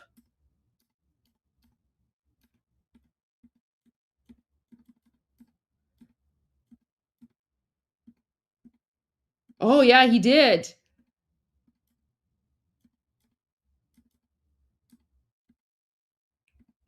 Okay, sorry, I'm gonna go back a little bit. Sorry, I had to take a call. Oh yeah, Morad Vaisi does not hold back. اون موقع چیکار کردی در شدن چه غیر انتخاب دیگه مردم میاد ترامپ زدن این مسئله ایران حتما براشون مهمه و توی اون صحبت خواهند کرد. Yeah, well, you know what? So here's the thing. A lot of people who don't understand assume that just because someone is a religious figure that they are shielded from criticism. Absolutely not. You know, if you are a religious figure and you decide to wade into geopolitics, and if you decide to give an opinion on politics, then your religion does not shield you, right? Because at that point, people are criticizing your political perspective and your political opinion, and it has absolutely nothing to do with religion, right? So no one is attacking, Catholicism or Christianity or anything else. But, if you comment, if you make a comment about geopolitics, well then, at that point you're fair game, and people have the right to criticize and comment, right? So maybe the Pope should stop making political statements supporting the Islamic regime. By the way, did you know that the Islamic regime thanked the Pope? The Islamic regime thanked the Pope for defending them. Yeah, that's how messed up the world is right now. یه نکته دیگه در صحبت ترامپ بود. خیلی من این یکی دو روزه به ذهنم رسیده بود که چرا ترامپ همچین نکته‌ای رو نمیگه. دیدم امروز گفت و نکته درستی هم هست. خطاب به پاپ لئو گفته تو که این همه انتقاد میکنی از جنگ و اینا، چرا نمیای بگی که جمهوری اسلامی دست کم 42,000 نفر رو کشته؟ چرا اونو نمیگی؟ و به نظرم ترامپ دست گذاشته رو نقطه درستی. پاپ همینجوری کلی میاد میگه ما با جنگ مخالفیم و جنگ خوب نیست و اینا. انگار مثلا مردم ایران مثلا میگن جنگ خوبه. مردم ایران چون روش‌های دیگه بهشون بسته شده پناه بردن به جنگ. مردم ایران هم که دنبال جنگ نیستن که. مردم ایران میگن انتخابات نیست، همه پرسی نیست، میریم خیابون گلوله میزنن ما رو میکشن، غیر از اینی که یک کمک بین‌المللی بیاد که اونم جنگ علیه جمهوری اسلامی، چه ابزار دیگه الان ما داریم؟ بعد خیلی‌ها در دنیا پیدا شدن، اروپایی‌ها و پاپ میگن جنگ خوب نیست و اینا. خود مردم ایران اکثریتشون میگن جنگ علیه جمهوری اسلامی خوبه. جنگ علیه جمهوری اسلامی تضعیفش کنه، منجر به سرنگونی کنه خوبه. بعد یه سری اروپایی پیدا شدن میگن نه ما از مکانیزم‌های مسالمت آمیز دفاع میکنیم. خب مسالمت آمیز دفاع میکنی، جمهوری اسلامی 30-40 هزار نفر مردم رو کشته، اون چیکار میکنی؟ اون موقع چیکار کردی در اروپا؟ شما موقع جمهوری اسلامی اون همه آدم کشت، شما اروپایی ها، اتحادیه اروپا، برای مردم ایران چیکار کردید؟ ترامپ الان اینو داره به پاپ میگه تو که هی میای میگی جنگ چیز خوبی نیست، جنگ چیز خوبی نیست، چرا به این اشاره نمی کنی که جمهوری اسلامی دست کم 42,000 نفر از مردم بیگناهشو تو خیابونا کشته؟ میگه راجع به اینم یه حرف بزن دیگه. تو پاپی. ترامپ بهش میگه من که دوست ندارم ترامپ پاپ وارد سیاست بشه. گفته پاپ نباید وارد سیاست بشه. ولی اگه وارد سیاست شد. So this got a bit of a mistranslation. So basically saying President Trump is saying, I don't think the Pope should be getting into politics, but if he's getting into politics, then, President Trump's going to answer to him. همش نگو جنگ چیز خوبی نیست. بیا بگو که جمهوری اسلامی 42,000 نفر از مردم خودشو کشته. راجب اونم حرف بزن. که به نظر من خوب جایی داره به پاپ انتقاد میکنه. Oh, look, so Morad Vaisi, Morad Vaisi might be a secret mega. Who knows? So here Morad Vaisi is basically saying President Trump is he's criticizing the Pope very, very well here. So Morad Vaisi is supporting that. تو پاپ مثل این سلبریتی‌های طرفدار جمهوری اسلامی شده. موقعی که حکومت هزاران تن از مردم رو کشت هیچی نمیگفتن. الان که یه فضای افتاده که چاپلوسی حکومت رو بکنن، همشون راه افتادن وطن وطن وطن. حالا بعضیاشون هم اینقدر محافظه‌کارن، ما میفهمیم دیگه، بین این سطور رو میتونیم تجزیه تحلیل بکنیم. بعضیاشون So just to clarify, when Morad Vaisi is speaking about referencing celebrities, he's referencing more the Iranian celebrities, right? He's speaking about those celebrities within the Iranian, Iranian celebrities in Iran and elsewhere, not necessarily the Hollywood celebrities. So basically what he's saying here is, the Pope is pretty much acting like Iranian celebrities where when 30,000-40,000 Iranians were slaughtered, they were silent. But now, as soon as this conflict started, all these Iranian celebrities are like, oh no, like my home is being attacked, right? And Morad Vaisi is saying, well, like, why were you guys silent about the slaughter of Iranians, right? So yeah, that's why like the home line, he's referring to Iranian celebrities, right? Because right now Iranian celebrities are like, oh, my country's under attack. No, because he also says, he's like, the country is not under attack. The Islamic regime is under attack. Like Iran is fine, but you have all these celebrities who are now like saying, oh, we must defend our homeland, right, from the Americans or whatever, right? No war is bad. And Morad Vaisi is calling out the hypocrisy of these, you know, Iranian celebrities. I mean, yeah, it could be, it's definitely Hollywood celebrities as well, but in this context, he's referring to the Iranian celebrities, because again, this is geared more towards like Persian language speakers, right? And that's why he's saying, oh, now that this conflict has started, the celebrities are saying like, oh, my home. Oh yeah, guys, it definitely does sound like Hollywood celebrities as well. It's pretty much the same everywhere. زرنگن دقیقاً میان اون وسط لحاف بین مردم و مخالف جمهوری اسلامی و حکومت وای میسن. میگن او اخلاق خوب است، جنگ بد است، ایران من، وطن من، هموطنان، درد و رنج شما، درد و رنج ماست. اون وسط لحاف میان یه سری کلماتو کنار هم میچینن. So when he says, you know, like the center of the quilt, that would be like the similar expression in English would be they're sitting on the fence, right? So they're sitting on the fence and they're trying to play both sides. He's referring to like Iranian celebrities, how a lot of them are sitting on the fence and trying to play both sides. They're trying to appease the Islamic regime, but they're also trying to like, you know, appease the Iranian people as well. So he's calling them out, and you know, as you can tell, he's being a little sarcastic here.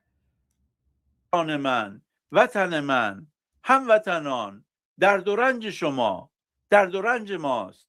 اون وسط لحاف میان یه سری کلماتو کنار هم میچینن طوری که به مردم بگن ما یک موضعی گرفتیم همدرد شما باشیم، به جمهوری اسلامی هم بگن من چیزی نگفتم به تو بر بخوره، بعدن این پروژه سینمایی ما رو تعطیل نکنی. Okay, so that's not so you can eat it. Oh man. کنار هم میچینن طوری که به مردم بگن ما یک موضعی گرفتیم همدرد شما باشیم، به جمهوری اسلامی هم بگن من چیزی نگفتم به تو بر بخوره. So it's not so you can eat it. It's so basically they're saying, you know, he's saying that these Iranian, like these big Iranian celebrities are basically on the fence, like they're basically playing both sides. And the reason they're doing this is so that they can like pretend, you know, that they're saying to the Iranian people, oh, you know, like we support you. But then on the other side, they can also say to the Islamic regime, I didn't say anything offensive to you. I'm not attacking you. So, you know, like leave us alone. We didn't say anything offensive to you. So just, you know, let us continue with our, you know, like cinema and our acting and, you know, just let us continue making money type of thing. بعدن این پروژه سینمایی ما رو تعطیل نکنی. Right? So like don't close this movie project of ours later, right? So he's saying like the celebrities are like trying to appease both sides. بعدن این کنسرت ما رو تعطیل نکنی. یه زنبیلی میذارن اون وسط، مردم ایران هم البته تیزن ها، متوجه میشن. مردم ایران تمام این سلبریتی ها. So this was not properly translated. He says مردم ایران تیزن. That means the people of Iran are sharp and they're not going to fall for the celebrity nonsense. So he's saying like the Iranian people are very sharp. That's the word tease. مردم ایران تمام این سلبریتی ها، چه هنریش، چه ورزشیش، چه هر چیش، مردم ایران لحظه ای همه رو زیر نظر دارن. Right, so they're watching everyone. Yeah, they're watching the celebrities, the athletes, the artists, the whatever, because they're very Iranian people are sharp. They're not gullible, and he's basically saying that Iranians are keeping track of, which of the Iranian celebrities are speaking out against the regime and which ones are, basically just being there to support the regime because they care more about their paycheck than about freeing Iran. که چه کسی موضع گرفت به نفع مردم، چه کسی. That's not oil. Because guys, so that's not oil. So naf and neft. So basically he's saying the people of Iran are keeping an eye on who took a position in support of the Iranian people to benefit the Iranian people versus who took a position in support of the Islamic regime. It's not oil. نگرفت. چه کسی اومد یه جوری موضع گرفت که بگه من یه چیزی گفتم ولی در واقع هیچ چیزی نگفته. مردم ایران همه اینا رو موار از ماستا میکشن. Okay, they're not pulling their hair out. That's another phrase. So basically what he means is the people of Iran are keeping track of everything. They're not actually pulling their hair out. That's just like a saying. میفهمن مردم و به موقعش این رو نشون میدن. اینی که بعضی از سلبریتی‌ها و چهره‌های ورزشی و هنری ما مردم میلیون اینا رو دوست دارن، مال اینی که دیدن موقعی که روز سرکوب بوده حکومت مردم رو سرکوب کرده، این شخصیت‌های ورزشی و هنری کنار مردم ایستادن، حکومت بهشون فشار آورده، مال اموالشون رو گرفته، مغازه‌هاشون رو بسته، ولی کنار مردم ایستادن. No, this is not being deliberately mistranslated. This is just this is just the AI feature on YouTube. So, AI is doing the best that it can. I'm actually really impressed with the quality of the translation because it's about, I would say, like 90% accurate. And that's not an easy thing when you're translating from Persian to English. So I'm actually really impressed with this level of AI translation by like YouTube, because yeah, it's pretty good. از اون طرف اونایی که کنار حکومت ایستادن مردم اونا رو میبینن و به نظرم پاپ هم اینجوریه. پاپ هم یه سری کلمات راجع به جنگ میگه که بگه من یه چیزی گفتم، ولی اولا نمیدونه که خود مردم ایران احساس واقعیشون چیه و از اون طرف راجع به اون کشتار بزرگ دیما ترجیح میده اونجا دیگه وارد سیاست نشه. ترامپ هم به نظرم خوب جواب شده. ترامپ یه حمله هم به ناتو کرده، گفته ناتو اونجایی که لازمش داشتیم نبود و آمریکا و ناتو در آینده هم کنار ما نخواهد بود. من معتقدم ترامپ یک تغییر اساسی در روابط راهبردی ناتو و آمریکا ایجاد خواهد کرد، در روابط آمریکا و متحدین اروپا. Oh, hey. Hello. در این جنگ بریتانیا. How are you? Hello, Murad. Good. How are you? Good. We were just listening to Amu Murad cook the Pope. We were talking about the same thing in the discussion group. I was asking the Christians about the Catholics about what they think about President Trump said about the Pope, and also I was asking them, Christians, if they were upset with President Trump regarding the picture that he posted with him as Jesus. Okay. Yeah. So that Cool. was interesting conversation. I don't think President Trump was making that picture look like Jesus. That was like a meme someone else made, and I think he was supposed to be like the Pope or something, not Jesus. But so what I said earlier here when Morad Vesi started going off about the Pope, I said, like a lot of people are thinking that just because someone is a religious figure that they're somehow shielded from criticism. But, just because you're a religious figure, if you wade into geopolitics and you give a political opinion, at that point, your religion or your status can't shield you, because now people are criticizing you for your political opinion. It has nothing to do with your position or your religion or anything like that, right? So like, you know, with like Morad Vesi criticizing the Pope or me criticizing the Pope or others. It has absolutely nothing to do with religion or Catholicism. You know, we're not, who says please not disrespect the Pope? We're not disrespecting the Pope, but we are entitled to respond to the, you know, political statements of any person. And so if the Pope decides to make a political statement, at that point, he's fair game. And we have every right to respond and criticize and comment. And there's nothing disrespectful about that, right? The Pope is some like sanctimonious holy person. I mean, maybe, but he's not holier than everyone else. I'm an atheist. It's not like him being a pope was had any impact on me. Try not criticizing him before. So yeah. Well, and especially well, not only that, Armin, but especially for us Iranians, like we're literally getting rid of like mullahs and ayatollahs. So we've, you know what? I'm just gonna say we have had enough with like religious figures telling us what we should or shouldn't do. Right? There you go. I like that. We just, you know, like there's a reason that we are advocating for separation of, you know, state and religion, right? Because if you're a religious figure, stick to your religion. But if you wade into politics and you want to give a political opinion, at that point, you're fair game. Yeah.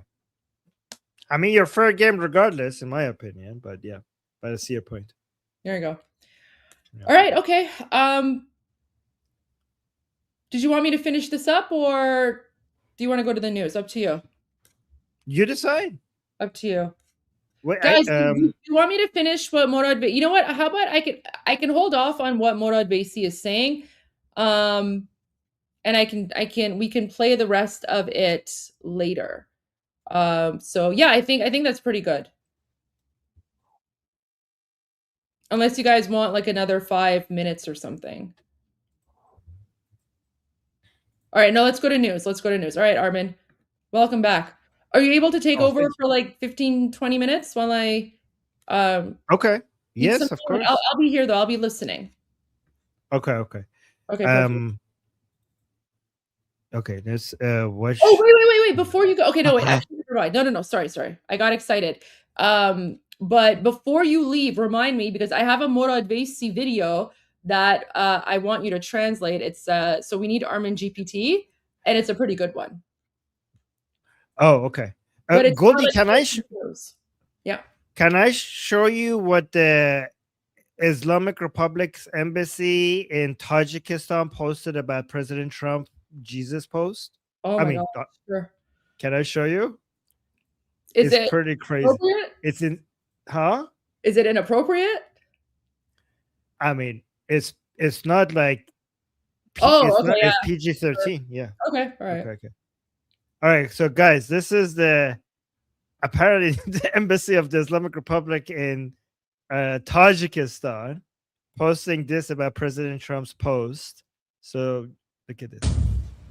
Your reckoning has come. What is this?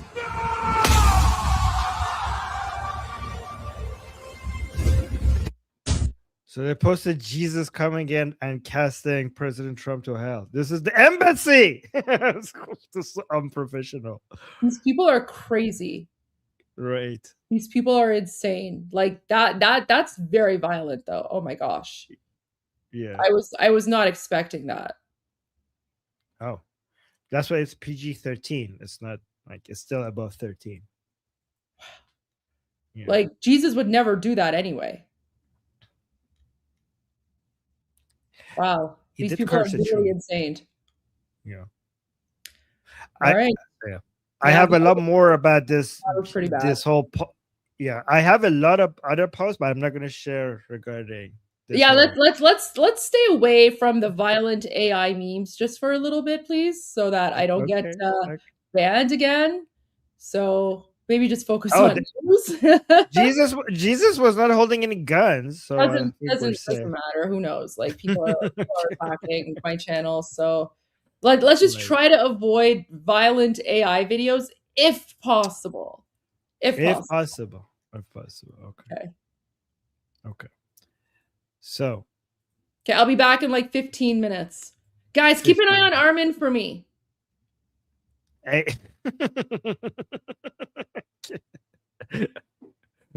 Okay. Do you guys? I don't know if I don't want to offend anyone. Do you guys want to see President Trump as a doctor? It's not violent. It's not violent. Do you guys want to see President Trump as a doctor, Jesus doctor? Do you guys want to see that? Let me see. Let me know in the chat if that's okay. Hold on. Yes? Okay. Because President Trump said that's not him as Jesus, that's him as a doctor, right? So let me show that. Let me tell me what you guys think of this. Again, there's no Goldie said no violence. There's no violence here. There's a lot of healing here. Okay, so watch this. Are you suffering from a serious life-threatening illness? Has your doctor told you you're probably going to die? My name is Dr. Donald Trump, and I have helped millions of patients with conditions just like yours. Cancer, heart disease, ALS, you name it. Conditions your doctor said were untreatable. I've seen them all, and I fixed them all. I use an advanced technique that the cheating medical establishment don't want you to know about. The results are, frankly, incredible. Nobody gets results like this.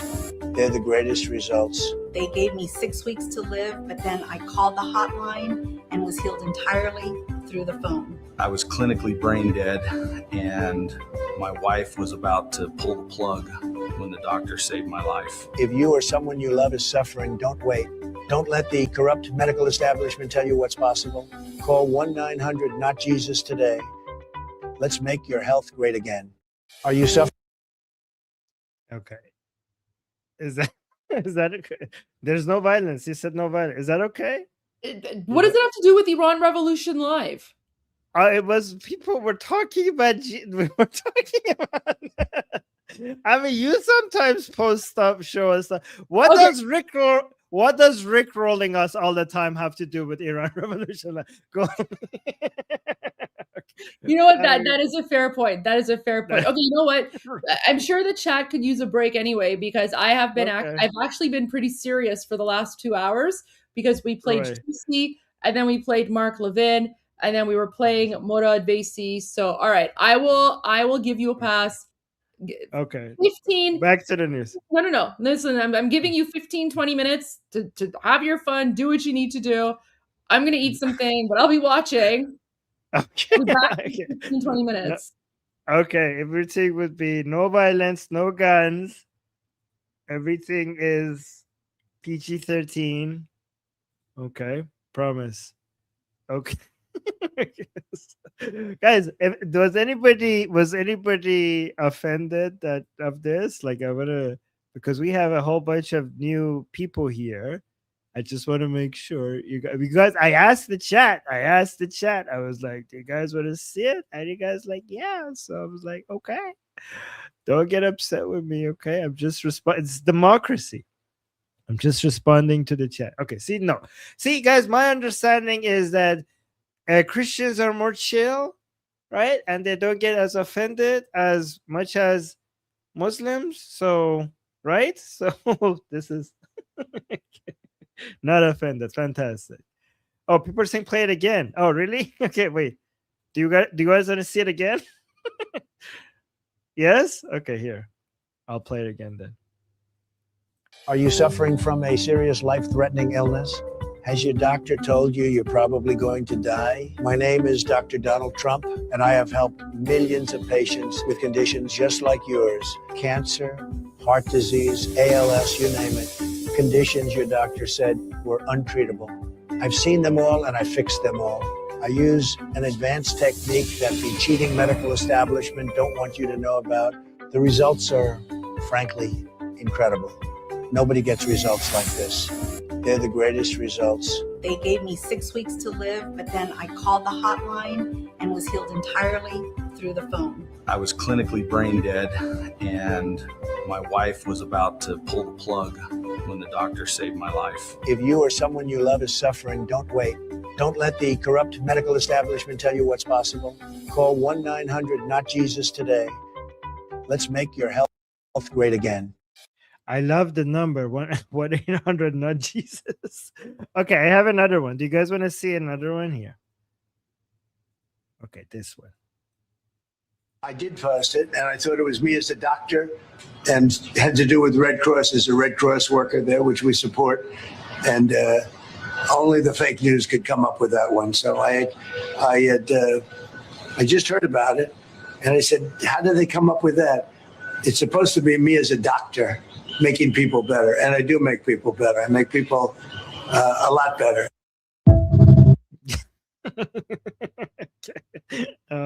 It looks good. It looks good here. I like it. This feels pretty good. Okay. Oh, look, you guys like it. Okay. I thought if you're gonna come at me with pitchforks or something, but that's good. I'm glad that you guys are enjoying this. Is it safe to show this? I'm gonna be kicked out of Iran Revolution Live for showing this. All right, let's go back to the news, huh? Ooh, guys, actually, hold on. I found something. I didn't find something. Somebody sent this to me. Oh, there we go. I found it. Ooh, guys, Goldie's gonna love this. You guys remember yesterday, Goldie was so impressed with the Nunchak Fatih Commandos. Okay, look what I found. Look what I found. I mean, somebody sent this to me. We have videos of Fatih Commandos with Nunchucks. Here. She's gonna love this.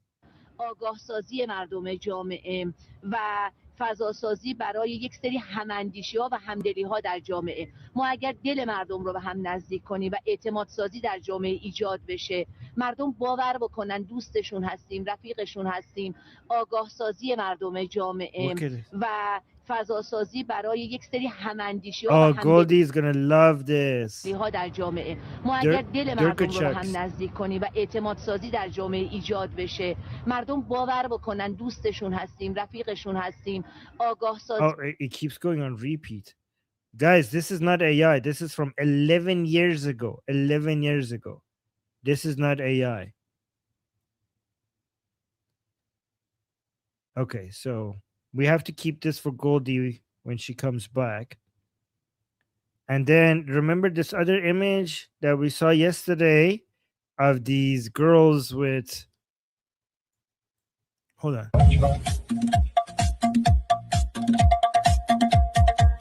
الله اکبر دیگه بس مذاکره با کفتار و کرکس الله اکبر دیگه جون بچه هامون دستور حمله است الله اکبر دیگه وقت غرق شدن تو اعماق تنگ است الله اکبر دیگه وقت غرق شدن تو اعماق تنگ است.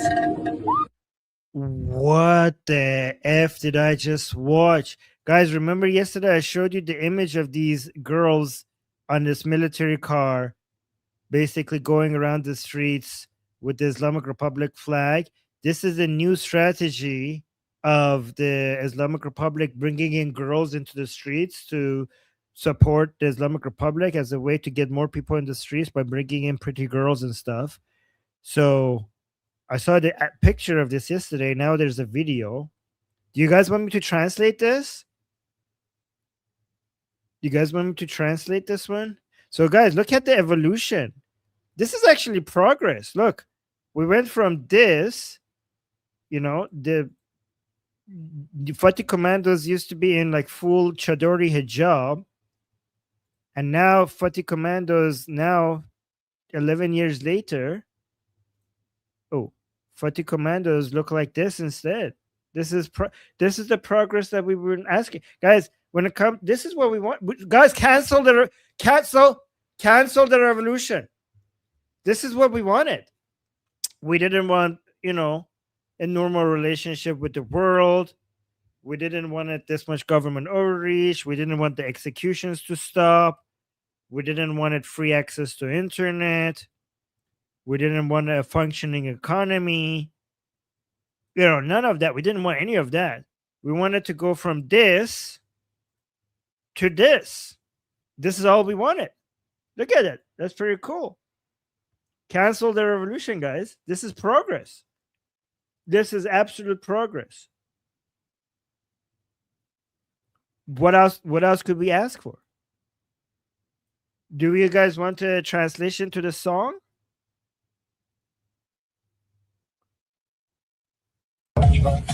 By the way, guys, I hope you know I'm joking, obviously. Somebody's saying, like, no, this is not far enough. Like, I hope you're not taking what I'm saying seriously.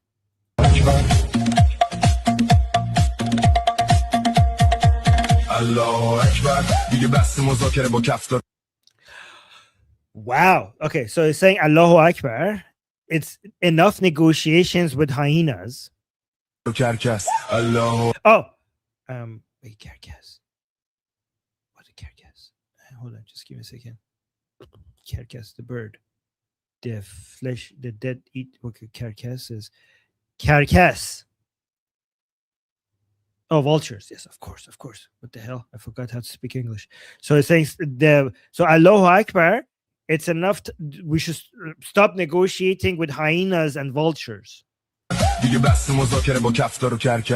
So enough negotiating with hyenas and vultures. So by the way, this is this song also demonstrates how big the movement within the supporters of the Islamic Republic is against the negotiations. This song is by the supporters of the Islamic Republic against the Islamic Republic. Let me repeat this for the people who didn't pay attention. This song is by the supporters of the Islamic Republic against the Islamic Republic, because they're telling the supporters of the Islamic Republic are telling the Islamic Republic to stop negotiating with the Americans. Like, stop negotiating with hyenas and vultures, right?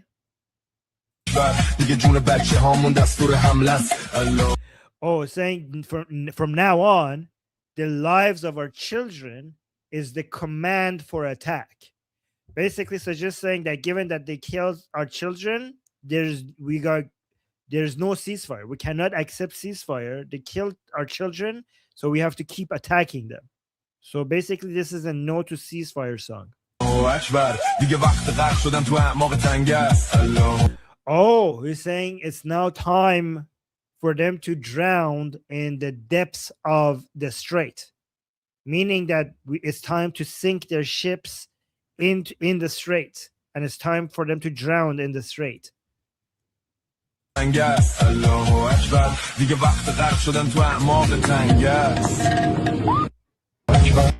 Okay. Wow. These girls are like, look at this. Look, guys, these types of the girls going around and driving like this, they would get arrested before. Like, for so many years, girls wanted to party like this inside Tehran, and they would have, but so many times they would get in trouble. But now the regime is doing it themselves. It's kind of crazy. It's kind of crazy that we're here. What a time to be alive, eh? But let me see. So they want to sink the ships, American ships, in the strait.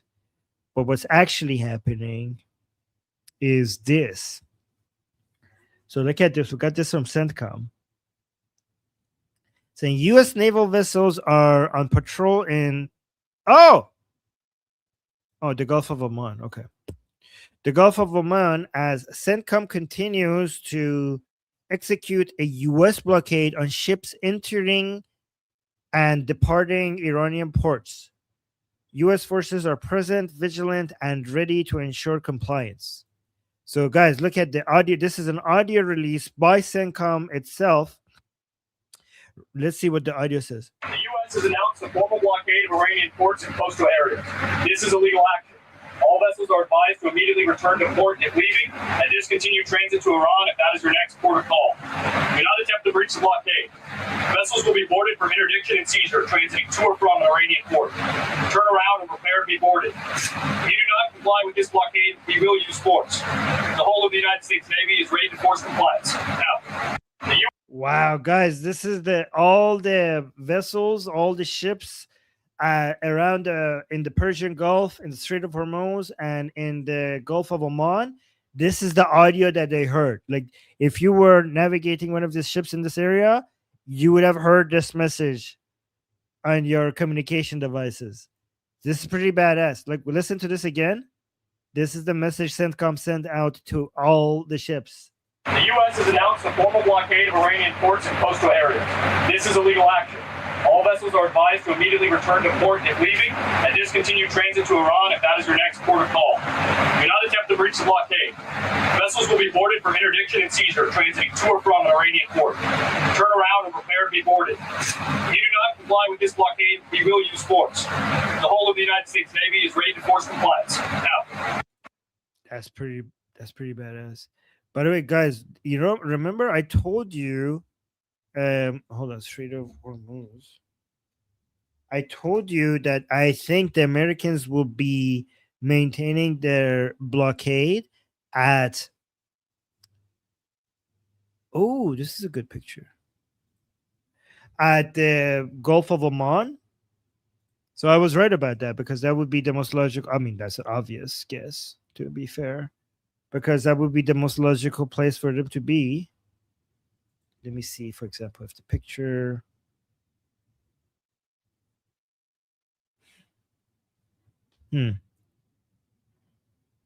Yeah, so this is like a. So yeah, so this is the Strait of Hormuz. This is the Gulf of Oman. BBC is calling the Persian Gulf the Gulf. F you, BBC. How come this Gulf is named the Gulf of Oman and this Gulf is just the Gulf? What Gulf? This is the Persian Gulf. You can't just call it the Gulf. The Gulf of what? Which Gulf? God damn it, BBC. Shame. Shame on you. Shame. Shame. Shame. Shame. I wish I had a bell. I need to get a bell. Say shame. Okay. I refuse. Like, let's not show this anymore. Let's get a better image here. There you go. The Persian Gulf. Thank you. God damn it. God damn it. So the US blockade is over here. It's not over here. That's the Islamic Republic blockade is over here. The US blockade is over here because they have to monitor all the ships that are going through every Iranian port. Every Iranian port, whether it's west of the Strait of Hormuz or the east of the Strait of Hormuz. Let me see if I could find a better picture to make my point here. I think this might be a better picture.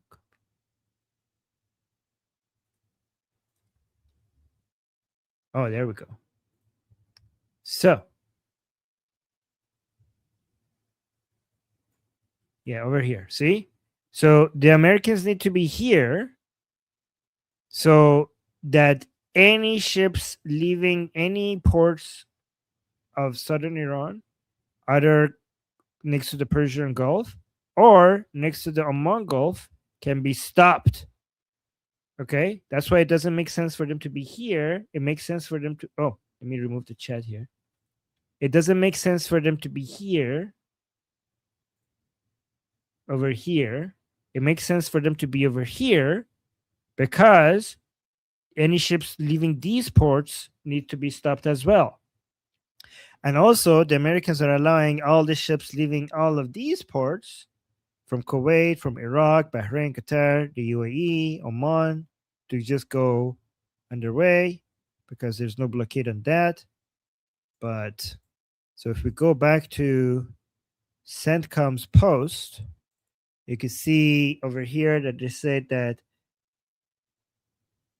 they're patrolling in the Gulf of Oman, and not at the Strait of Hormuz, in the Gulf of Oman. That's where they are at, which is going to make it more difficult for the Islamic Republic to break the American blockade because they're not close to where the Islamic Republic would want them to be able to attack them. So, guys, so far the blockade is holding, which is really good for us. Guys, if the blockade keeps holding, I don't know what the Islamic Republic is going to do. Like, this is like really a difficult situation right now for the Islamic Republic, because this is going to bankrupt them really fast. Something has to happen for them to be able to survive this. If they want, like, I don't know what they're going to do. Let's go to Carolyn. Let's see what she's saying here. Let me see the caption. White House confirms that the next round of talks of U.S. Iran is to be in Islamabad. So, guys, we don't have a date, but we have a location. They would very likely be in the same place as they were last time, yes. With the same, I would just want to make one point that's important to the president. The Pakistanis have been incredible mediators throughout this process, and we really appreciate their friendship and their efforts to bring this deal to a close. So they are the only mediator in this negotiation. While there have been many countries around the world who want to offer their help, the president feels it's important to continue to streamline this communication through the Pakistanis, and so that's what continues to take place. Will. Wait, guys, I had a very interesting news about Islamabad. Let me see if I could find it. Because, yes, so there was a coffee in Islamabad brewed specifically for peace. Did you guys knew that Pakistan, because they had these negotiations in Islamabad, they people are saying when increase the volume. She was just, guys, she just said that the next round of negotiation would be in Islamabad. Okay, but look at this. So this is something that, yeah, coffee for peace. They brewed a specific, so coffee with the message brewed for peace is being served to delegations in Islamabad for the US and Iran peace talks. So this became a big deal. A lot of people were talking about that. And look here. So Islamabad is like, Pakistan is really branding this. Like, they're trying to maximize advertising themselves as being part of this negotiation. So they're marketing the crap out of this. I've had coffee at multiple places, fancy cafes, roadside spots, you name it. But right now, this coffee hits really different. I mean, the coffee is same, but it's about the vibe, the moment that Pakistan is bringing the world together. And I'm standing at a place where the historic peace talks are going to happen. Pakistan is bringing the whole world together. Guys, there were so many Pakistanis that were proud of this moment. They were saying like, oh my God, Pakistan is creating peace in the world. Bringing the world together. And I'm standing at a place where the historic peace talks are going to happen. So something as simple as a coffee is feeling special today. Maybe because it's not about the taste, it's about Pakistan bringing the world together. So yeah, you can see the arrangements. Pakistan bringing the world together. Okay. Here. And for more updates, you can stay connected to Pakistan. Guys, I don't know if you guys understand how big of a deal this was in Pakistan. Like, Pakistan made a huge deal about this. And so many Pakistanis were like, oh my God, we're so proud. We're bringing peace. Connect. And so, did you guys know how big of a deal this was in Pakistan? Like, they were making... Yeah. Okay. Hold on. Let me see. And guys, the Pakistanis are now going to Saudi Arabia. I don't know why. I told you the prime minister is... Guys, remember I told you that the prime minister of Saudi Arabia is... No, the prime minister of Pakistan is very close to Saudi Arabia. And the head of the military of Pakistan is very close to the United States. So now... this Sharif guy, Shahbaz Sharif guy, is now just went to Saudi Arabia. I mean, we know that Pakistan and Saudi Arabia have this security agreement. Oh, pretty official.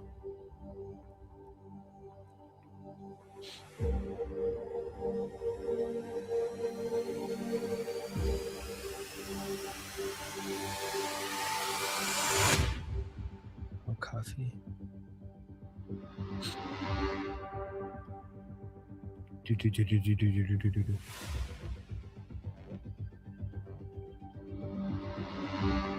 Look at the guys, so romantic.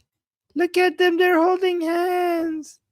That is so cute. Kiss, kiss, kiss, kiss.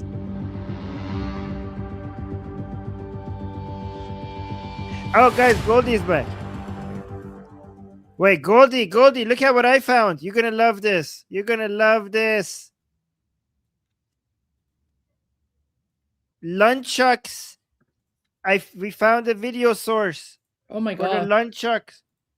آگاه سازی مردم جامعه و فضا سازی برای یک سری هماندیشی ها و همدلی ها در جامعه. ما اگر دل مردم رو به هم نزدیک کنیم و اعتماد سازی در جامعه ایجاد بشه، مردم باور بکنن دوستشون هستیم، رفیقشون هستیم، آگاه سازی. Also, wait, I have found another video. Remember those girls on the military truck, the military armored vehicle yesterday? Yeah. Right? Okay. So we found them as well, but in video now. Look at this.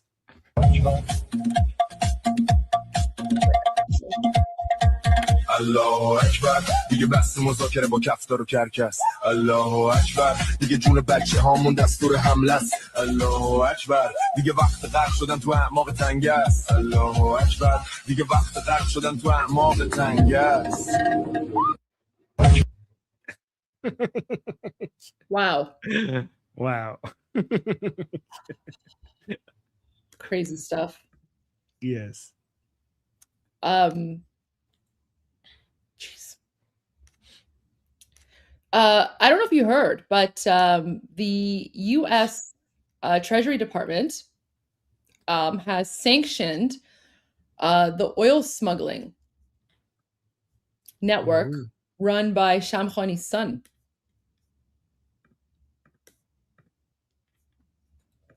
So this announcement came out a few hours ago. Today, as part of economic fury, Treasury's Office of Foreign Assets Control sanctioned an oil smuggling network run by Iranian shipping magnate Mohammad Hossein Shamkhani, the son of now deceased senior Iranian security official Ali Shamkhani. Guys, Ali Shamkhani is the one that was buried without a head because they couldn't find his head. OFAC today also sanctioned targets related to a complex Hezbollah gold scheme that ultimately benefits Iran's military. So Shamkhani's oil smuggling ring has been sanctioned. And that's huge. That like this is huge, right? Because I think he operated out of Dubai, if I'm not mistaken. But makes me wonder why it wasn't already sanctioned. Is that a fair point? That is a fair point. Okay. All right. Can you translate this video that I just sent to you in the studio chat?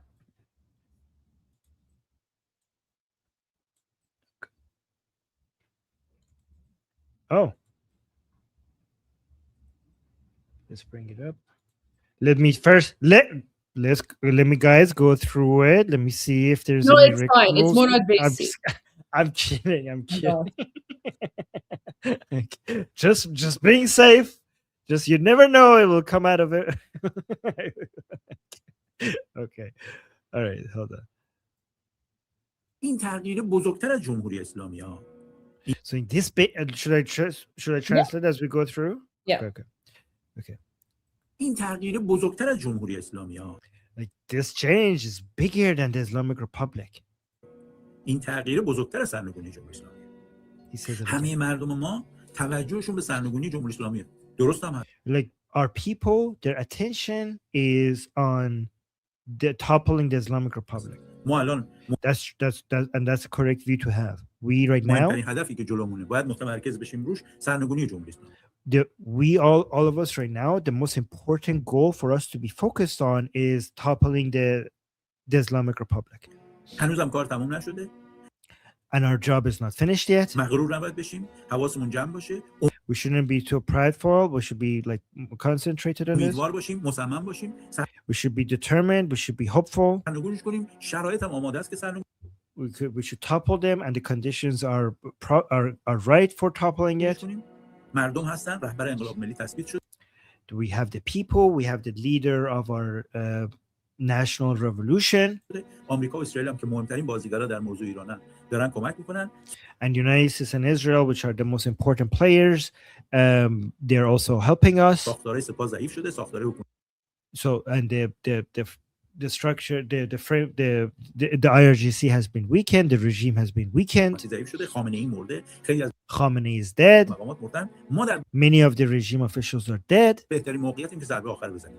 So we are all right now in the best situation to do the final hit. ولی But سرنگونی جمهوری اسلامی اولین دستاورد بزرگ این انقلاب. But the fall of the Islamic Republic is going to be our first achievement. The first achievement of this revolution. بعد از این انقلاب ما دستاوردهایی خواهیم داشت که از سرنگونی جمهوری اسلامی هم بزرگتره. After this revolution, we are going to achieve so much more than just toppling the Islamic Republic. Our achievements are going to go beyond toppling the Islamic Republic. مهمترین دستاوردی که از سرنگونی جمهوری اسلامی مهمترینی که ما بعد از 500 سال با رابطه آخوندا و حکومت خداحافظی می‌کنیم.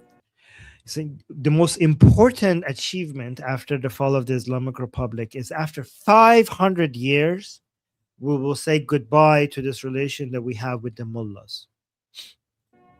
آخوندا رو سال 1500 صفویه وارد سیاست کردن برای که مقابل امپراتوری عثمانی یه نهاد روحانیتی درست کنن، ایران رو شیعه کنن. So in the year 1500, mullahs were created by the Safavid Empire to basically be a force against the Ottoman Empire. یه نهاد روحانیتی درست کنن، ایران رو so that they could have a religious framework within Iran to push back against the Ottoman Empire. So guys, the Safavids were Shia, the Ottomans were Sunni, so the Sunnis had their own Sunni religious legitimacy and authority. So the Safavid dynasty created the mullah class in Iran as a way to push back against the Sunni Ottoman Empire. That's what happened. شیعه کنن، اونا سنی بودن. میدونید تا اون موقع اکثریت ایران سنی بود. شیعه کنن. So yeah, guys, the Safavid Empire is what turned Iran from Sunni to Shia. Before the Safavid Empire, Iran used to be Sunni. It was the Safavid Empire that made it Shia. روحانیت رو از لبنان آوردن، آخوندا از لبنان اومدن. So they brought the clerics from Lebanon. So this whole Akhund, the mullah class, was imported from Lebanon into Iran. دربار صفوی. و باید هم برگردن مملکت خودشون. And he's saying that they have to go back to their country. دربار صفوی اینا رو وارد سیاست کرد در دوره قاجاری و اینا اومدن بالا تا سال 50. So the royalty of the Safavid dynasty, they brought the mullahs into the court, into the imperial court of the Safavid dynasty. اومدن بالا تا سال 57 که گرفتن دیگه همه چیز. And then they were part of our history until all the way to 1979, which eventually, so guys, from 500 years ago till now, the mullahs used to serve the king, but in 1979, they overcame the king and they became the rulers in Iran. و قبضه کردن. و دیدیم چه تجربه تلخ و سیاه و خونینی بود. And we saw what a dark and miserable experience that was. 7 سال حکومت آخوندا And bloody.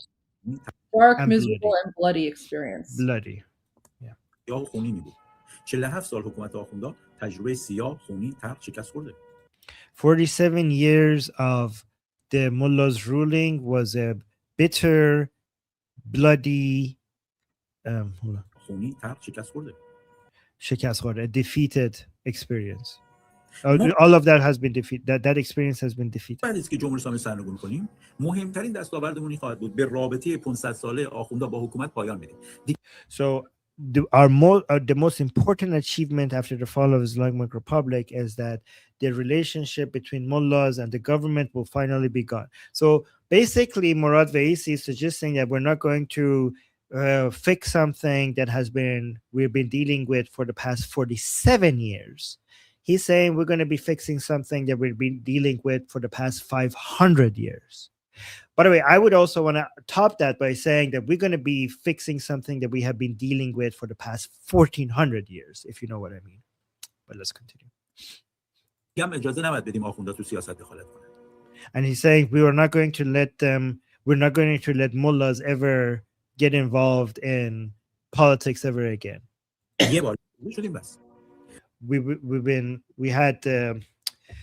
We had experienced this horrible experience once, and we're never going to try it again. من اعتقادم اینه مثل آلمان نازی که تفکر نازی‌ها رو دیگه من کردن اجازه نمیدن. در بعد از انقلاب باید دیگه به آخوندها و پاسدارا اجازه ندیم این تفکر رو بیان. چون اگه he's saying that he believes that just like in Germany, the government made it illegal for people. So basically, after Nazi Germany, in Germany, they made it illegal for people to spread Nazi ideology. Murad Vaisi thinks that we also, after the fall of Islamic Republic, we should ban the mullahs when it comes to spreading their ideas. Like he's saying, because if they do this one more time, we don't know what's going to happen to Iran ever again. By the way, guys, he's not saying that like Murad Vaisi is not saying ban Sharia or ban Islam. He's saying ban mullahs from spreading their ideology. That's what he believes. Political ideology, like just basically ban them from spreading their ideology and politics. So just keep them and their ideology out of politics. Yes, exactly. این همه آدم از بین نرفته، این همه زندگی نسوخته که ما یه بار دیگه به اینا اجازه بدیم. نه باید like all of these, so many people haven't been burned, so many people haven't been hurt for us to just and murdered. For us to just murdered as bein nirafte, haven't been destroyed for us to allow these people to do this one more time. فعالیتشون ممنوع باشه. He's saying their activity needs to be illegal. در آلمان هم همینطوره. And he's saying in Germany it's the same way, like with Nazis. از اون طرف این جنایتی که کردن، جنایت بیش از 36,000 نفر، اینم باید در قانون بریم براش قانون بذاریم. هیچ کی حق نداشته باشه اینو زیر سوال ببره. Oh, he's doing something like the Holocaust. Like, you know how denying the Holocaust is illegal in some places?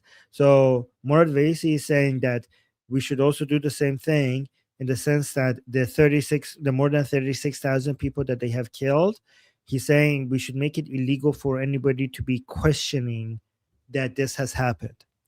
By the way, Goldie, I know you might disagree with me here, okay? And I know I'm going to get a lot of pushback from the chat. As a free speech maximalist, I don't believe in limiting what people say.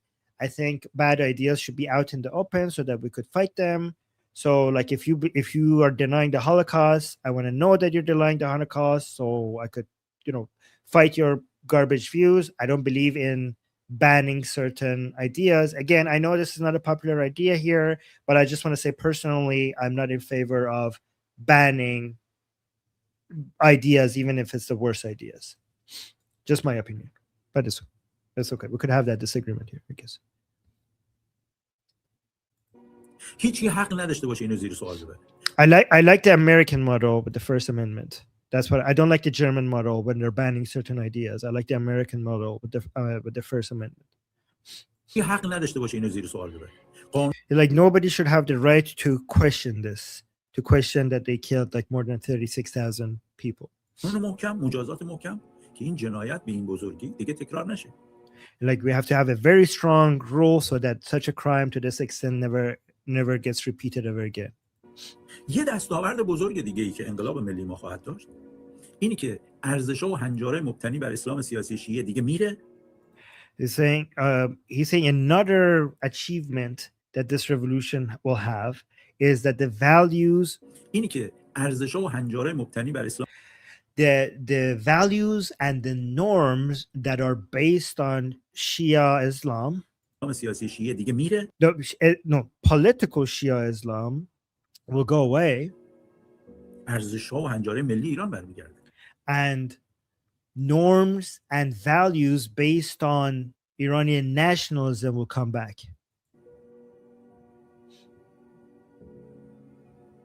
مثل یه زلزله میمونه. در زلزله Like it's going to be. He says it's going to be like an earthquake. یه صفحه میره پایین، یه صفحه زمین میاد بالا. Like in an earthquake, there would be one plate that will go under, and another plate will come on top of it. ما باید همین کار رو شاهدش باشیم بعد از جمهوری اسلامی. Like he's saying we have to witness the same thing after the Islamic Republic. اون لایه‌ای که مربوط به ارزش‌های اسلام سیاسی و ایناست میره زیر، لایه مربوط به ارزش‌ها و انجارهای ملی. So he's saying that the plate, the tectonic plate that is for Shia Islamic ideologies will go under, and the plate that is about nationalist values will go on top and will cover it. لایه مربوط به ارزش‌ها و انجارهای ملی میهنی ایران میاد بالا. Norms and values. Yep. All right. Thank you, Goldie. Thank you. No, thank you for sharing that. So just very well, not very quickly, but His Royal Highness King Reza Pahlavi, he was in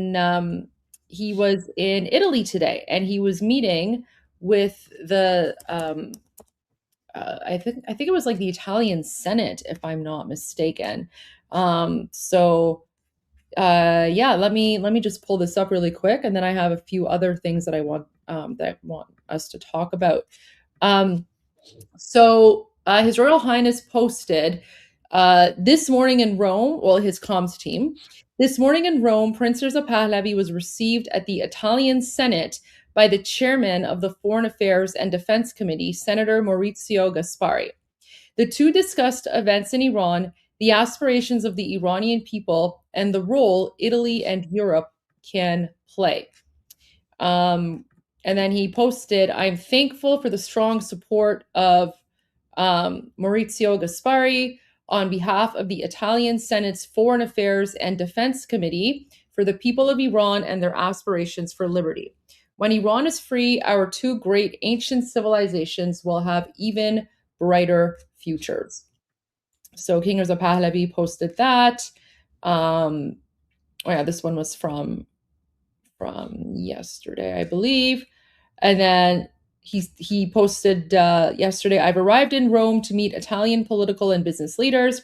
I will ensure the Iranian people's voice is not silenced and will discuss the only true path to peace, security, and prosperity for the world, the liberation of Iran from the Islamic Republic.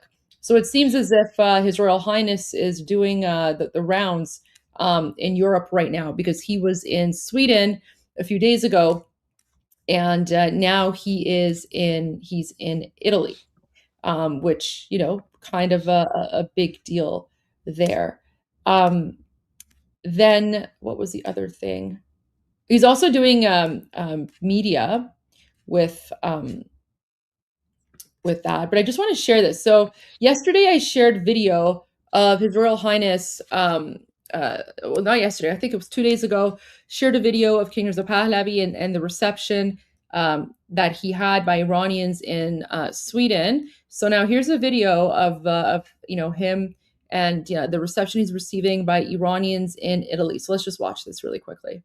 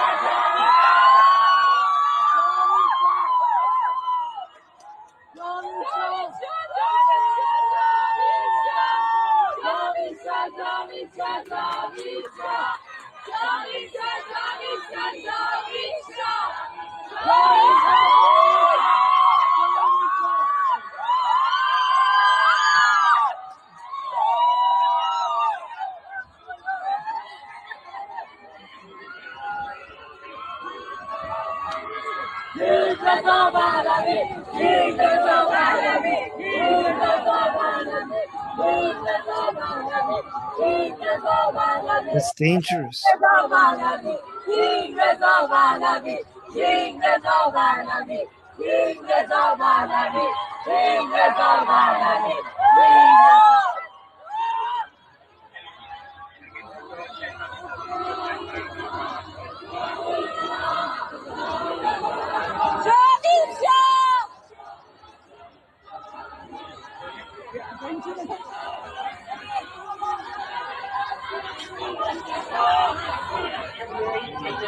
So you can see all the support. And then Armin, look at this.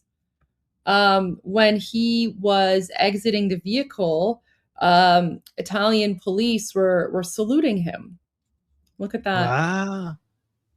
There's a video out there. I saw the video earlier. If anyone has a link to the video, let me know. But yeah, Italian police were saluting him as he was exiting the vehicle. So yeah, it was really nice to see that people are, you know, respecting our statesmen. So yeah, if anyone has the link to the video, let me know. I'll see if I can find it. But yeah, that was nice to see.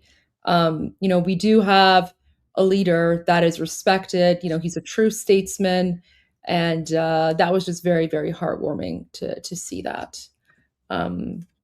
So yeah, I think this account might actually have the video, the salute video. Let me see. I think it was from earlier. So let's see. If anyone has the link, let me know. But yeah, so our king is definitely making the rounds. Oh, here we go. Here's the video. I found it. Okay. So look at this. Look, all the police are saluting him as he comes out.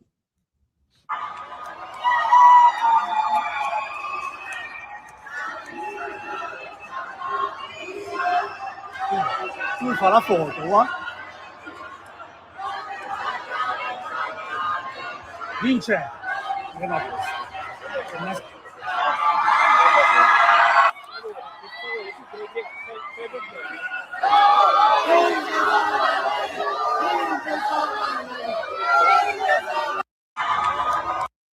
you go. So the hope of a nation. The hope of a nation right there. Oh, he reposted me. Look at that. Here's more footage of Iranians going to greet or like cheer for His Royal Highness. Now, the crowd is small, Armin. My understanding is that the reason that the crowd is small is because for security reasons, Italian police were like, we don't want to have like a big crowd there for security reasons. So that's why it's like a small crowd here.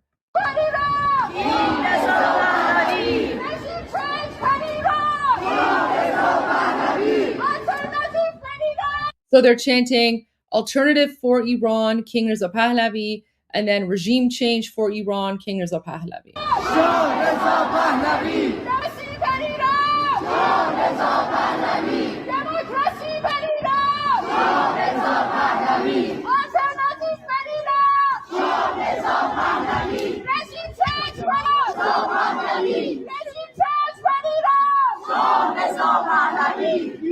We can see the American flag there. Look at that.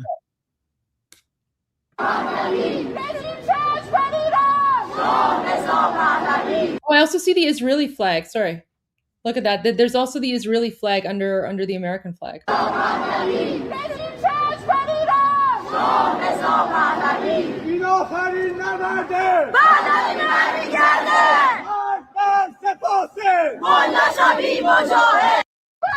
There you go.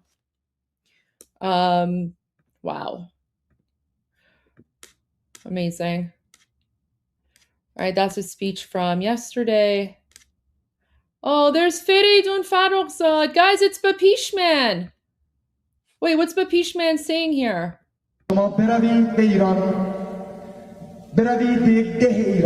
Oh, you know, Armin, why don't you translate this? Okay. Bapishman is a fan favorite.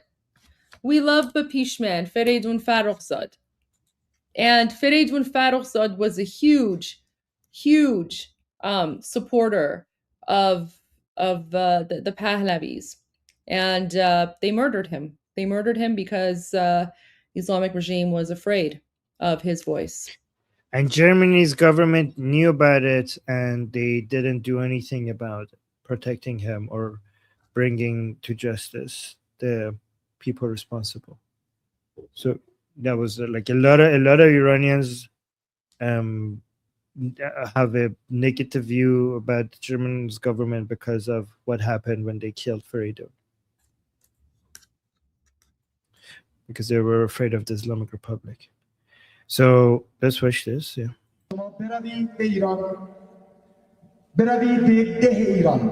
So he's saying you should go to Iran, go to a village inside Iran, and tell them that my name is Amini or Farrukhzad, or say I'm Bakhtiar or anyone else. The people, the villagers in Iran would not know who you are. So he mentioned some famous names and said the villagers in this is, I know, oh my God, I know what he's about to say. This is such an important point. I said, like, if you, so he mentioned some really important family names, including his own. And he said, if you go to the villages in Iran and mention these names, people would not know these names. بروید و بگویید که من ادیبم و خطیبم و شو اجرا کردم و آواز خوندم و سخنرانی کردم و زدم. Go tell them that I did this or did that, or I'm a celebrity, I have shows, I have given speeches. Go tell them that in the villages in Iran. Like, go tell them that I'm involved in this political, institution or that, like this political thing. They would not know who you are. ولی بروید به دهات ایران و بگویید مردم ایران دهاتیا من شاه ایران هستم مردم شما رو میشناسن. But go to the villages, go to villages in Iran and tell them that people, I am the king of Iran, and they would know who you are. They would know who you are. The people there in the villages, they would know who you are. Like the politicians in Iran.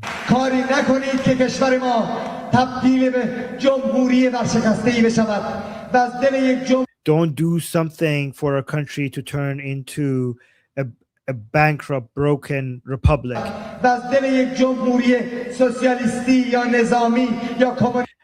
And for it to turn into a communistic or socialistic or a military republic or a capitalist republic. So for it to have many smaller republics come out of it, basically talking about secession. And destroy our country. Ooh, Goldie, should I swear words?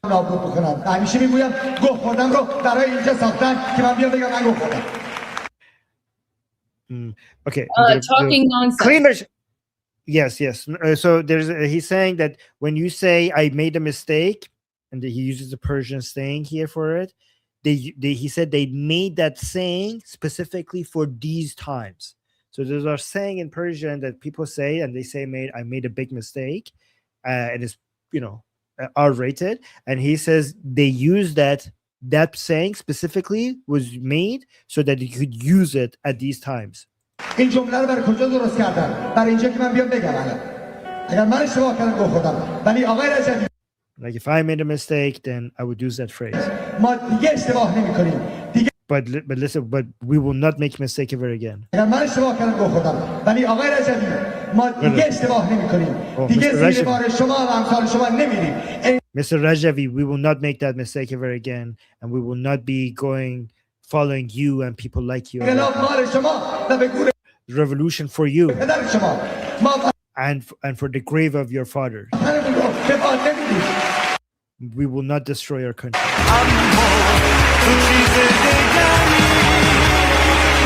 So this is very interesting because we often argue, Goldie, on our Persian channel and everywhere, is that what Prince Reza Pahlavi has is for brand recognition, right? So it's interesting because the name Pahlavi, the brand Pahlavi, is even to this day, even 47 years after the Islamic Revolution, there's not a single corner within Iran that they would not recognize that name. And a lot of people don't understand the importance of that recognition of that name, because just like the Persian language, where it's spoken everywhere in Iran, the name Pahlavi is known everywhere in Iran, which means that it bonds us. That means that it connects all of Iran. And this is why no name like the Pahlavi name could bring the Iranian people together. No name like the Pahlavi name could unite us.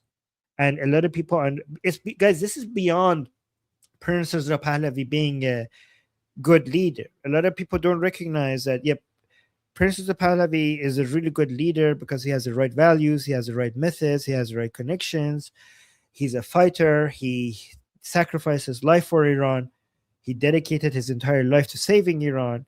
But beyond that, many people, including me, underestimated the importance of his name just being Pahlavi, because the Pahlavi name is so widely recognized that we're so lucky that the leader that is the best leader right now to lead our revolution is also the person with a name that is recognized in all corners in Iran, from the biggest cities to the smallest villages, because just that name alone there's a lot of utility in having that name, which bonds us together and could bring us together as a nation.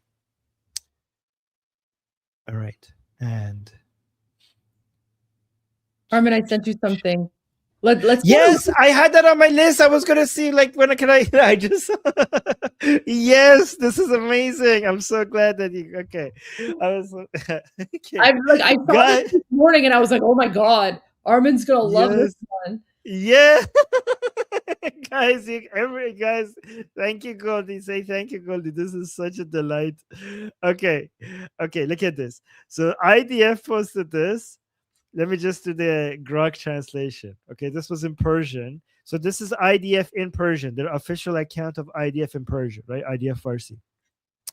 So they said, "Dear people of Iran, Ibrahim Zulfaghari," basically this guy, the spokesperson of Khatam al-Anbiya, "Ibrahim Zulfaghari seems more like an artificial intelligence product to us than a real human being." Guys, this is an official statement from IDF, okay? Just keep that in mind. Again, the IDF is saying, "Dear people of Iran, Ibrahim Zulfaghari seems more like an artificial intelligence product to us than a real human being."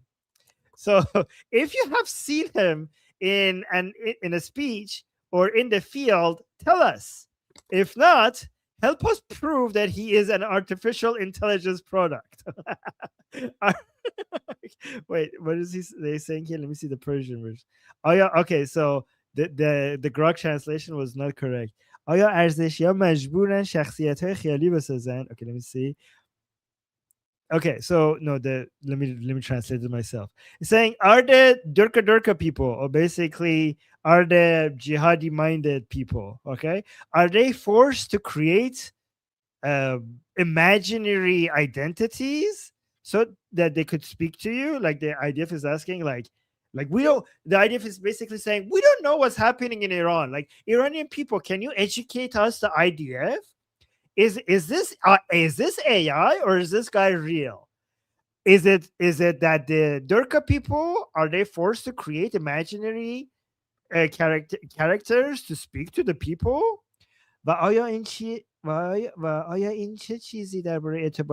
And if that is the case, what does that tell you about the credibility of their messages? So the IDF is like pretending for this to be a question, like, Iranians, can you tell us, is this a real person? This cannot be a real person. This is AI, isn't it? Is it AI? Is this what the regime has come to make AI character?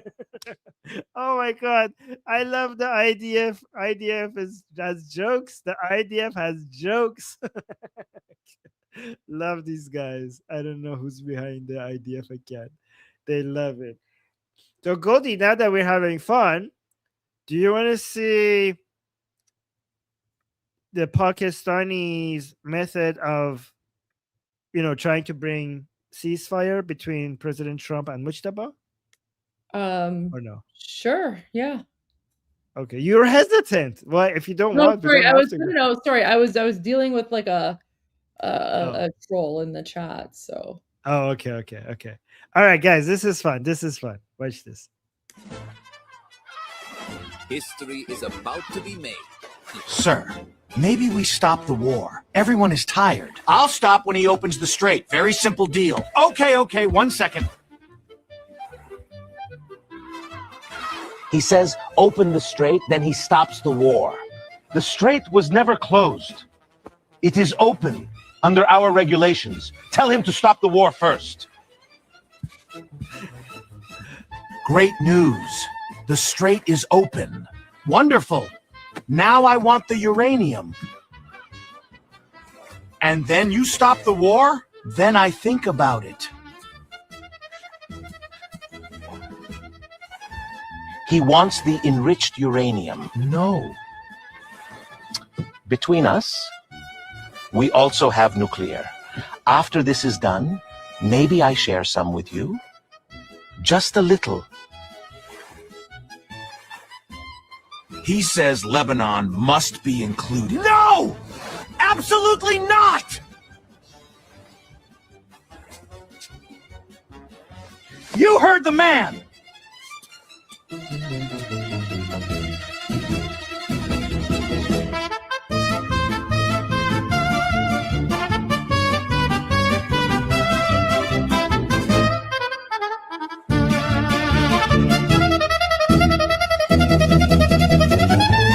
You want the nukes?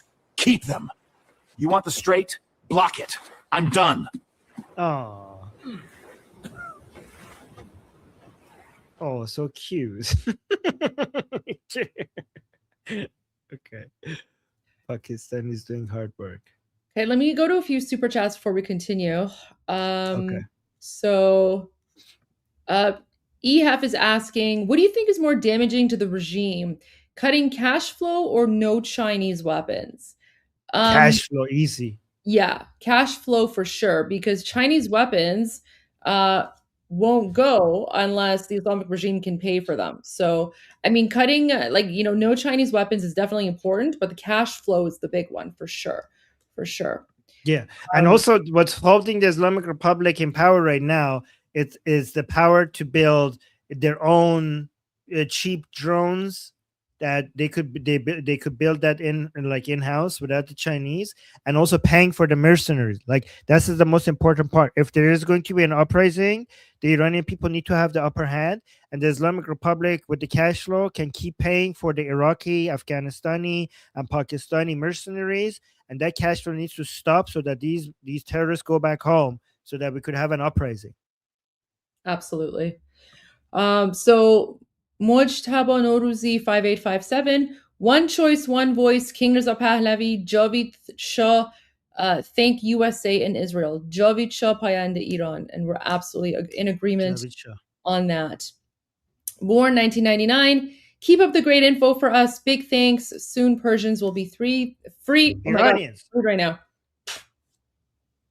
What? Soon Persians will be free. Soon Iranians will be free. Yeah. All Iranians, not just the Persians. Yeah.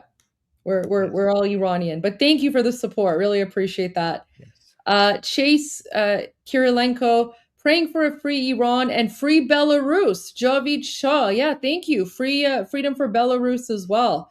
I know there's some issues there as well. So, praying for freedom for everyone. Thank you so much for that, Chase.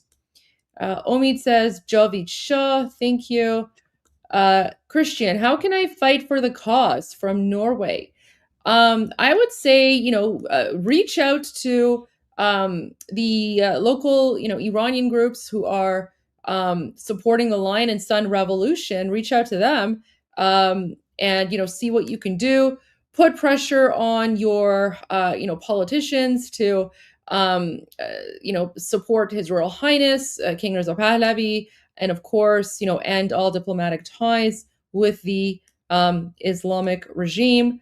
That would be some of the biggest ways. And of course, being active on social media, amplifying and promoting the voices and accounts of those people who are raising awareness about this. But thank you so much for that. Really, really appreciate that. And just honestly, even just being here and watching Iran Revolution live and being part of this community, your presence is also helping the algorithm, helping boost our numbers. Yes. So that's huge, because that helps our live streams trend. So thank you so much for that.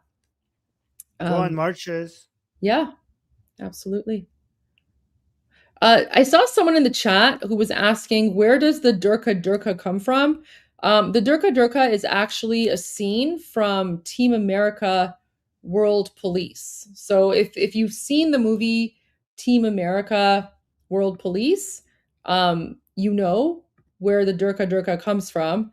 If you haven't seen Team America World Police, you wouldn't know. Do you want me to play that scene from Team America World Police? I mean, I could. It's not too long, but if you guys want to know, where the Durka comes from, I can show you really quick. Yeah? All right. Okay.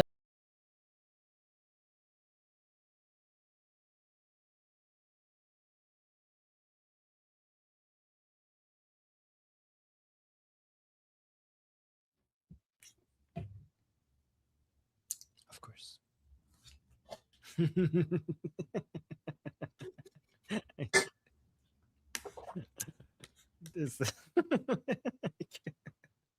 Oh no.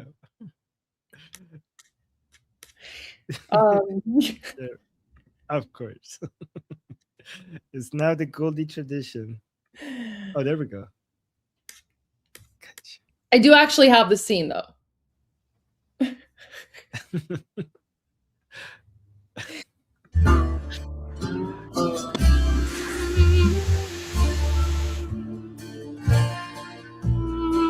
Have you seen this movie, Armin? Oh, okay. What? I don't know. Of course. I just wanted to make Oh sure. my God. Okay. Durka Allah, Muhammad Jihad. Bagala, Muhammad Jihad. Bagala, Muhammad Jihad, Allah, Durka, Durka, Muhammad Jihad, Muhammad Jihad. Oh, shit. Come on, Gary. Act. You have the power. Bak, Durk, Allah. Durka, Durka, Muhammad Jihad. Haka Sherpa, Bagala. Oh, Durka. All right, Gary! Told you he was Top Gun. I've never seen acting that good. He's amazing.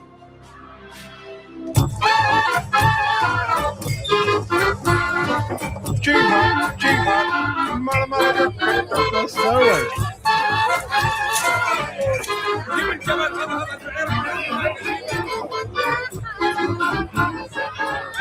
Yeah, no, I know. It's terrible. We are Bashir rebels from the country of Somalia. Who are you? My name is Hakme. I'm a terrorist. Anybody know of any terrorist attacks coming up soon? Wow, so subtle. Anyway, that's pretty much it. So I don't want to do the rest because I don't want to get we might have to we'll probably have to cut out this part of the live stream. We'll have to edit it because of the copyright or whatever. But there you go. That's the where the Durka reference comes from. When I watched this, I didn't realize this was a Star Wars reference. I think I was a kid. I didn't understand. Oh, you didn't know? Now I could tell it's a Star Wars reference now that I'm watching it as an adult, I guess. Yeah. Absolutely. Armin, look at this. Pakistan is still trying. Okay, my browser lost audio. Yeah, let me just stop sharing. I mean, they are relevant, to be fair. Are they? They're nuclear power, and they're big. They have a giant military, and Goldie, they have the world's largest intelligence organization. oh my gosh. But Pakistan is trying to remain relevant in these like negotiations or peace talks. So look at this. So Abbas Araghchi, the Iranian foreign minister Abbas Araghchi, met Pakistan's army chief Asim Munir in Tehran for the first round of talks, with further discussions set for Thursday between Iranian officials and a Pakistani mediator on messages exchanged with the US since Sunday. What talks? The United States hasn't agreed to any talks whatsoever. So what the heck is like Pakistan doing in Tehran right now? And it's like Pakistan and the Islamic regime, they're just like randomly agreeing to like continue the talks, but the United States has not like actually agreed that they're going to continue negotiations. So what the heck is going on here? Watch this. Like this is the most bizarre thing ever. Like why are Iran and Pakistan holding talks when this is something between like the Islamic regime and the United States? So this is what I mean. Like this is why I think like they're trying so hard to be relevant. Do you think President Trump is going to see this, Armin, and be like, oh no, Iran and Pakistan are having talks. Oh no, FOMO, right? Like is President Trump going to have like fear of missing out, and he's going to be like, oh no, we need to like this is going to pressure us to get into talks. Like it's just the most ridiculous thing. آقای آسم منیر فرمانده ارتش پاکستان گفتگویی با وزیر امور خارجه کشورمون جناب آقای سید عباس عراقچی در تهران داشتن. این یک دیدار مقدماتی بود. دیدار اصلی فردا در تهران برگزار میشه و قرار هست که در ادامه گفتگوهای اسلام آباد و پیام‌های رد و بدل شده از روز یکشنبه فردا در تهران هم به صورت تفصیلی درباره این پیام‌ها بین ایران و میانجیگری پاکستانی گفتگو صورت بگیره. درباره اینکه چرا آقای آسم منیر میانجی این گفتگوها هست، به دلیل این هست که او به عنوان یک شخصیت سیاسی، اجرایی و امنیتی شناخته میشه و قبلا هم میانجی پرونده‌های صلح بوده. Yeah, Armin, let me send this to you so you can translate. Okay. But Goldie, like, then here, let me. Well, what do you think about this then? Because there is some sort of a confirmation from the Americans, and the audio from this was low, so I'm going to use audio booster. I just want to see what you think about this. Look at. Where would they be the next round? They would very likely be in the same place as they were last time. Yes. With the same, I would just want to make one point that's important to the president. The Pakistanis have been incredible mediators throughout this process, and we really appreciate their friendship and their efforts to bring this deal to a close. So they are the only mediator in this negotiation. While there have been many countries around the world who want to offer their help, the president feels it's important to continue to streamline this communication through the Pakistanis, and so that's what continues to take place. So that's the. What do you think then? Well, first of all, she's not saying that the talks are continuing. All she's saying is that, we want to stick with the Pakistanis. Why? Because Pakistan is just as irrelevant as Oman when it comes to geopolitical, relevancy.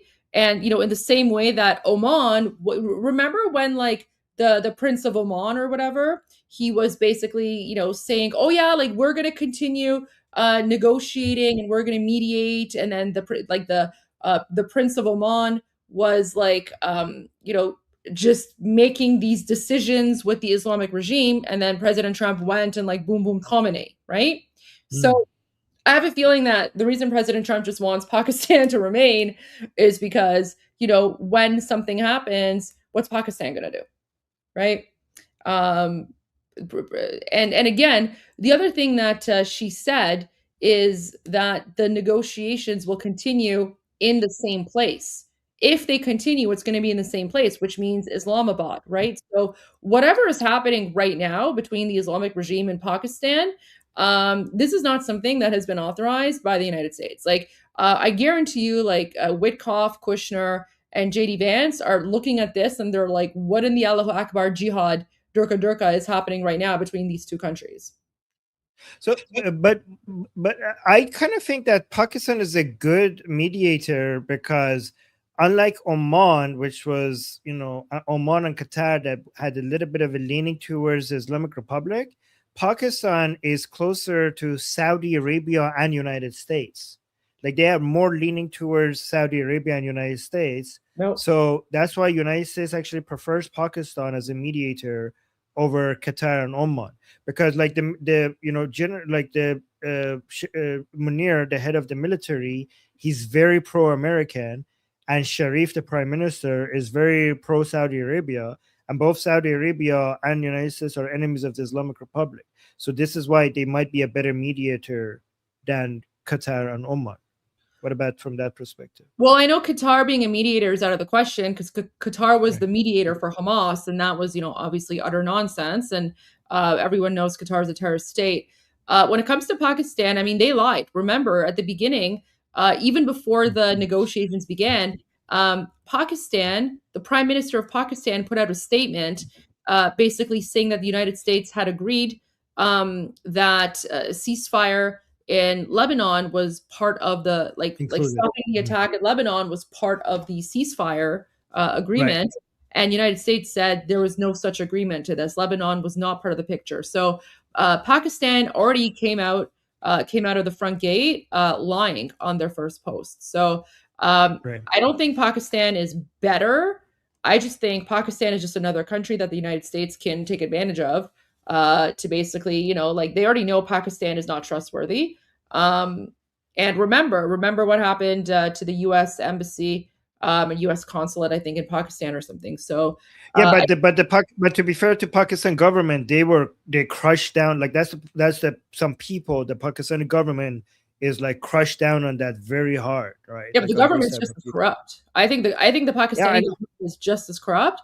And I think the reason the Americans are using, I mean, there's no right or wrong answer here, right? So, I mean, we both have different opinions, but I'm just saying, I think the Americans are using Pakistan because no one really cares about Pakistan. That's the way that I see it. Yeah, but when I say like Pakistan is like a big deal, I'm not like endorsing Pakistan. I just think they're a nuclear power. They do have, they do carry a lot of weight in the region, but I don't. And also, they're the only country that responded with missiles to the Islamic Republic as soon as the Islamic Republic bombed them with their own missiles. Like, for example, Iraq has been receiving missiles from the Islamic Republic in the Kurdistan regions for years, and they never responded. And Pakistan, as soon as the Islamic Republic hit them with some missiles, the day after, within hours, they started responding with missiles back to the Islamic Republic. Again, I'm not saying I trust Pakistan. I'm just saying that they are influential. But anyways, okay. So let's play this.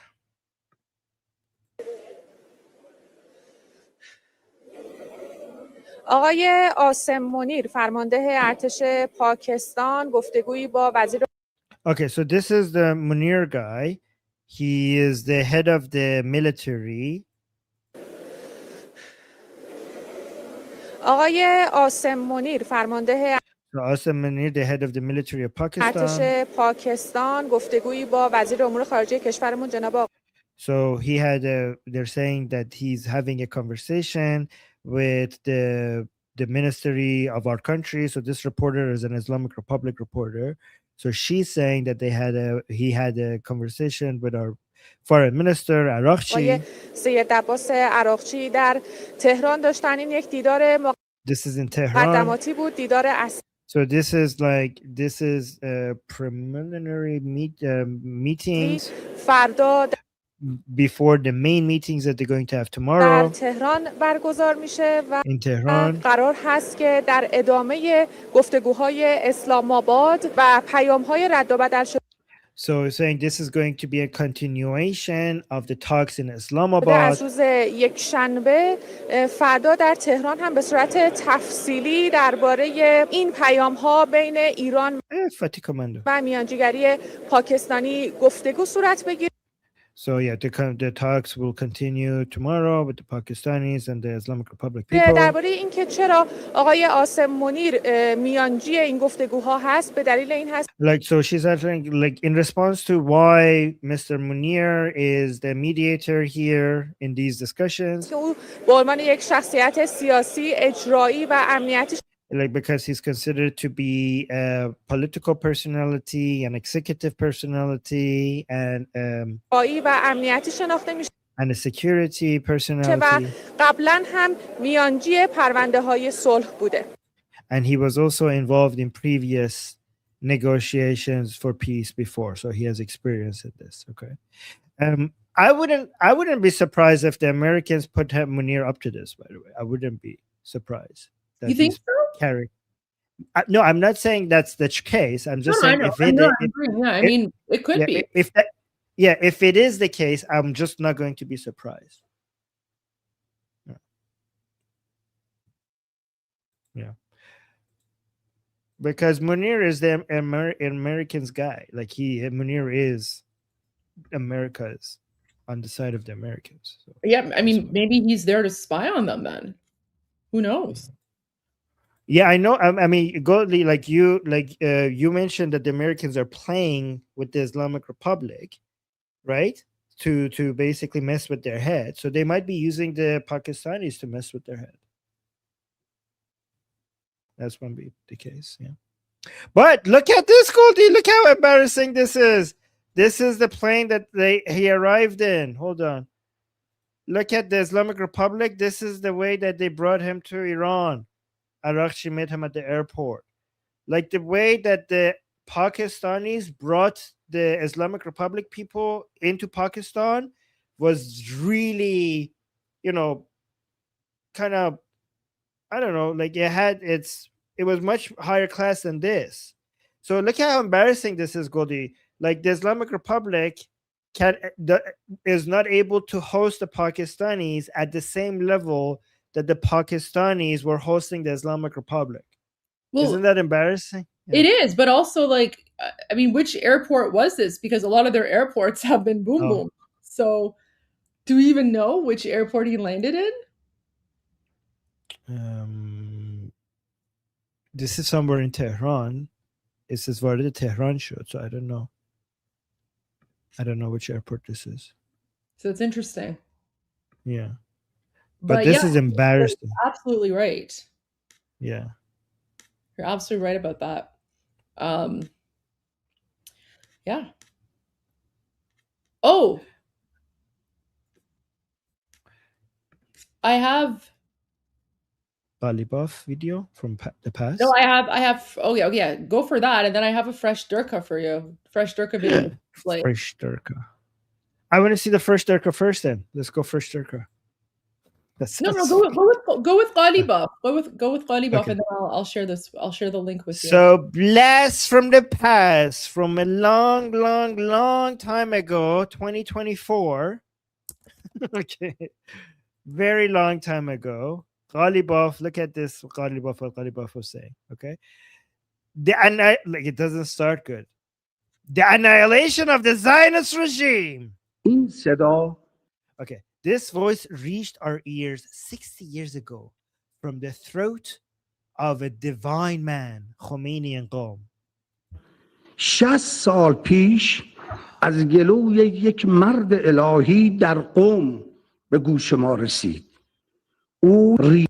He showed the root of corruption and oppression, not only in Iran, but in the world. Okay, Khomeini guys showed us the way.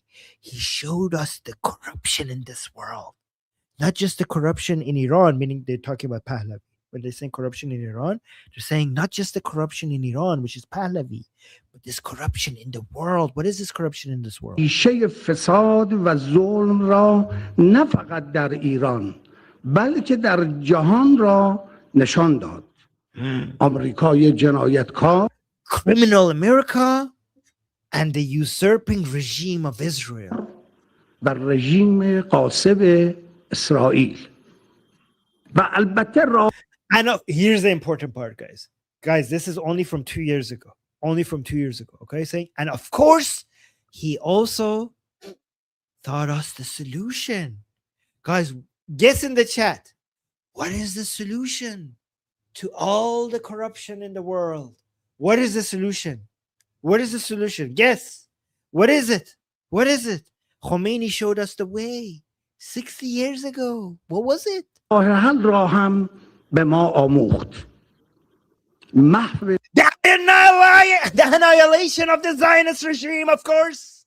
The Jews, getting rid of the Jews, getting rid of corruption all around the world. Of course, how could be guys, corruption all around the world is because there's Jews in the world. So if you annihilate them, we will have no corruption. Corruption will end. رژیم صهیونیستی. Oh my God. So guys, this is, as Goldie would like to remind you, this is the more reasonable person in the Islamic Republic. This is the more pragmatic person within the Islamic Republic. Okay? These are the more moderate people within the Islamic Republic. The people who think that the solution to all of the world's corruption is the annihilation of the Zionist regime. So wonder what the hardliners think. What the more hardliner people. I wonder. The reasonable one. Yes. Okay. By the way, Israelis in the chat, what does it feel to, to be the source of all corruption in the world? What does it feel like? Yeah. The Jews. Oh, you sent it to me? I sent two. We should have a Durka party at some day. We do. Whenever you bring like a weird Haydar video. Should I bring more? I've stopped because I thought it's annoying you. No, I mean, if you have more Durka like Haydar videos that you want to share, as long as you translate them, right? But sure, why not? Yeah, okay. There's so many. Most of them are now in Lego format for some goddamn reason. Because supporters are dead, probably. I don't know why they're all coming in Lego format these days. So weird. Okay, so what is this? Should I read the caption? History shows that even more dangerous than. Should I just play it? Well, play it once because it's just like 50 seconds, and then you can go back and translate. Okay.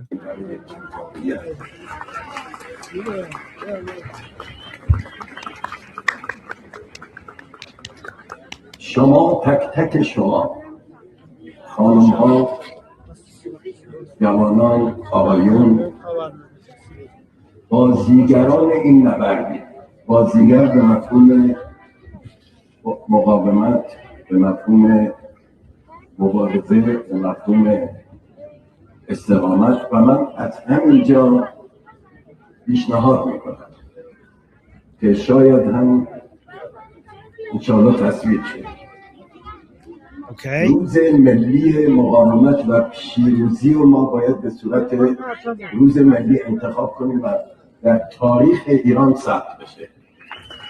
He's basically just telling the crowd that who is this guy?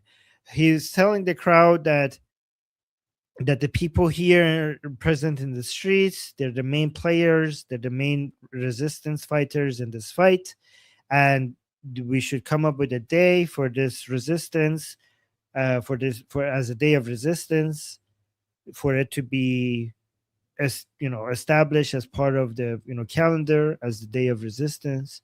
Who is this? Is this important person? I don't know him. I think it's just it's like a paid propaganda voice of the Islamic regime. So they're like this is just part of like the rallies. Oh, okay. Yeah, guys, right. There's so many, like they're continuing their nightly rallies in this their nightly rallies in the streets. And by the way, this is like making them feel like they deserve something.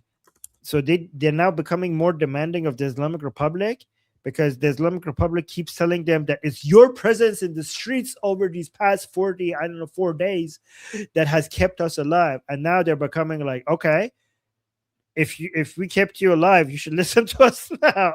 So you would have been dead if it wasn't for us being in the streets. We have been out in the streets for 44 days. And now we're telling you not to go negotiate. Are you going to negotiate? You tell us that you were dead if we weren't out in the streets. So listen to us. Oh my god. All right, so Pezeshkian. Oh, Goldie, this is the person that is not relevant, right? The most irrelevant person within the Islamic Republic is Pezeshkian. So مسعود پزشکیان در اظهار نظرش علیه مردم را گفت خجالت بکشید از اسرائیل حمایت میکنید انتقاد به کشتن. Oh wow, okay. So Masoud Pezeshkian in a statement against the people of Iran said, shame on you for supporting Israel. At least look at the massacre of Gaza's children. Wow. Guys, the best way to make the Iranian people go against you is to talk about Gaza. The fastest way to get an Iranian audience to turn against whatever you have to say is to talk about Gaza. This president, so-called president, is out of touch. Like, oh, why do you support Israel? Think about Gaza. Don't you know the people who are supporting Israel, this Gaza attack is not going to work on them? Unbelievable. He doesn't know. He doesn't know. So say he wouldn't even bother to lie and say the people of Iran. Then these stray dogs claim on social. Okay, let me actually just play the video and translate it. یعنی شما نمیفهمید اسرائیل روزانه داره همه انسانیت رو زیر پاش میذاره و شما like does this mean that you don't understand that Israel is putting humanity under its foot every single day? دارید ازش دفاع میکنید خجالت and you are defending it? Do you have no shame? نمیکشید اون بچه‌هایی رو که تو غزه دارن له میکنن اون پیرمردا و اون بیمارستانایی که اونجوری like the children that they're crushing in Gaza, اون پیرمردا و اون بیمارستانایی که اونجوری those elderly, those hospitals that they're destroying in Gaza. حداقل از اونها یه حرفی بزنید. At least speak about them. At least talk about them. یه ذره انسان باشید این کارو میکنید. Be human just a little bit to talk about them. از اینه که من ایرانی ام میگه ایرانی ام این حرفا رو میزنه و اجازه میده اون کارو بکنه آدم دیگه نمیدونه به اینا چی. Like when people say the Iranians and they say, can I respond to this or should I just play it? If you want to respond, go ahead. Yeah, respond. Oh my God. People are missing the ARMIN rant, so go ahead, respond. The IDF has done more than any other military in the history of military operations to try to reduce civilian casualties. It would be as easy as a walk in the park for Israel to just wipe out the entire population of Gaza. And yet, in an area with the second highest population density in the world, we're fighting an enemy that doesn't wear uniform to mix itself with the rest of the population, that uses human shield. Israel has achieved one of the lowest civilian to combatant ratios when it comes to casualty in the history of modern military warfare. That was not by accident. It wasn't like Israel was like, oopsies, we wanted to kill as many people in Gaza as possible, but somehow we missed them all. Somehow we managed to accidentally achieve the lowest civilian to combatant ratio in the history of military warfare. Like, how did that happen? We were good. Guys, I found something else that Israelis suck at. Israelis suck at genocide. They suck at genocide. You know how easy it is to commit genocide in Gaza? And yet the population of Gaza keeps increasing? How is it that Israelis are good at so many things, but when they want to do genocide, they suck at it so much to the point that it's so easy to reduce this population by dropping bombs on them, yet the population in Gaza keeps growing exponentially. How is it that you suck at a genocide? Do you know how easy it is? Why is it that if Israelis are trying to commit genocide in Gaza, they tell people where they're bombing? Why do they tell them? Do you know how many terrorists in Gaza survived? Because Israel was warning people? Do you know how many Israelis died because terrorists survived in Gaza? Because Israel was trying to do the moral thing and save civilians?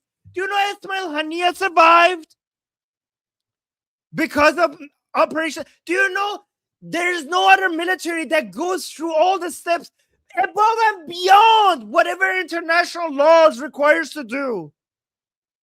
Israel does the knocking at the top of the building with bombs for the people in the building to know that the building is about to get bombed.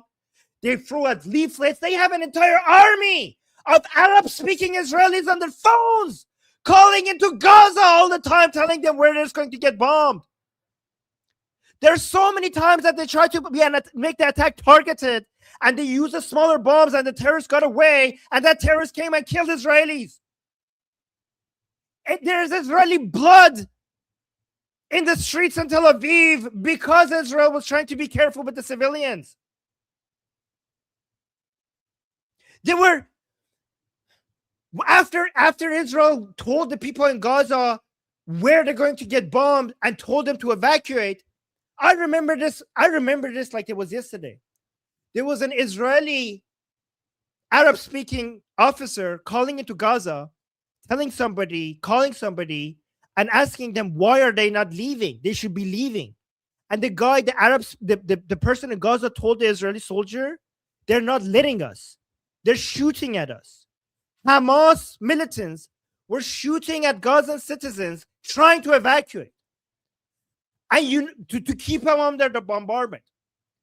IDF soldiers were sent into Gaza, risking their own lives to shoot at Hamas militias, trying to open the way for the Gazans. IDF soldiers' lives are put at risk trying to save Gazan civilians. And if all of that was not enough, here's an interesting thing. Israel has broken another record, which makes them the worst at genocide. Israel has moved more calories into a war zone than any other army has done in the history into the population of the army that they're fighting against.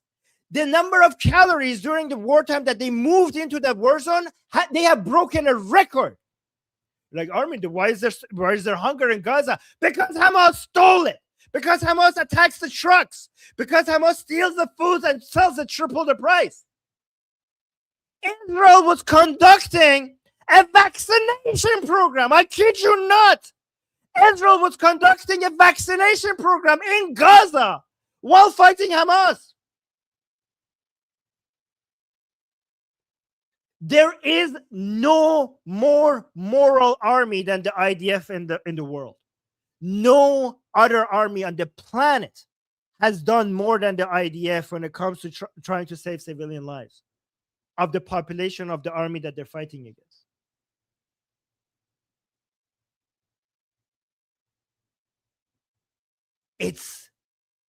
It's ridiculous. It's the most ridiculous, accusing Israel of being anti-humanity, doing apartheid, doing genocide. It's not just that it's wrong. It's that the truth is the complete opposite. It's not like the IDF is somewhat evil, but people are exaggerating it. It's that the IDF, there's no more moral army than the IDF. And people claim that it's the most immoral army in the world. It's like the complete opposite of the truth. Unbelievable. And you know who knows this? The Iranian people know this. And this idiot is telling this nonsense to the Iranian people that know better. باشید این کارو میکنید. از اینی که من ایرانی ام میگه ایرانی ام این حرفا رو میزنه و اجازه میده اون کار بکنه، آدم دیگه نمیدونه به اینا چی بگه.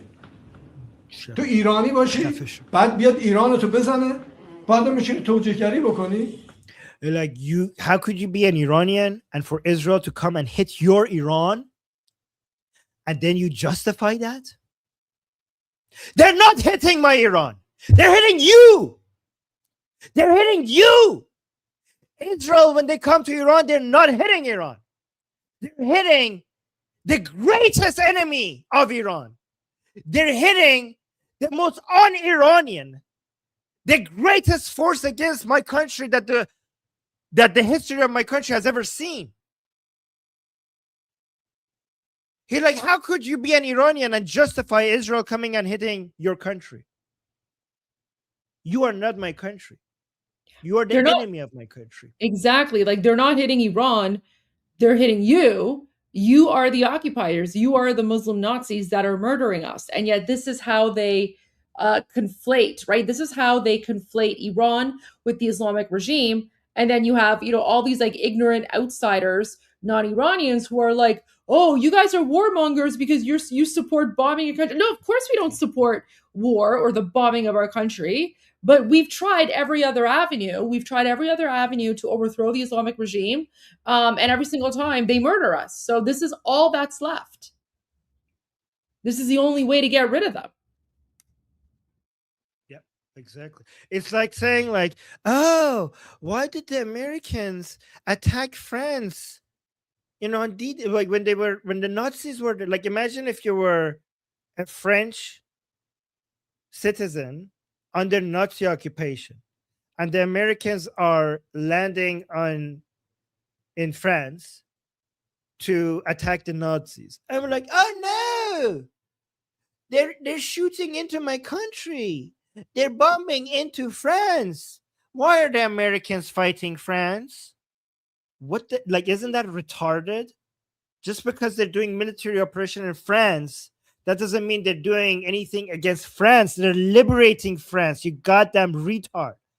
It's the same thing, in the same way that Nazis were occupying France and the Americans were not attacking France. They were liberating France. It's the same thing.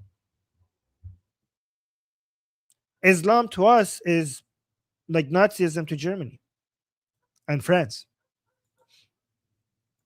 بالاخره وقتی زیر ساخت ما رو میزنه همه ایرانیا درش به مشکل برمیخورن.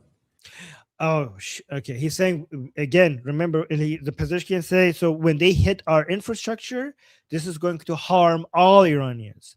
Well, it's your fault that you mix the infrastructure used for military operation with the infrastructure used for civilian lives.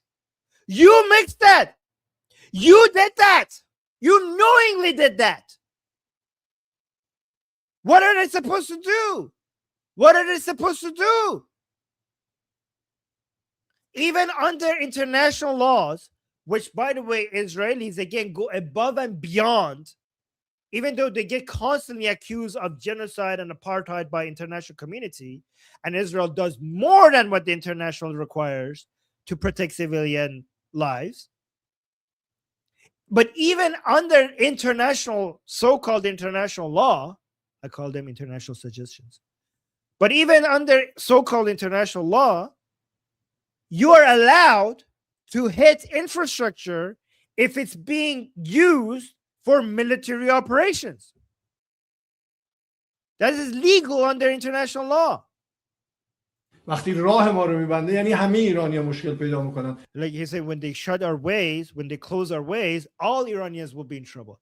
You goddamn idiots! What are they supposed to do? If they're bringing in their missiles, but using a bridge to bring a launcher to hit Israel, Israel will be like, oh, we could blow up that bridge so that missile doesn't hit the launcher coming at Tel Aviv. But we don't want Arash to be late for work. So, I mean, I guess let the missile go through. Of course they have to hit that bridge because you're using it for military purposes. تو ایرانی هستی؟ اول میگفت که اینا اومدن که به اصطلاح قدرت رو برگردونه. Like, are you really Iranian? حالا چی شد؟ Oh. Wow. به اصطلاح قدرت رو برگردونه. Wow, okay, so he knows what we know. تو ایرانی هستی؟ اول میگفت که اینا اومدن که به اصطلاح قدرت رو برگردونه. He's saying at first they were saying that the Israelis are coming to give back the power. So he means bring back the power to the people. Wow. So he knows that the power doesn't belong to the people. Like, but what about now? But what about now? What about now? It's the same. Nothing changed. Nothing changed. It's even more true than before. Goddamn idiot. You know, guys, keep this man alive. Keep this man alive. I want to see this. I want to see him in court. I want to see, like, leave somebody for us. Leave this. He's not important. Leave him for us. Oh, what is this? Iraqi militia Hashd Shabi inside Iran. Oh my God. Guys, this is, if you want to see an Iranian person's blood boil, show them this. Show them Iraqi militias inside Iran. These are the same ones that murdered, raped, tortured Iranians back on January 8 and 9. These savages. Unbelievable. Yeah, and these are the same people that Iranians fought for 8 years, tried to keep them outside of Iran, tried to keep Iraqis outside of Iran, and now the Islamic Republic is just opening the door to them. Guys, like, if you're British and you get angry, you like with mass migration, or if you're German and French or Canadian and you see this mass migration and you see angry, just put your mind in the position of like an Iranian, that this is what they're bringing in specifically for killing us Iranians, these foreigners. Like imagine the rage that we feel when we see this, because it's not just that they're bringing them from outside of Iran. They're bringing them from outside of Iran with the specific intention to kill us. This is why Iranians, when they see this, their blood boils. Let me actually... So, with heavy weapons and free reign, these Shia forces are no different from ISIS and brutality. Guys, what we're hearing right now is that nobody could stop them from doing whatever they want, to the point that they're now harassing our women and our girls inside Iran. So let's watch this. لا نسلمه أبدا إن شاء الله لمناصرين للحق بإذن الله سبحانه وتعالى مع أخوتنا الأعزاء إن شاء الله مع الشيخ عزيز إن شاء الله للدفاع عن Oh, they brought him یه کوتوله باشون آوردن. Mini Sheikh. This is a mini sheikh. Guys, they brought a mini sheikh with them. It looks like a gnome. إن شاء الله للدفاع عن الإسلام حب الحسين يزمعنا إن شاء الله وهذا السلاح لا نسلمه أبدا بل سنقاوم به حتى. So even though he's speaking Arabic, I can't translate this because it has Persian subtitles. Do you guys want the translation? Yeah, because Garden Durka. Yeah, Durka, Jihad, Muhammad, Allahu Akbar. Garden Durka, the gnome one. It does look like a garden gnome. Yeah. النفس الأخير كما فعل الإمام الحسين في كربلاء. Ew. That's so tiny. Pocket Durka. See, guys, when we say Iran is occupied, this is what we're talking about. Iran is literally occupied by these like 7th century Muslim Nazi barbarians, and it's so disgusting and it's so insulting. And then this is how the Islamic regime gaslights people, right? Because you just saw a video from Pezeshkian where Pezeshkian is saying, we're Iranian, Iran first, we have to defend our country. Meanwhile, while they're saying that, they're importing these Durka jihadi terrorists, non-Iranian terrorists, to take over our streets and to murder Iranians, and they're out there yelling, Allahu Akbar, whatever. So it's literally like, it's 47 years of gaslighting. This is how they gaslight us. Right. So let me translate this. Let me see what they're saying. Allah and inshallah. Okay. برای یاران حق به اذن خداوند سبحان و متعال همراه با برادران عزیزمون Okay, so he's saying with our friends for the right, for fighting for our righteous friends, with the will of Allah, the glorious God, and with our dear brothers here. مناصرين للحق بإذن الله سبحانه وتعالى مع أخوتنا الأعزاء إن شاء الله مع الشيخ Okay, so inshallah with our dear Sheikh عزيز إن شاء الله للدفاع inshallah برای دفاع از Islam. So God willing for defending Islam. عن الإسلام حب الحسین یزمان حب الحسین حب ما را گرد هم آورن inshallah. Okay, so the love of Hussein gathers us here together, God willing. إن شاء الله. So remember, guys, Hussein is the third Imam of Shia Muslims. Oh, by the way, guys, remember this guy. Okay, let me test your knowledge. Between the mini sheikh and the normal size sheikh, which one is a Sayyid? Which one of these two is a Sayyid? Let me see if you guys know have learned your Durka. Iranians don't answer. Is the mini mullah a Sayyid or the normal size mullah a Sayyid?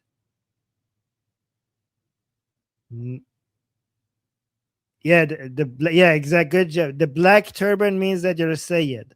The white turban means that you're not a Sayyid. So the normal size mullah is a Sayyid. The mini size mullah is not a Sayyid. Inshallah, للدفاع عن الإسلام. So yeah, God willing for the defense of Islam and the love of Hussein brings us together. Inshallah, وهذا السلاح. Oh, and this weapon will never come down. Really? What if you're in the toilet? What if you're pooping? لا نسلمه أبدا بل سنقاوم به. بلکه با آن تا آخرین نفس مقاوم. Okay, so this weapon will never be put down, and in fact, we will be fighting with it. We will be fighting until our last breath. We will be resisting until our last breath. Guys, do you know what they're resisting? He said we will be resisting until our last breath. You know what they're resisting? They're resisting democracy. They're resisting the will of the Iranian people. When he says we're resisting, that is what they're resisting. Muqadamat. So he's saying we will be resisting until our last breath, in the same way that Imam, in the same way that Imam Hussein did in Karbala. Can I swear in Persian? No. Goldie? Yeah? No. In Persian? No. Mute your mic. Mute your mic. Huh? Mute your mic and swear, and then you can unmute your mic. No, it's not gonna be fine. Okay, I'm not gonna swear. I'm just saying. I hope what Yazid did to you to Hussein in Karbala will do the same thing to you in the streets of Iran. If you want to fight like Hussein, I hope you die like Hussein.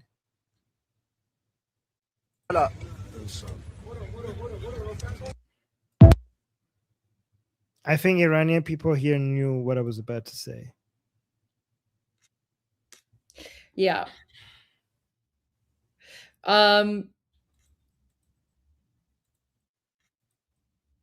Okay, so let me just go to a few of the super chats while you bring up the next one.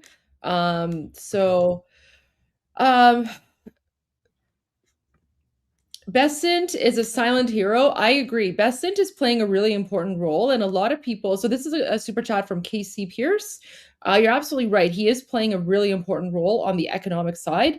A lot of people aren't paying as much attention to him, but what he is doing is just as crucial. And he has been speaking out a lot about this for the last few months. So he's a very intelligent person, obviously, and he's keeping track of all the funds. So yeah, absolutely. He is like the silent hero in that sense. Pendragon, what is the latest with the Iranian embassies? Loved what happened before. Javid Shabapish.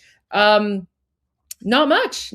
I mean, so Iranians are still rallying every weekend in front of various embassies, but nothing like significant has really happened in that sense. BS Bonehead, hi Goldie, the prince is now live on Italian television with his speech. I will share the video when it's online on Discord. Check it out later. Thank you, appreciate that. Pat's G Crux, showing appreciation to Goldie and Armin. Coffee or tea is on me. Thank you. We appreciate getting the real news from the true Iranians. Hope the regime falls and the people take over soon. Thank you so much. Very, very kind of you to say. Rod Miller, I think IRGC is trying to outmaneuver Trump by choosing a nation in the region that they have influence over that has nuclear weapons. They won't. Yeah. I mean, that could be a possibility. Thank you. Omid says, "Oh no, I mean the nuclear weapon that Pakistan they have a security pact with Saudi Arabia with that nuclear weapon, which is the enemy of the Islamic Republic, and Saudi Arabia has a security pact with Pakistan over the nuclear weapon as a force against the Islamic Republic. So just keep that in mind." Yeah. Mm. Oh, what was that? What was that last one? Just oh no, Armin rant. Oh, okay. Okay.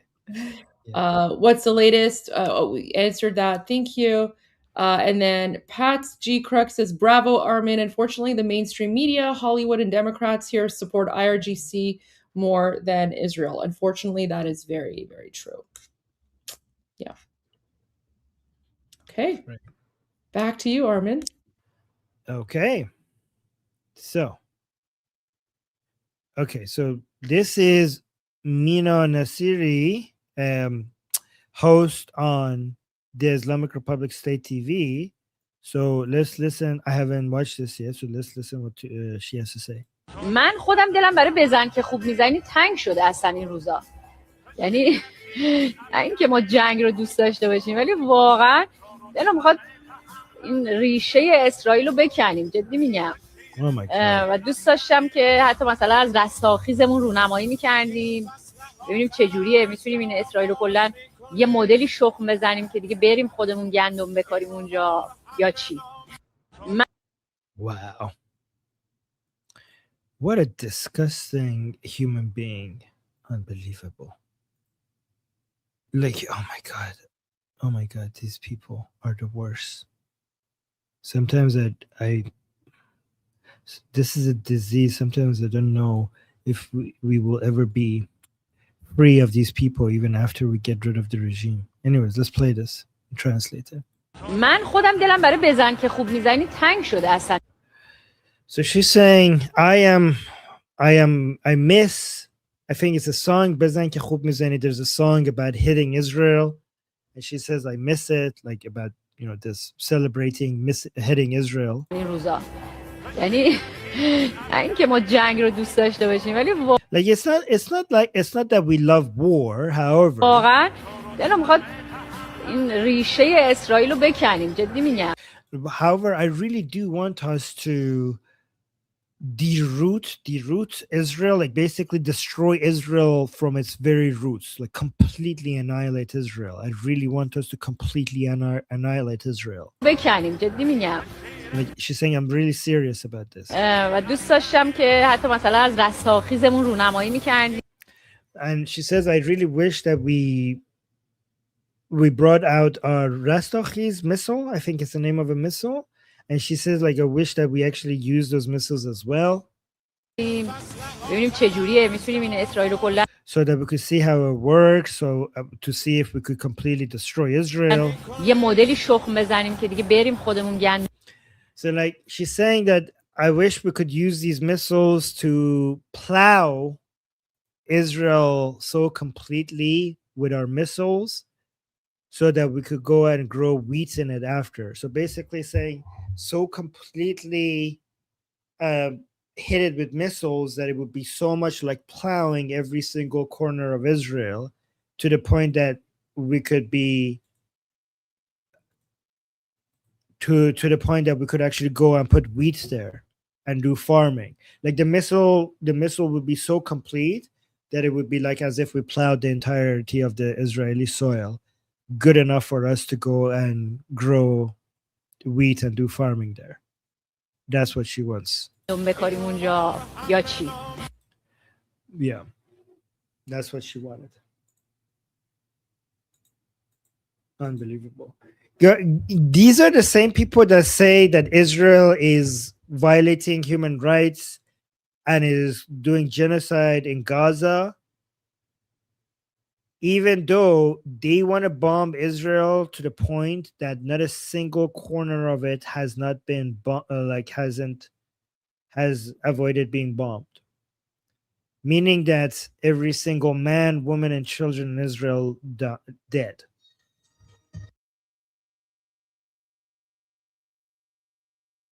They openly they openly advertise that, and then yet Israel is the evil one. All right, let's go to this next one.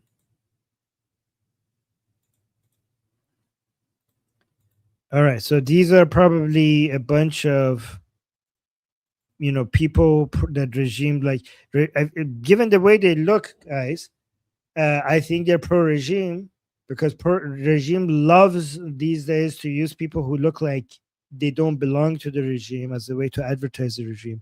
Guys, these days on state media in the Islamic Republic, if you see somebody that doesn't look like a Basiji, they're more likely to be pro-regime, because the regime is basically using these types of people to do propaganda for it. So let's watch what they're saying. Like, can you tell? It's the same guy, guys, right? Isn't it the same journalist every single time? I think. Let me see at the end. I think I know this channel. Like, can you tell us why you're out here? Basically, they're participating in the street protest in favor of the regime. Like, we're out here to defend our country. See, guys, like non-hijabi women and boys that have the style that looks like they're not for regime, these are now the favorite, especially non-hijabi girls. Non-hijabi girls are the regime's favorite right now. I don't think this guy would be approached if he didn't have a non-hijabi girl with her.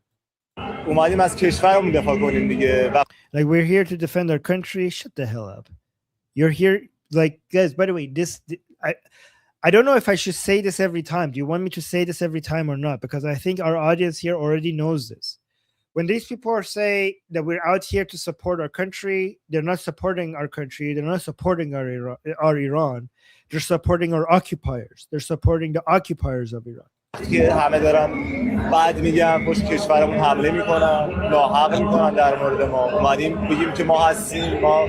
Like, when everybody is saying bad things about our country, they're attacking our country. We're here to say that we're here. So we are backing our country, and we will never abandon our country.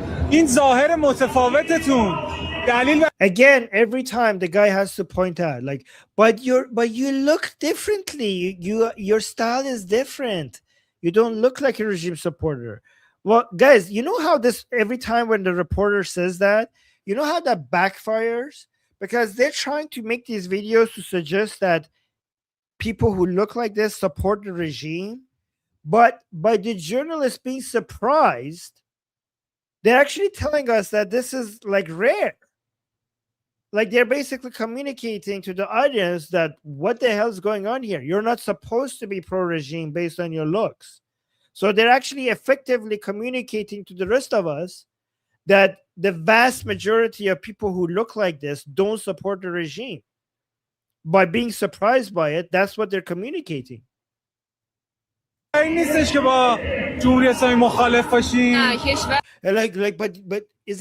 the style that you have, doesn't it mean that you are against the regime? Well, thank you so much for confirming that's what you should be expecting in Iran, that people who look like this are anti-regime.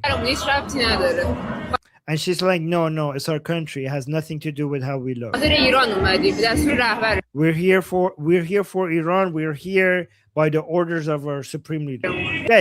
Guys, this is, I never know anything for 100%, but this looks so fake. Like a woman who looks like this saying, like, we're here by the order of our supreme leader. Like, okay, sure. Yes, lady. This hijabless lady coming out saying, by the order of our supreme leader. Okay, buddy. Sure. Sure. So Not fake. only that, Armin, isn't he wearing jeans? Yeah, I mean, jeans are like the hijabless part is more. Yeah, but yeah, they are wearing jeans, both of them. Yeah. Not only wearing jeans, he has like a fighter jet Weird. next to his. Yeah. He's wearing. He's like a jihadi hippie. Yeah, yeah. But you're right. Oh, yeah, jihadis. You're right. Basijis don't wear jeans. They don't like to wear. The Basiji uniform, like the Basiji's favorite clothing is shalvar parchei. I don't know how you say Cloth that in pants, English. just like fabric. Yes, cloth pants, and then either a buttoned white shirt or shatranji. Labas shatranji. Checkered, What is that? plaid. Plaid. Like Yeah. a plaid or So- checkered shirt. Yeah, checkered shirt or white button shirt and cloth pants. That's the arzashi. And obviously a beard. That's the common Basiji type clothing. خب طرفدارای پهلوی نظرشون اینه که اگر که رژیم چنج بشه مملکت آبادتری داریم.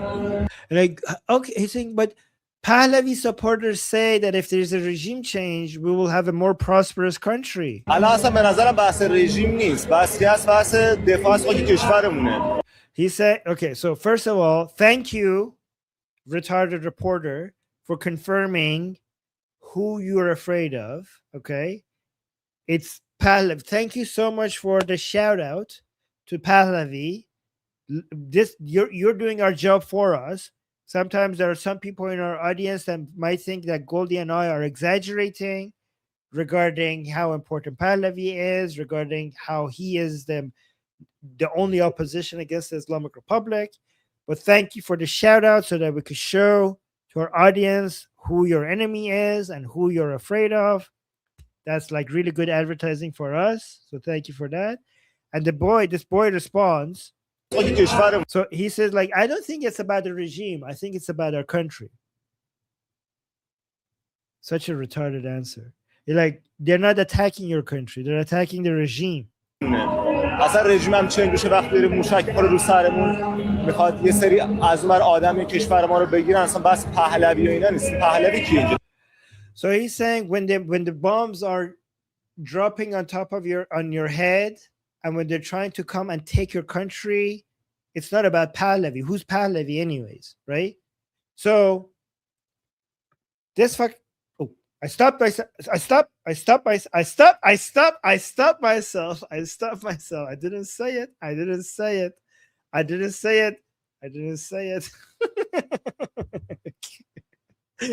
say it, guys. You be my witness.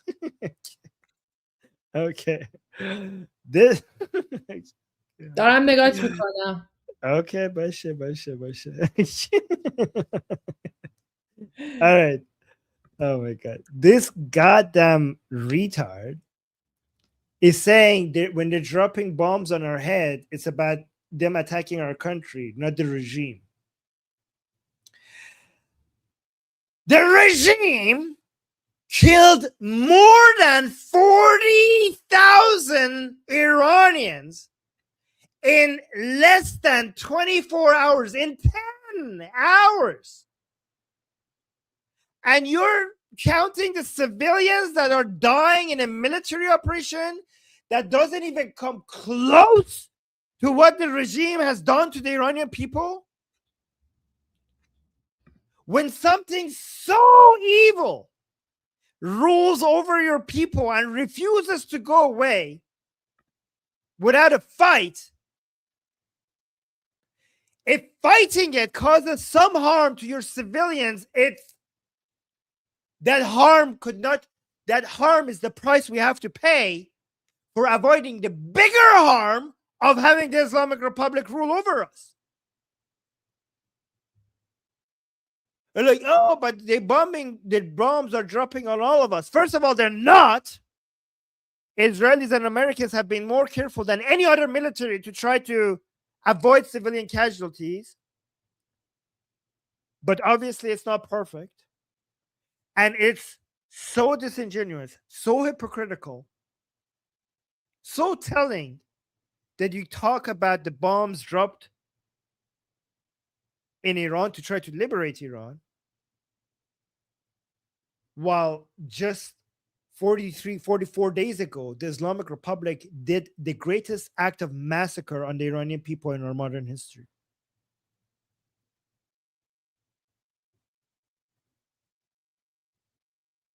Okay. Yeah. What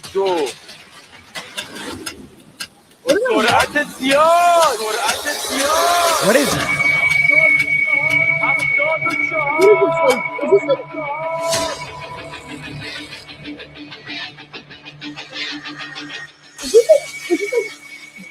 jihadi, like jihadi got powers or something? Like what is this? Why is this so good? یه چوبان هستی هیچ کسی رو جز خدا نداره.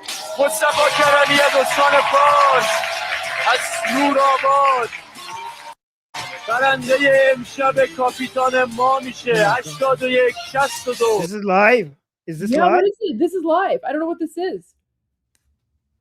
گروه آبی برنده امشب من نیست، هیچ کس نیست. داوران رأی دادن و هیئت منصفه.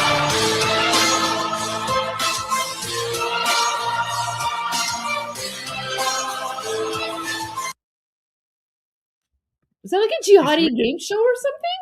It's a jihadi Mr. Beast show. Oh man, it stopped. Okay, it stopped. Anyway, sorry to interrupt your rant, but I No, just that was good. What the hell? Like, can we go back? That's pretty. I want to see that. okay. I mean, I can try to bring it up again, but اینجا نشون دادیم بعدم رقیب تو خودش خرید رقیب قوی خیلی ممنون که ما رو تماشا کردین. تشکر میکنم از هیئت محترم داوران و حضار گرامی. با کاپیتان بعد شما رو به خداوند بزرگ میسپارم. خدا نگهدار. گرامی با کاپیتان بعد شما رو به خداوند بزرگ. Look at what it says underneath, Goldie. It says این برنامه پیش از تهاجم صهیونیستی آمریکایی ضبط شده است. So they recorded this before the military operation. 14 داستان متفاوت به 10 کار کردم. خانم دکتر با بیمارستان کاری نداره، با مردم کاری نداره، با مدرسه What are you sharing? So even if you Goldie, even though you muted that, we're still getting audio from somewhere else. Oh, there we go. It was the stream itself that was like the stream. I think there's some ads. I think there's some ads playing on that page. خیلی جاها ما گشتیم هیچکی از ما حمایت نکرد. Man, Jihadi TV is not working tonight. احتمالاً که در این بازی به عنوان بهترین هایی که معیار واقعی زندگی و ارزش و برجستگی اونها درس خوانی که یا مشغول تحصیلن یا در دانشگاه ها بهترین علوم را بالاترین مدارج را تدریس میکنن. اینا افتخار برای نظام اسلام. این اون جامعه زن زینبی است، جامعه زن فاطمی است. این اون تربیت اسلام. He wants women in Iran to be educated in a way that they will become more like Zainab and Fatima. They were like the concubines of Muhammad or something. این مدارج را تدریس میکنن. اینا افتخار برای نظام اسلام. این اون جامعه زن زینبی است، جامعه زن فاطمی است. این اون تربیت اسلامی است و نظام اسلامی است. ارزش زن، آزادی زن اینهاست. Man, Durka TV's not working tonight. Durka TV. گره تحریم ها رو فرودر خواهد فشار رو افزایش خواهد داد در مذاکره باید انسان مطمئن باشه طرف مقابل به اونچه که متعهد شد عمل خواهد کرد. وقتی میدونیم عمل نمیکنه چه مذاکره؟ بنابراین دعوت به مذاکره و اظهار مذاکره فریب کنه. Oh, the state TV is taking a position against اگه دوست دارید negotiations کلیپ now. های برنامه نوسان رو جدا Sorry, what? So the Islamic State TV is now taking position against negotiating with Americans. Like they keep going back and forth. They're like, we should never negotiate. They're like, we should sometimes negotiate. We should never negotiate. So I don't know. Make up your mind, State TV. What side are you on? Guys, we're spying on Durka TV for a little bit. What's this? Oh, these are just commercials. Jeez. Their feed isn't working well tonight. Oh. لبیک یا خامنه‌ای. این اشکا به خاطر رهبرم. تمامش بر رهبر. My gosh. Why is it not working?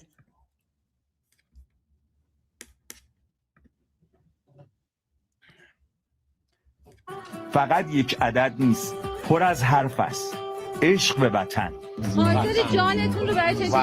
وطن. شما به پویش جانفدان پیوستین؟ بله. چرا به این پویش پیوسته های قلعه چون؟ وظیفه‌مونه. چرا میخوای جانفدا باشی؟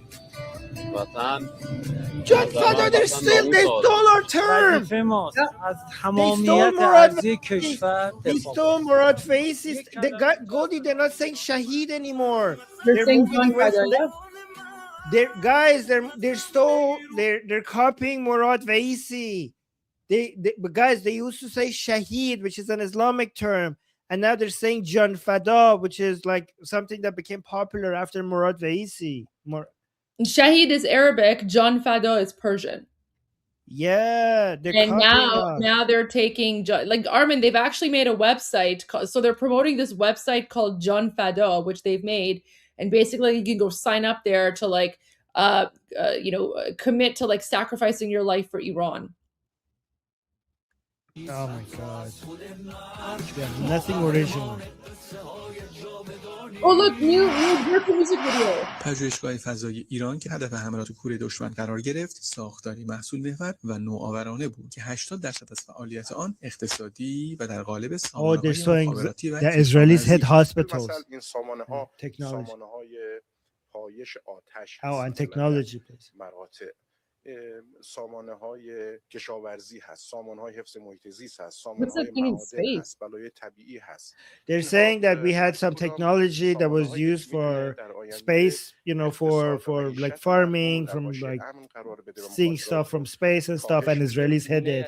And this was for civilian use only, and the Israelis hid it. محصولات کشاورزی هستش با توجه به اهمیتی که توی امنیت غذایی و استراتژیک بودن اون داره، سطوح مختلف دسترسی میتونید داشته باشیم. اما از آنجا که دشمن امنیت غذایی مردم ایران را هدف گرفته بود، ابتدا سعی کرد به زیرساخت‌های saying this is a technology for the food security of Iranians, but the enemy is trying to devastate the food security of Iranians, and that's why they targeted this area. They're trying to say the Zionists. They're trying to say the Zionists are not hitting. Trying to say what? They're trying to say that Israel. They're trying to make Iranian people hate Israel because Iranian people love Israel. So they're saying that Israelis are not hitting military targets. They're hitting the stuff that will damage the food security of Iranians. As they're trying to create a way. They're trying to convince Iranians to turn against Israel. و تکثیر همین اندیشه‌ها در سایه اقتصاد مقاومتی تحقق امنیت غذایی کشور را رقم می‌زند. تحت هر شرایطی وزارت ارشاد I think I found a better در سراسر کشور به اتفاق کلی به آقا اصرار کردن. آقا ماه رمضان میره اونجا، ابتدا نماز ظهر رو میخونده و بعدش میرفته همون مسجد امام حسن که شاگرد شهید کامیاب نماز ظهر رو میخونده، اونجا سخنرانی میکرد. یعنی آغاز حسین کرام مسجد کرامت اونجاست. که جالبه ساواک هم خب آقا رو به عنوان یک آدم جریان فکری که هی این و اونور جلسه تفسیر داره درباره talking about Ali Khamenei's experience with Savak and Savak basically arrested him. His experience with Savak? Yeah, because Goldie, like Ali Khamenei was arrested by Savak back in the day. Yeah, he was in jail. And Yeah, and Savak should have kept him in jail. Savak referred to him as a slippery fish.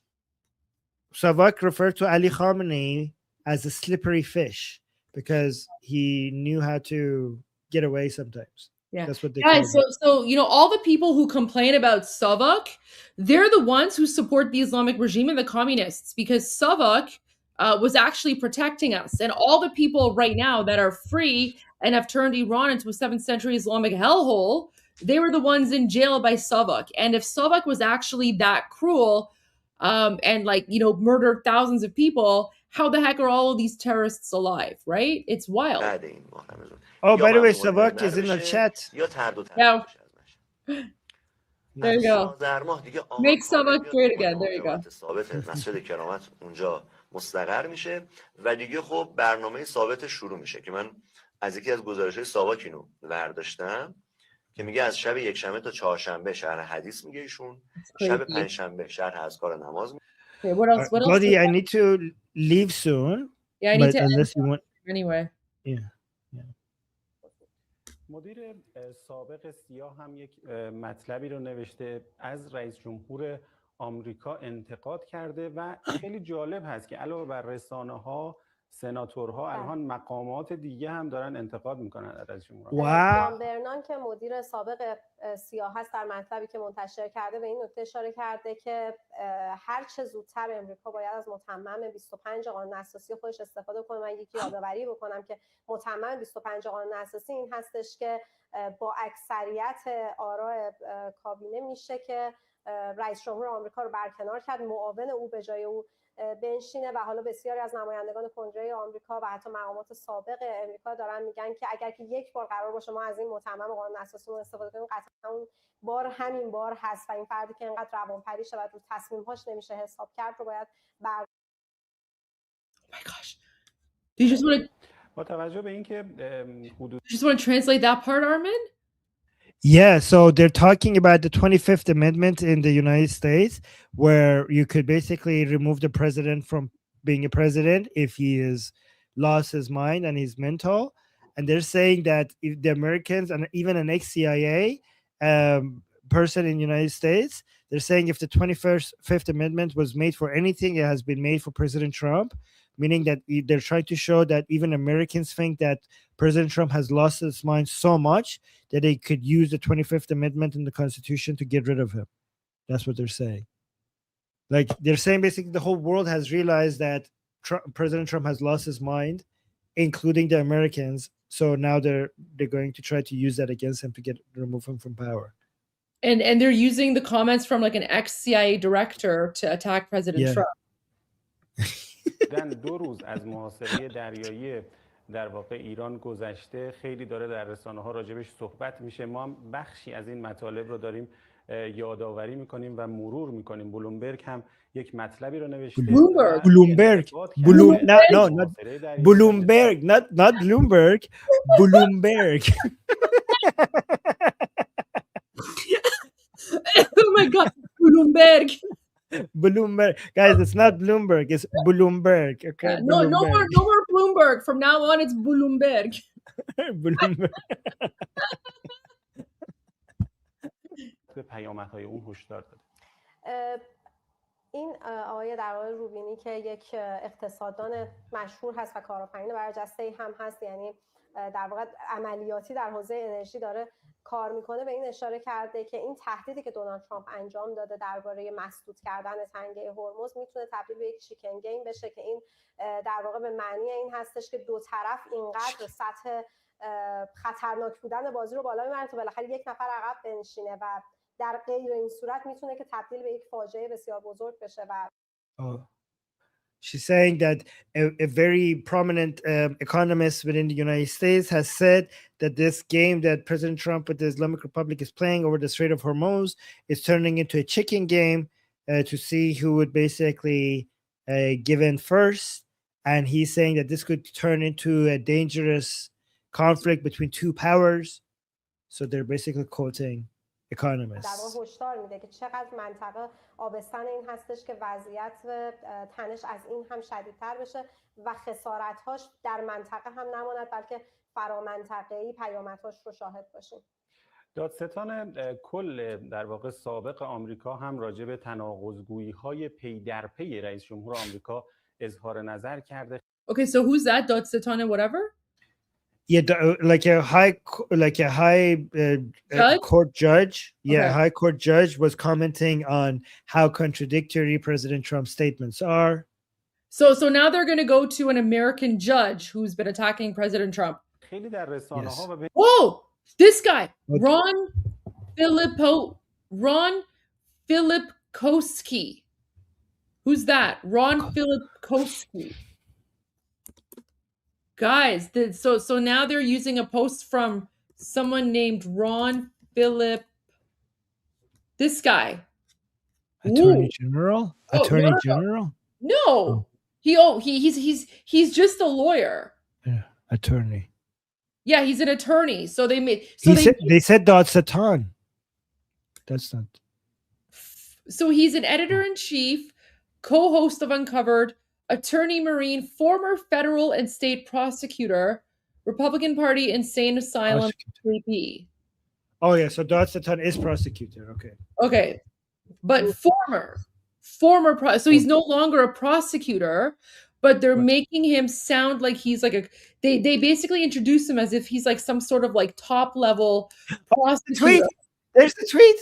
Yeah, that's the one that's showing. Yeah. This is the tweet that they're posting right now on Islamic Regime State TV. Okay, so let's see what they say. بین مقامات دارن راجع به این تناقض‌گویی صحبت می‌کنن. در واقع فیلیپوفسی اومده یه تاریخچه‌ای داده در حدود 2 ماه اخیر میگه که ترامپ چندین بار حالا دست کم در این موردی که گذاشته در 8-9 بار گفته که ایرانی‌ها به شدت دنبال توافق هستن و حالا بسیاری اون رو تمسخر کردن. چند نمونهش رو هم گذاشته که اصلا حتی جملهش هم تفاوت نکرده در هر. So they're saying that they're making fun of President Trump because he's saying that the Iranians want to make a deal so badly, and they're putting all the dates, and they're showing that not even the statement had changed. Like he's making the same statement. They want to make a deal badly. بار هم میگه که ایرانی‌ها به شدت دنبال توافق هستن و بسیاری رو مسخره کردن که خب اگر که اینطوره پس چرا توافق نمی‌کنید؟ چرا پس اصلا جنگ کردید و الان چرا به توافق نمی‌رسید؟ And he says that many people make fun of him by saying, well, if the Iranians want to make a deal so badly, then why haven't you made a deal with them already? Why are you fighting with them? Yeah, because it's not the deal that President Trump wants. Just because President Trump said that the Islamic regime wants to make a deal doesn't mean that it's a deal that President Trump wants to accept. How Goldie, I really, really want to make a deal with you. I want to buy your house for $1. I really, really want to make a deal with you. Okay, given how badly I want to make a deal with you, you should make a deal with me. That's what they're saying. Yeah, like it's. راجع به تناقض‌گویی روز گذشته هم صحبت کردیم اینکه من اصلا نیازی به تنگه ندارم، تنگه رو شما باید باز کنید. خیلی داشتن صحبت کردیم. این الان هم این مطلب هم داره به همین موضوع اشاره میکنه. اما نیویورک تایمز هم یک مطلبی رو منتشر کرده، اشاره کرده به اینکه در واقع لابی صهیونیستی اجازه در واقع رسیدن به یک توقف کامل در جنگ رو نمیده و اسرائیل و رژیم صهیونیستی به دنبال در واقع منافعشون به دنبال این است که جنگ ادامه پیدا کنه. Wow, so they're saying that New York Times is showing, like published an article showing that it's the Zionist lobby that is not letting President Trump to stop the war. That Israel and the Zionist lobby just want the war to continue, and they're not going to let there be a ceasefire or something like that. Basically, it's the Jews. Yeah, see, they're blaming the Jews. Armin was right. Like it's all Pezeshkian was right. It's always the Jews, right? Like literally back to Israel and the Jews. Right. حیات رژیم صهیونیستی تقریبا هیچ دوره صلح و آرامشی برای رژیم صهیونیستی وجود نداشته و همین saying the entire history of Israel, and they don't say Israel, they say the Zionist regime. So they're saying the entire history of the Zionist regime, there has never been a period of peace, and they will always basically have war. By the way, Goldie, it's interesting because they're cherry picking because there's also so many articles and videos and experts in the United States who support, President Trump's operation and, like confirm or like analyze positively what he's doing. If they, they could have, like, it would be, you could have pointed the negative, but also the positive, but they only point out the negative. Like they always go cherry pick the negative and show that. Yeah, because this isn't real news. This is literally Islamic regime propaganda, right? It's a well-oiled propaganda machine. Right. خودش آغازگر جنگ‌های نه فقط هم در فلسطین بلکه علیه کشورهای دیگه مثل لبنان، مثل سوریه و حالا هم علیه ایران بوده. They just blamed Israel for Syria. Did you hear that? I mean they blame everything, on Israel. میگه اصلا حیات رژیم صهیونیستی در ادامه پیدا کردن این تنش‌هاست که بتونه با استفاده از در واقع حربه‌های مظلوم نمایی بره دنبال گرفتن پول بیشتر، کمک‌های بیشتر و میگه درباره ایران هم همینطوریه. اصلا برای موجودیت اسرائیل چیزی به اسم صلح و آتش‌بس وجود نداره و فقط جنگه که میتونه کار کنه برای ادامه حیات اونها. Honestly, like she would write it on CNN. She's saying the life of Israel, the entire life of Israel depends on war. And they need war to be able to continue to exist. The monies that they get and all of the funding, it's all dependent of war. And now that they're bringing war to Iran as well, it's because they need it to continue to be able to continue to live. This is, Goldie, nothing could be further from the truth. There is no country on earth that is desperate for peace more than Israel. There's no country on earth that is more desperate for peace than Israel. And in fact, every single war that Israel has been involved in, they did not start it. They responded to other people who brought war to them. What is this? راجبش صحبت میشه در Mario Nafwal. Now they're showing Mario Nafwal. Like I blocked this guy months ago because like he just posts like Islamic regime propaganda, but now they're literally showing Mario Nafwal posts on Islamic regime state TV. Wow. این مطلب اشاره‌ای هست به اینکه او اقتصاددانه و میگه که شما اگر که گوگل بکنید قیمت نفت رو، حالا در زمانی که ایشون این مطلب رو منتشر کرده بشکه $102 بوده که حالا مدام در حال بالا و پایین شدنه، ولی میگه که این رقم واقعی نیست. در عمل وقتی که شما میرید اون رو خریداری بکنید با مجموعه اتفاقاتی که افتاده، این ریسک هایی که اضافه شده، شرکت‌های بیمه‌ای در واقع دارن امتناع میکنن از پرداخت، در خلاصه مجموع اینها که حساب کرده میگه حدوداً $145. هرچند که شما $145 برای هر بشکه نفت رو توی گوگل نمیبینید، اما اگر که برید قیمت بنزین رو ببینید که الان چنده در واقع پمپ بنزین های آمریکا، متوجه میشید که این هست. مضاف بر این که Oh my God. They're saying that the real price of oil is not the price of oil you see in Google. If it shows 102, it's actually 145. If you go look at the gas prices in the United States, it basically corresponds to oil price being closer to 145.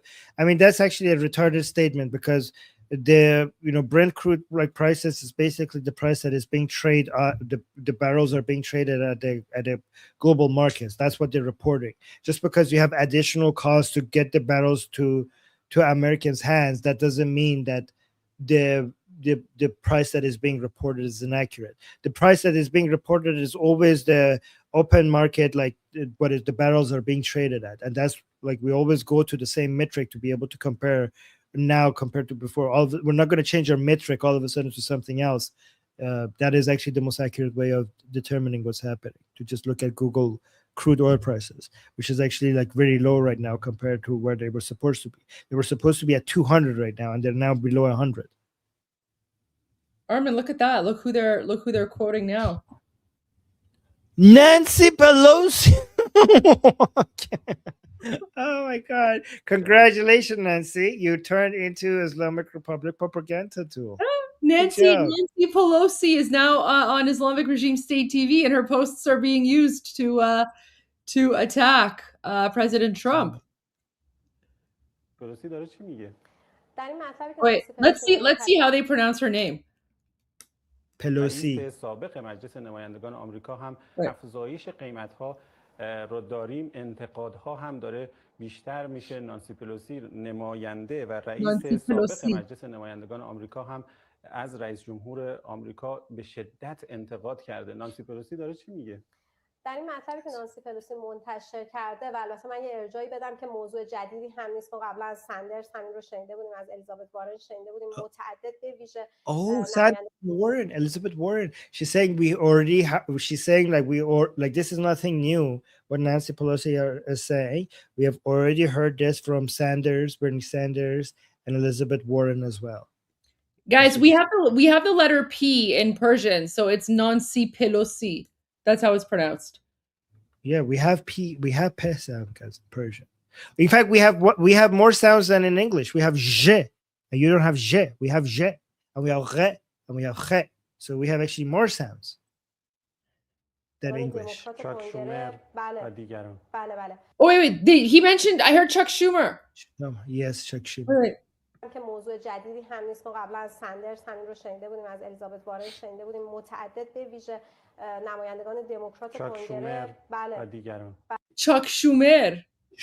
Chuck Schumer. اشاره می‌کنند که All right, okay. I think we're done for the night because Armin has to go. But Armin, thank you so much for entertaining us for a little bit and translating DNN, Durka News Network.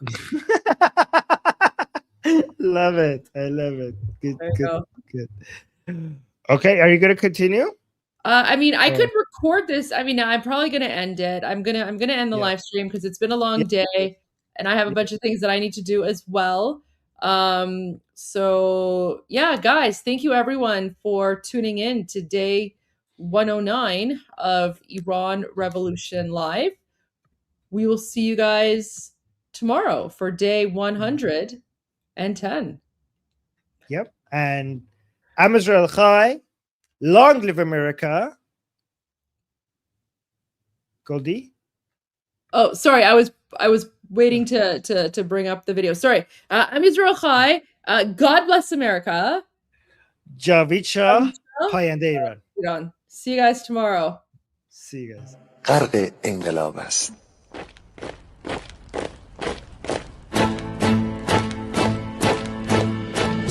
کشور ما، تاریخ ما در سیدگر فرا گرفته، گویی اهورا مستا دوباره در نور خود مرا گرفته.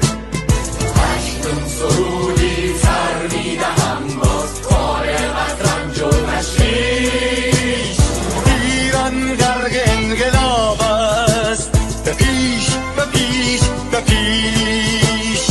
ایران غرق انقلاب است، به پیش به پیش به پیش. هن ای پدر هن ای پسر، برخیز و باماش و همگام، تا درد آن تجربه تلخ ما را نکشیده در خواب. بگذار هر دم بغرند گرگ‌ها دم لباس میش. ایران غرق انقلاب است، به پیش به پیش به پیش. ایران غرق انقلاب است، به پیش به پیش به پیش. ای کارگر ای برزگر، راحت قانون ادامه دارد در این زمان که پرتو یزدان از هر سو بر تو میبارد. پس پیش به سوی آزادی از بحر خزر تا کیش. ایران غرق انقلاب است، به پیش به پیش به پیش. ایران غرق انقلاب است، به پیش به پیش به پیش. خلق‌ها به پا بهر دفاع از استقلال و آزادی، تا بشکنیم پشت ارتجاع تیریزی ویران آبادی. تا زنده سازیم سنت‌های می از من آیین و کیش. ایران غرق انقلاب است، به پیش به پیش به پیش. ایران غرق